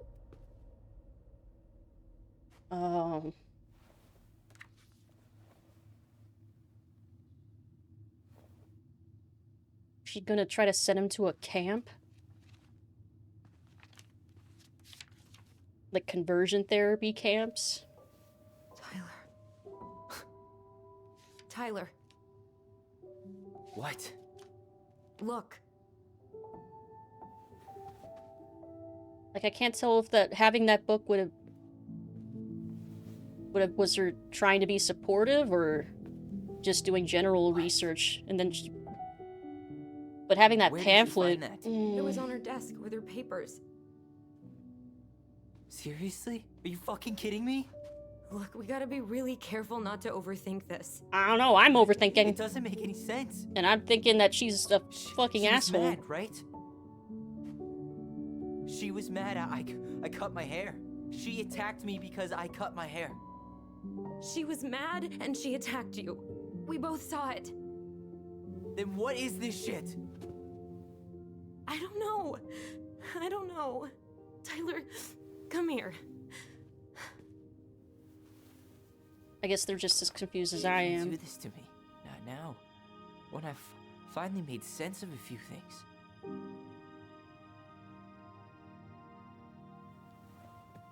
Well, that was your first mistake. Thinking the world made any kind of sense.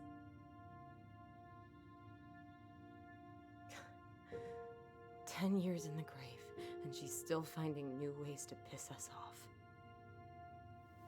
Yeah.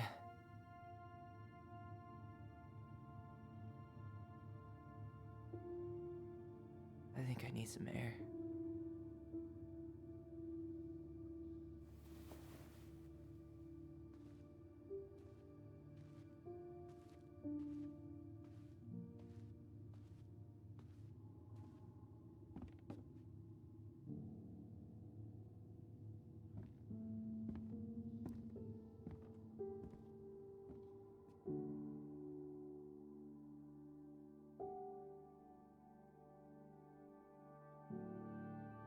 Yeah, I agree.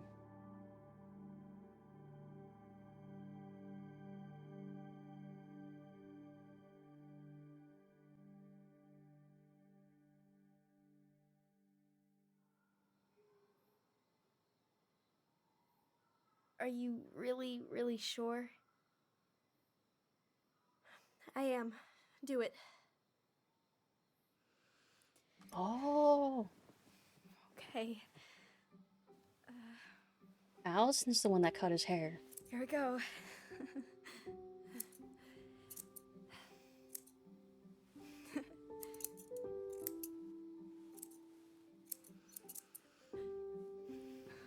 Whoa. Is it all gone? Yeah. It looks amazing. Really? Yeah. I can't wait to show Mom. She's been so sad lately. More than sad. She's been scary. Yeah, but not tonight, though. It was almost like a party. Thank you, Allison. You don't have to thank me. You're my sister. I feel more like your brother. Brother, sister, we look out for each other. But I'm pretty sure I just gave you a really bad haircut.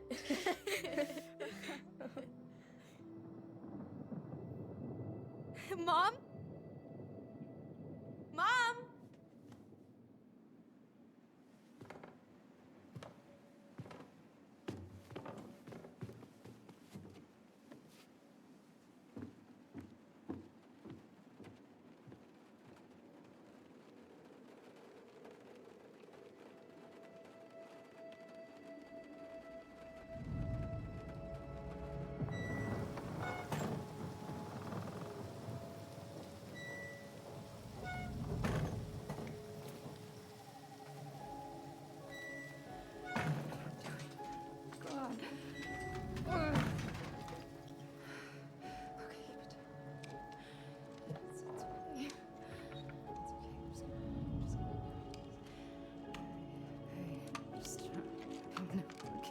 The fuck? Mom? Oh. Oh no. No. This is wrong. This is all wrong. Wait! Stop!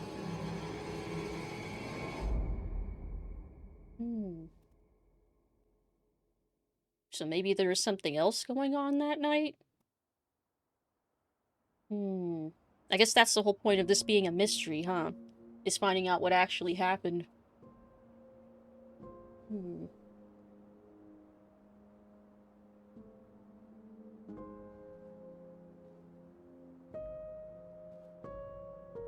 Glad we found your diary.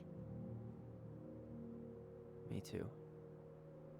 I guess she was trying to figure out where you were at. Yeah, well, she should have asked. I wasn't some goddamn research project. I was her child.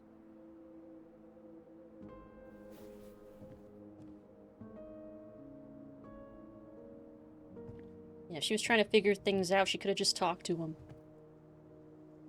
About the book. Raising your transgender child?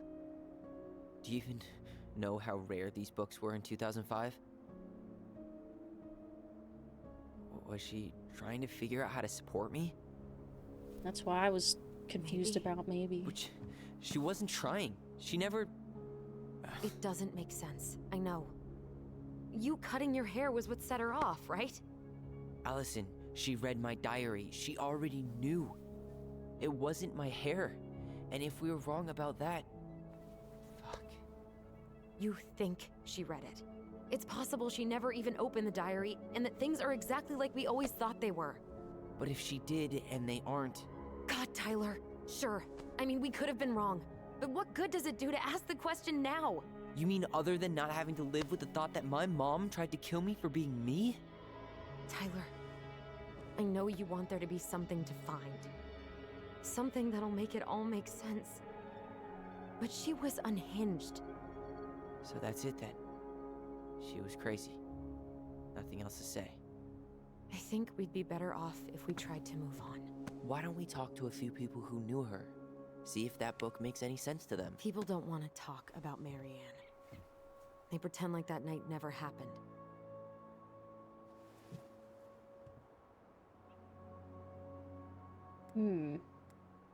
Yeah, Tyler needs closure, damn it. What about Tessa? She was Marianne's closest friend. Let's ask her about it. Sure.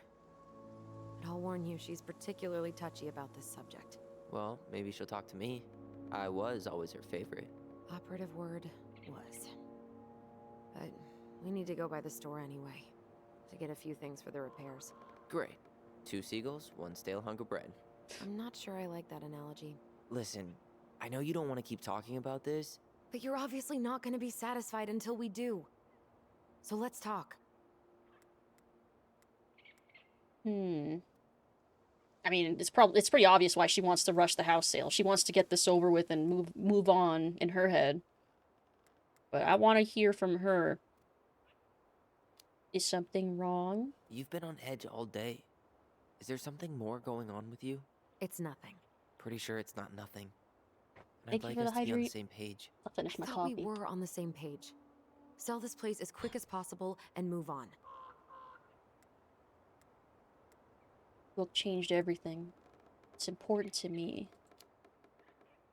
Look, I've already explained why this is so important to me. Water. Why are you still dragging your feet?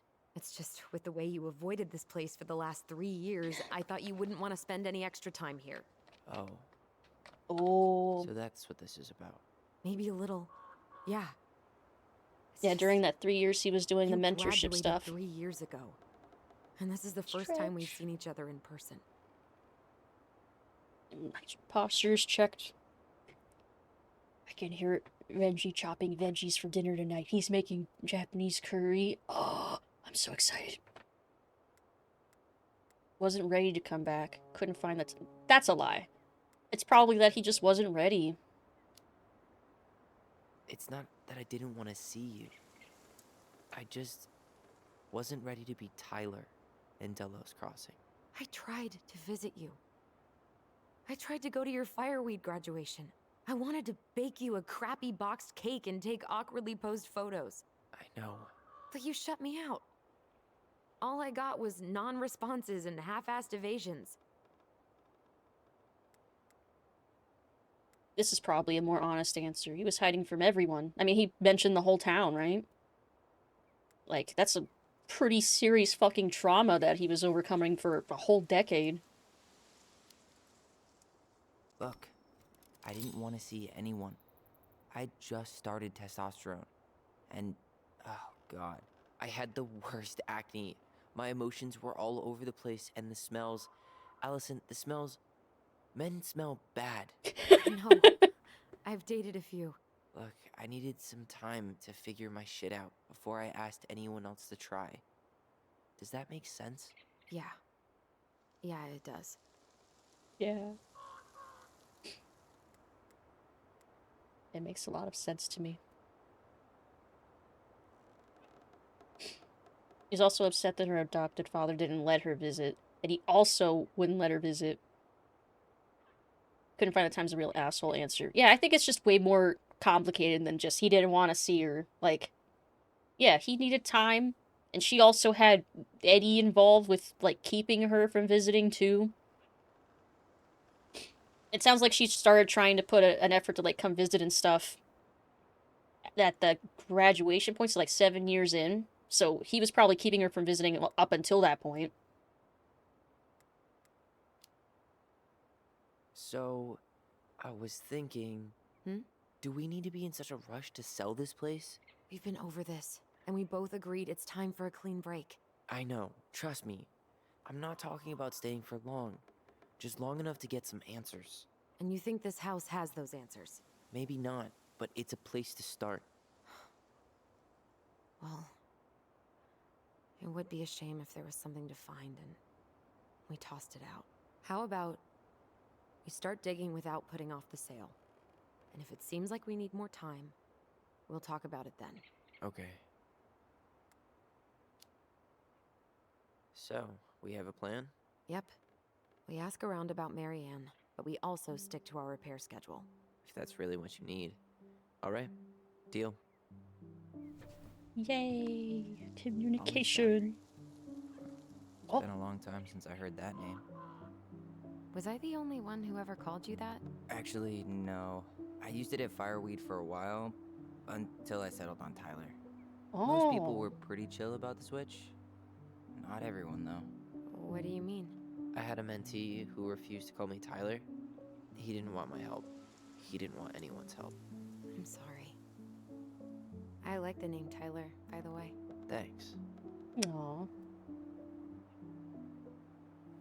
I see. So Ollie's not their dead name. It's their chosen nickname from before he settled on Tyler later. Mom and Allison...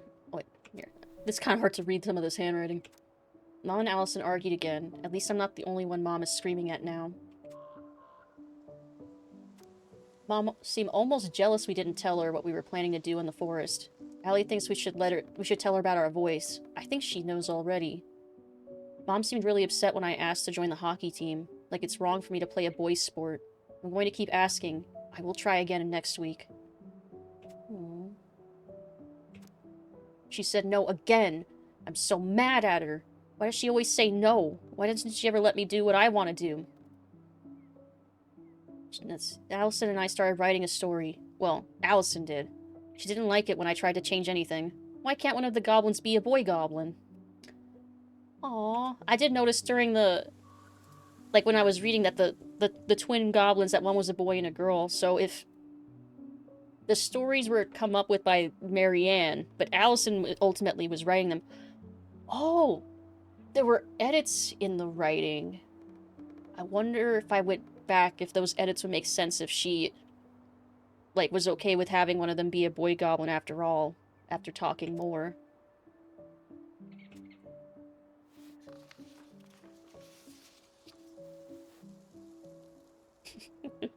These drawings.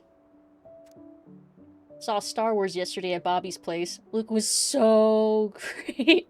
But Mom found out we watched it and got mad. She said it glorified war. If anything, Star Wars is anti-war. Like, the hell? Like, it's more about, like, the horrors of war. Saturday, 5th February 2005. Would Mom be happier if I could do what she wanted me to do? When she looks at me, she just doesn't see me. I wish I could show her. I wish I could make her understand. I think she doesn't want to. Allison told me again that it was my fault. Mom got angry at us. She's such a suck-up. 2005. Well, he mentioned Luke. So, I think he means Star Wars, like A New Hope Star Wars? I think? And the prequels are definitely very anti-war. They're kind of like a whole, about the whole, like... Oh god, there's so much to the prequels, and there's... Anyway, I'm not gonna get into Star Wars right now. Mom's barely said anything to us in a few days. Allie said she saw her throwing away pages from the Book of Goblins. Huh?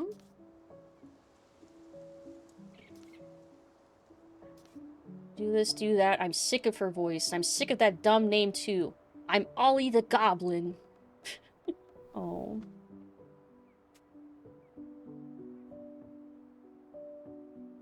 Funnier manner kids watching Star Wars when it's the prequels.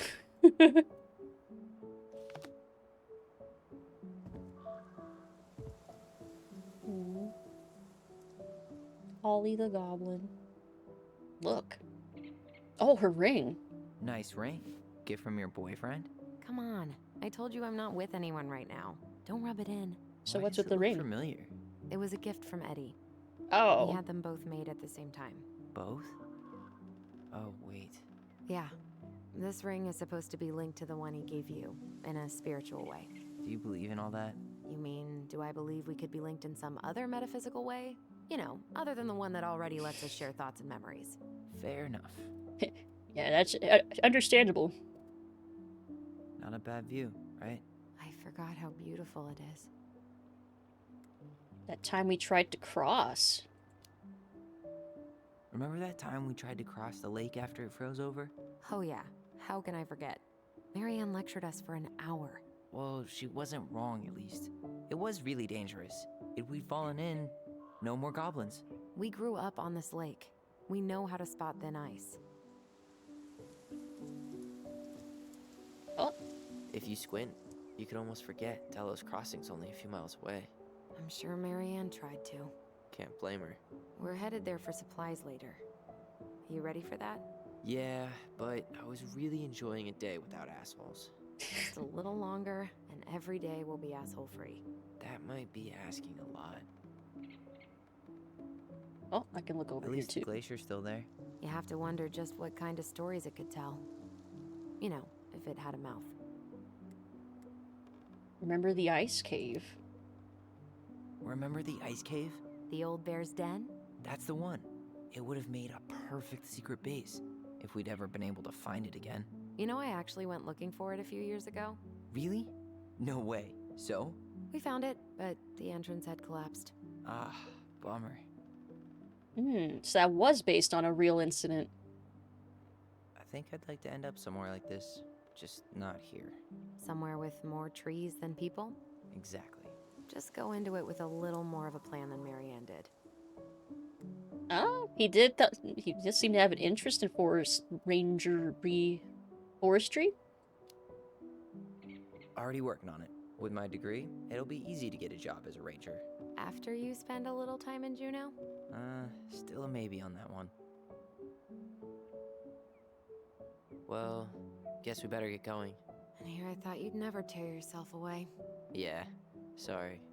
Views like this, I just tend to get lost in them. Go ahead. I'll catch up. Need to respond to a message. My sister, the social butterfly.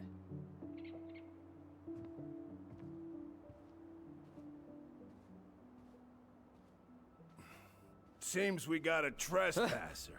What the fuck? You got 5 seconds to talk me into defending my property. Isn't this our property? Your property?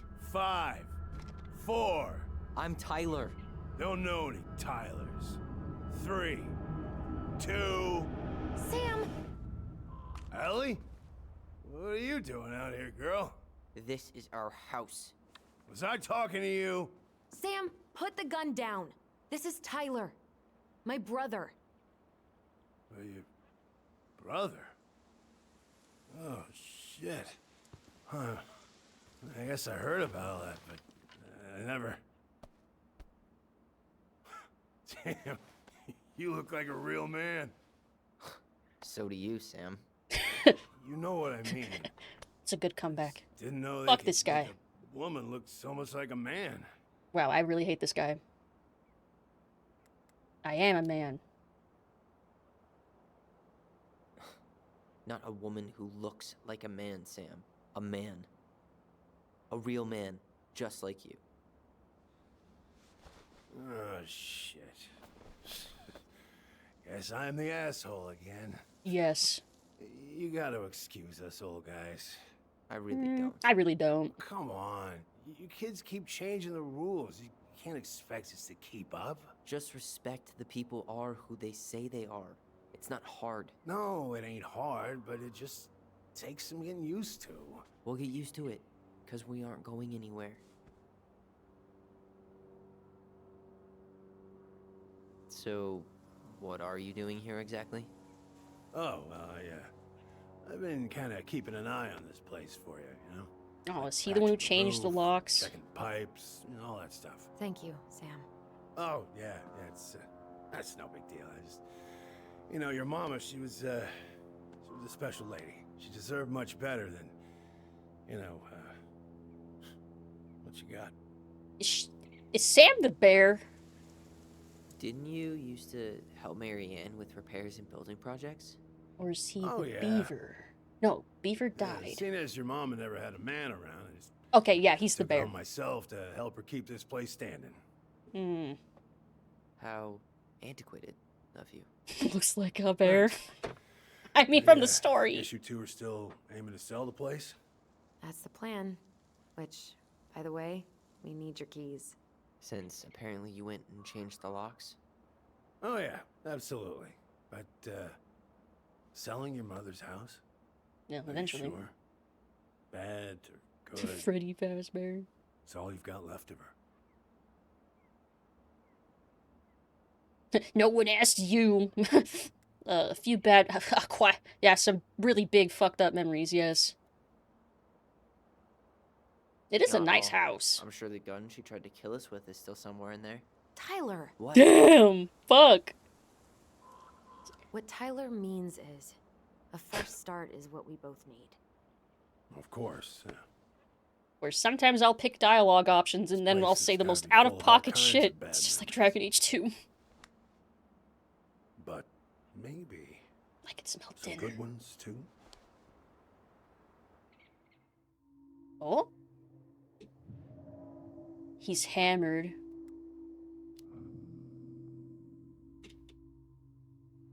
Allie, can you hear me? Ty, we can't do this when we're in the middle of talking to someone. Clearly we can. He's hammered. He's always hammered. And who knows? Maybe it'll make him chatty. Now come on. People think our family is weird enough. Everything okay with you two? Yes. Yeah, everything's fine. Oh, all right.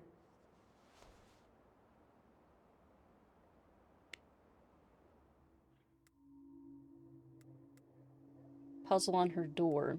Were you too close? I mean, obviously they were close. I'm pretty sure he's the bear that probably kept proposing to her or whatever, and she said, no. What about the puzzle on her door?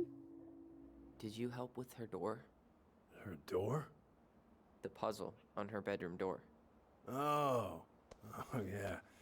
You two kept sneaking in, giving her no privacy, huh? You ever solve it? Yep. Just now. Better late than never, I guess. Never solved it myself. I mean, not that I wanted to. So, What's that? What's guess that you know implying? all your mama's secrets now, huh? Well, she may have one or two left. Yeah, BioWare in general, yeah. Some JD scrubs staring off into spaceship. Me, though. I find myself doing that shit, and I'm sure it comes across so weird. Which is I try to, like, stare not at people, but sometimes when I'm in my own head trying to come up with the right dialogue option to say in the real-life conversation I'm trying to have, I probably have that, like, that stare.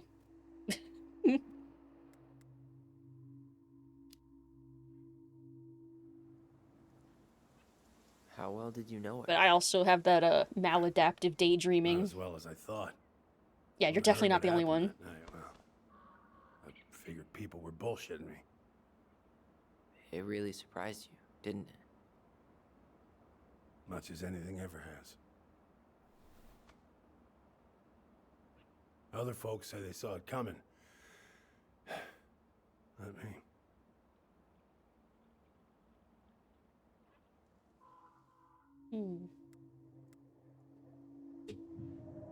We should go. We should get going. That's all you think we'll get out of him? It's the only dialogue options I have.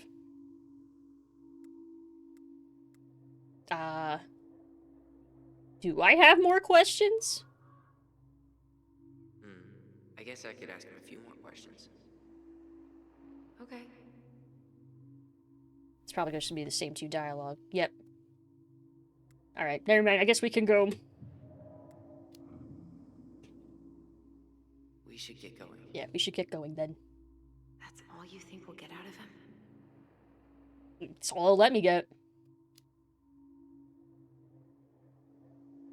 He's too wasted to be of any more help. I'll tell him to get a move on then. Well, we've got a supply run to make, and Uncle Eddie's expecting a visit. So. Right. Yeah, of course. So, time for Get you to going, mosey. you. You first. Sam, we all gotta get going. Oh, of course. Of course, yeah, I got lots to do myself. Lots of to-dos on old Sam's list. Yeah, he doesn't seem that You don't wasted wanna to keep me, around but... waiting, you know? Thanks for looking out for this place. Happy to do it.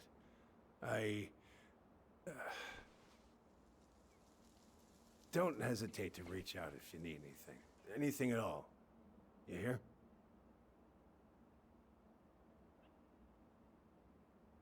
Yeah, I think he loved the mom. Sam? Huh? The keys?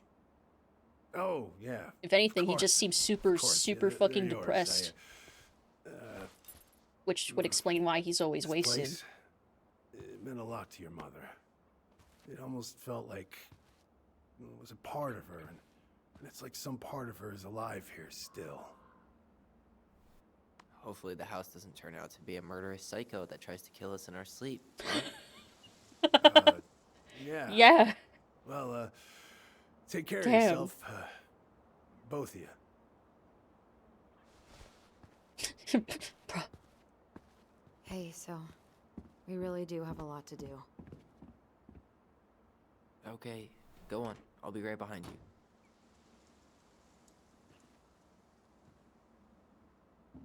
Sometimes saying nothing is the best option. I think Tyler has every right to be angry as fuck about what happened. Does seem super depressed about the whole situation, including having to remember that he really didn't know someone he cared for as much as he... Yeah. Like, he seemed fairly lucid, but just so down.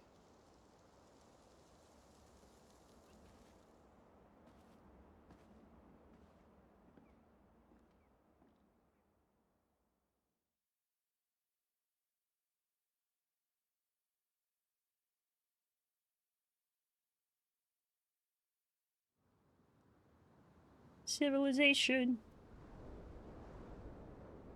He's not perfect. Everyone makes mistakes. Yeah, that's true. Oh! I remember him from one of the photos in Allison's room. Is that... Michael? I forget.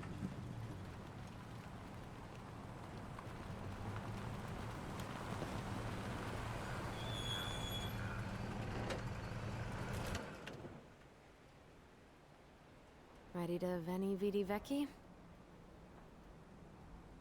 I'm ready to talk to Tessa.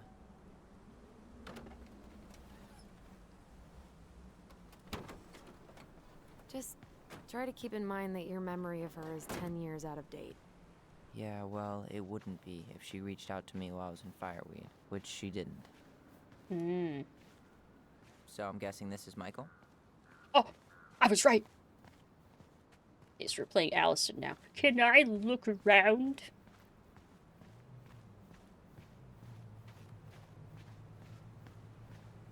There's nothing really to look at. Gaz. Gaz, the gas station. Ooh, that's interesting. Hey, you! Hey, isn't it your day off?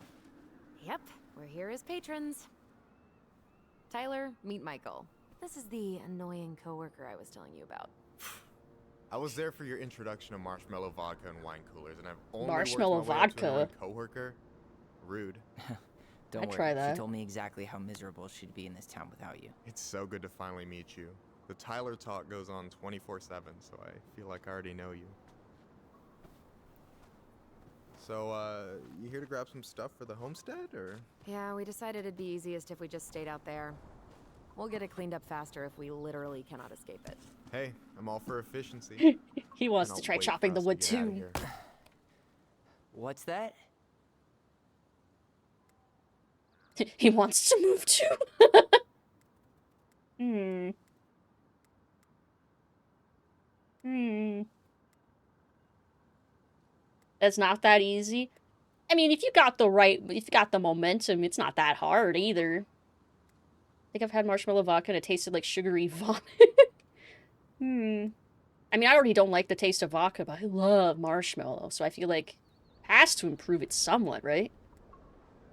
I don't know which to say. That one? Oh, Michael is moving to Juneau too. Oh, and did you guys plan on moving together, or...? Well, I mean, yeah. It'll be cheaper to share a place. but nothing's set in stone. Makes sense. There could be room for you too. For sure. The more Ronins, the merrier. I'm studying to be a chef, so, you know it'll be good eating. Oh. And I only snore during allergy season. And baseball. How can I say no to that? You okay? Dead on my feet, girl. Got up at 4 to fish before work. It's been a day.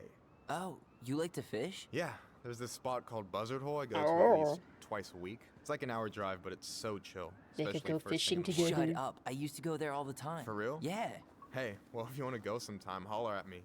I don't mind sharing. Cool. Most guys I know get all Smeagol about their fishing spots. Oh, look at you two, bonding over the most slow and boring way Tyler's to a kill an animal. nerd. She's He just likes jealous Star because she Wars couldn't and catch a Lord of the fish, Rings. Even if she filled the lake with cyanide I'm first. not... I relate to Tyler Never so mind. much. Tyler, we better get started with our shopping. Yeah, I'll be around if you need anything.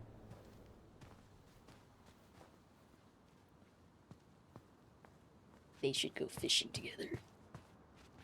Watch that lesbian lady chop wood on YouTube, so I'm basically an expert on cutting wood. It's not that hard, but his form was shit and he had no speed. Yeah, but I kind of just blame that on the animation not fully capturing the right momentum, but that might not be his fault. That might just be the game not making it look like it should. Moo. No. Hey, Cypher. Hello. How are you doing? Happy Monday. Happy Pride Month. Lesbian can cut my wood.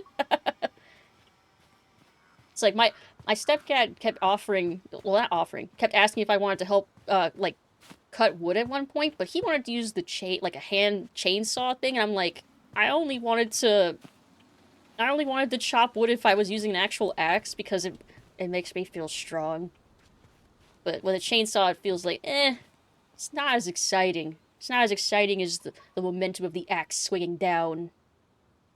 So, in theory, I would like chopping wood if it was the proper axe.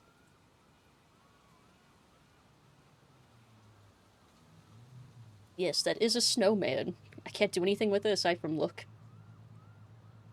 Okay. Don't blame you. Eat a carrot. Oh. Oh. Remember. Hey, Ollie! Look! I'm the ruler of this kingdom! Get it? 'Cause it's a dome? You're gonna fall, stupid. That was funny.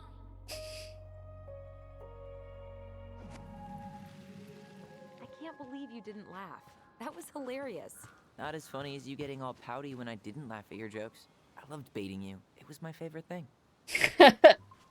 Professional rage baiter. I see how it is.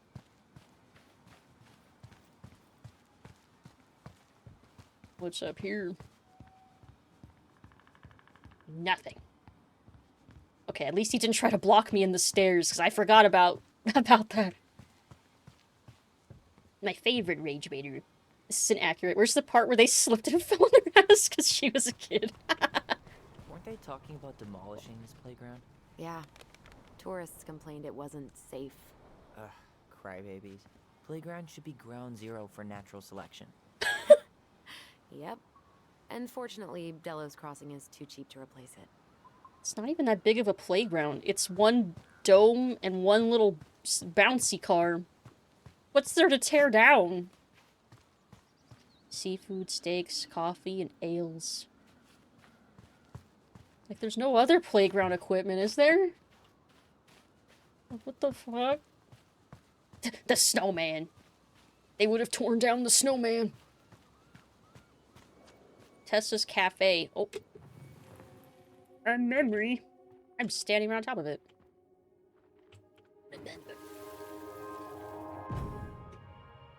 I want to have the crispy tocino. And noodles and spring rolls. And can we get the coconut cake for dessert? Easy, easy, my hungry goblins. We have to leave some food for the other customers. But Auntie Tessa said we can have whatever we want. Within reason. Man, I miss Tessa's cooking. She still make those, what are they called? Fried banana rolls? Turin? Right. No, I'm pretty sure she made them special for us. Almost sounds like... Oh, man. I want fried plantains. That's what I'm thinking of. Amarillos.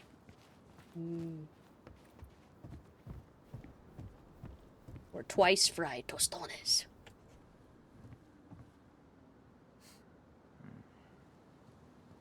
Tessa's still doing that Bible study here every Wednesday? Mm-hmm. Wednesday nights are always packed. She cooks tons of bibinka and the Hail Marys start flowing. Ooh.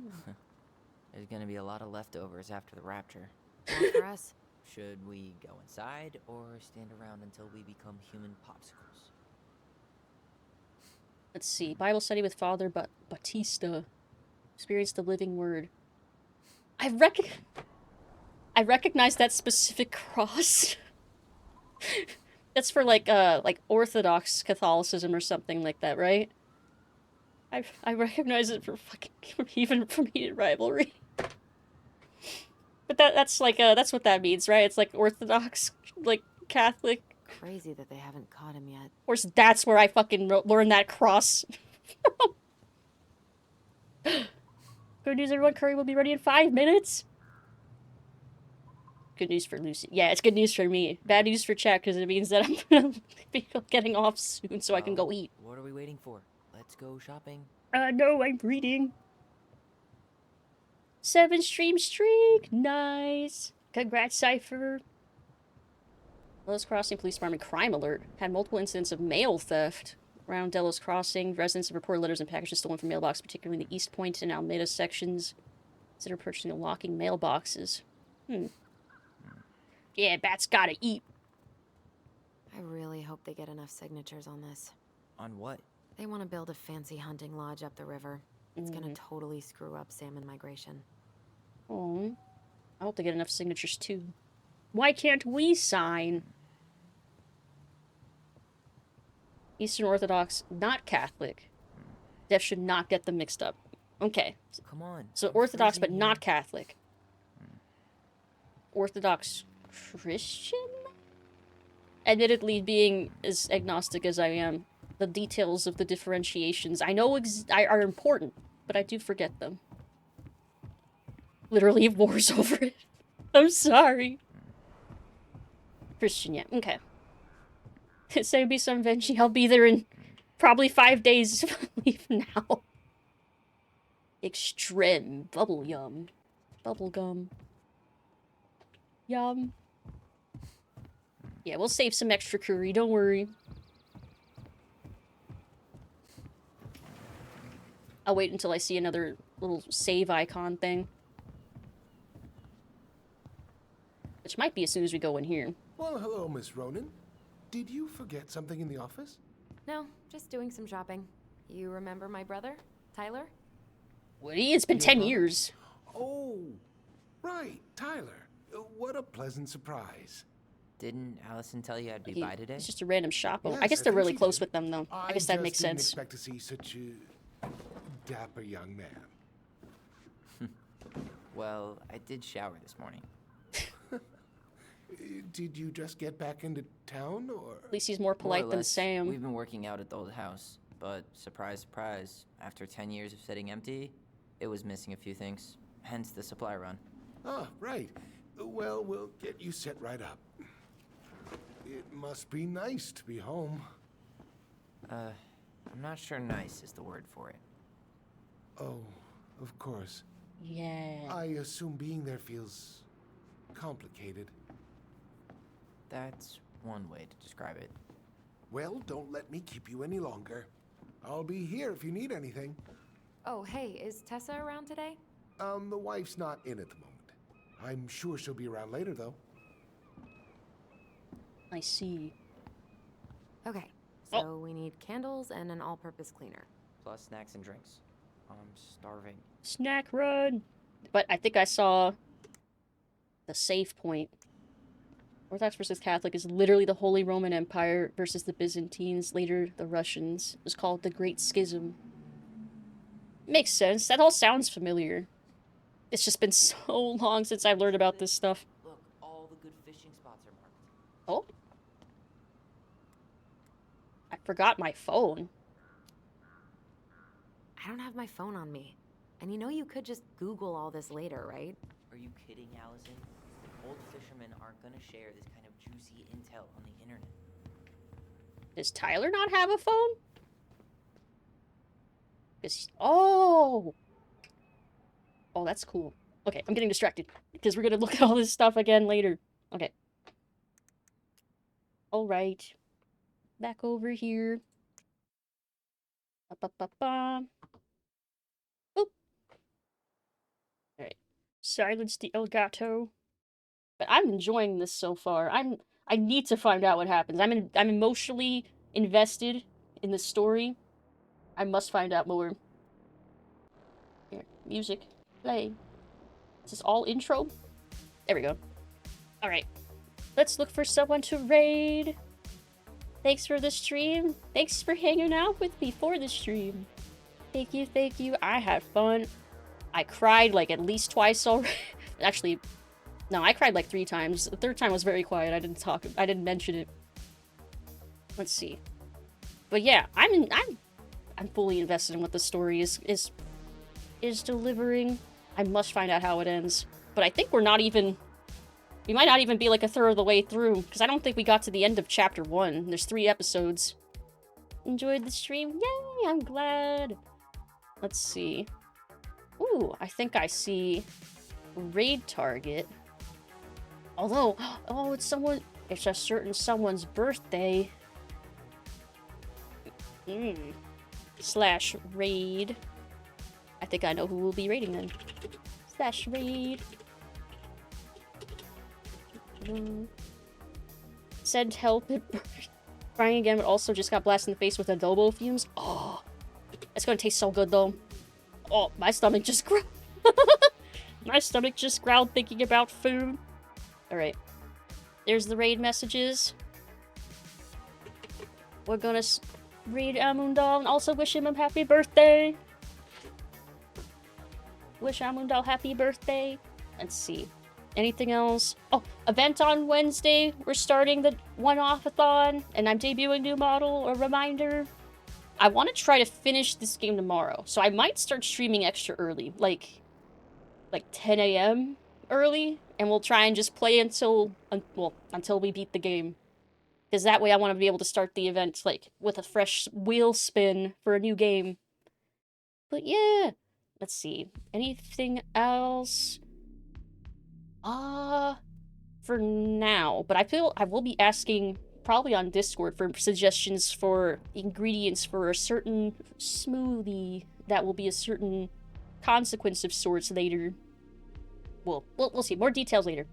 I'm also going to blend the stewing liquid into sauce for taco salad. Oh, that sounds so good. I need to go eat food. Alright.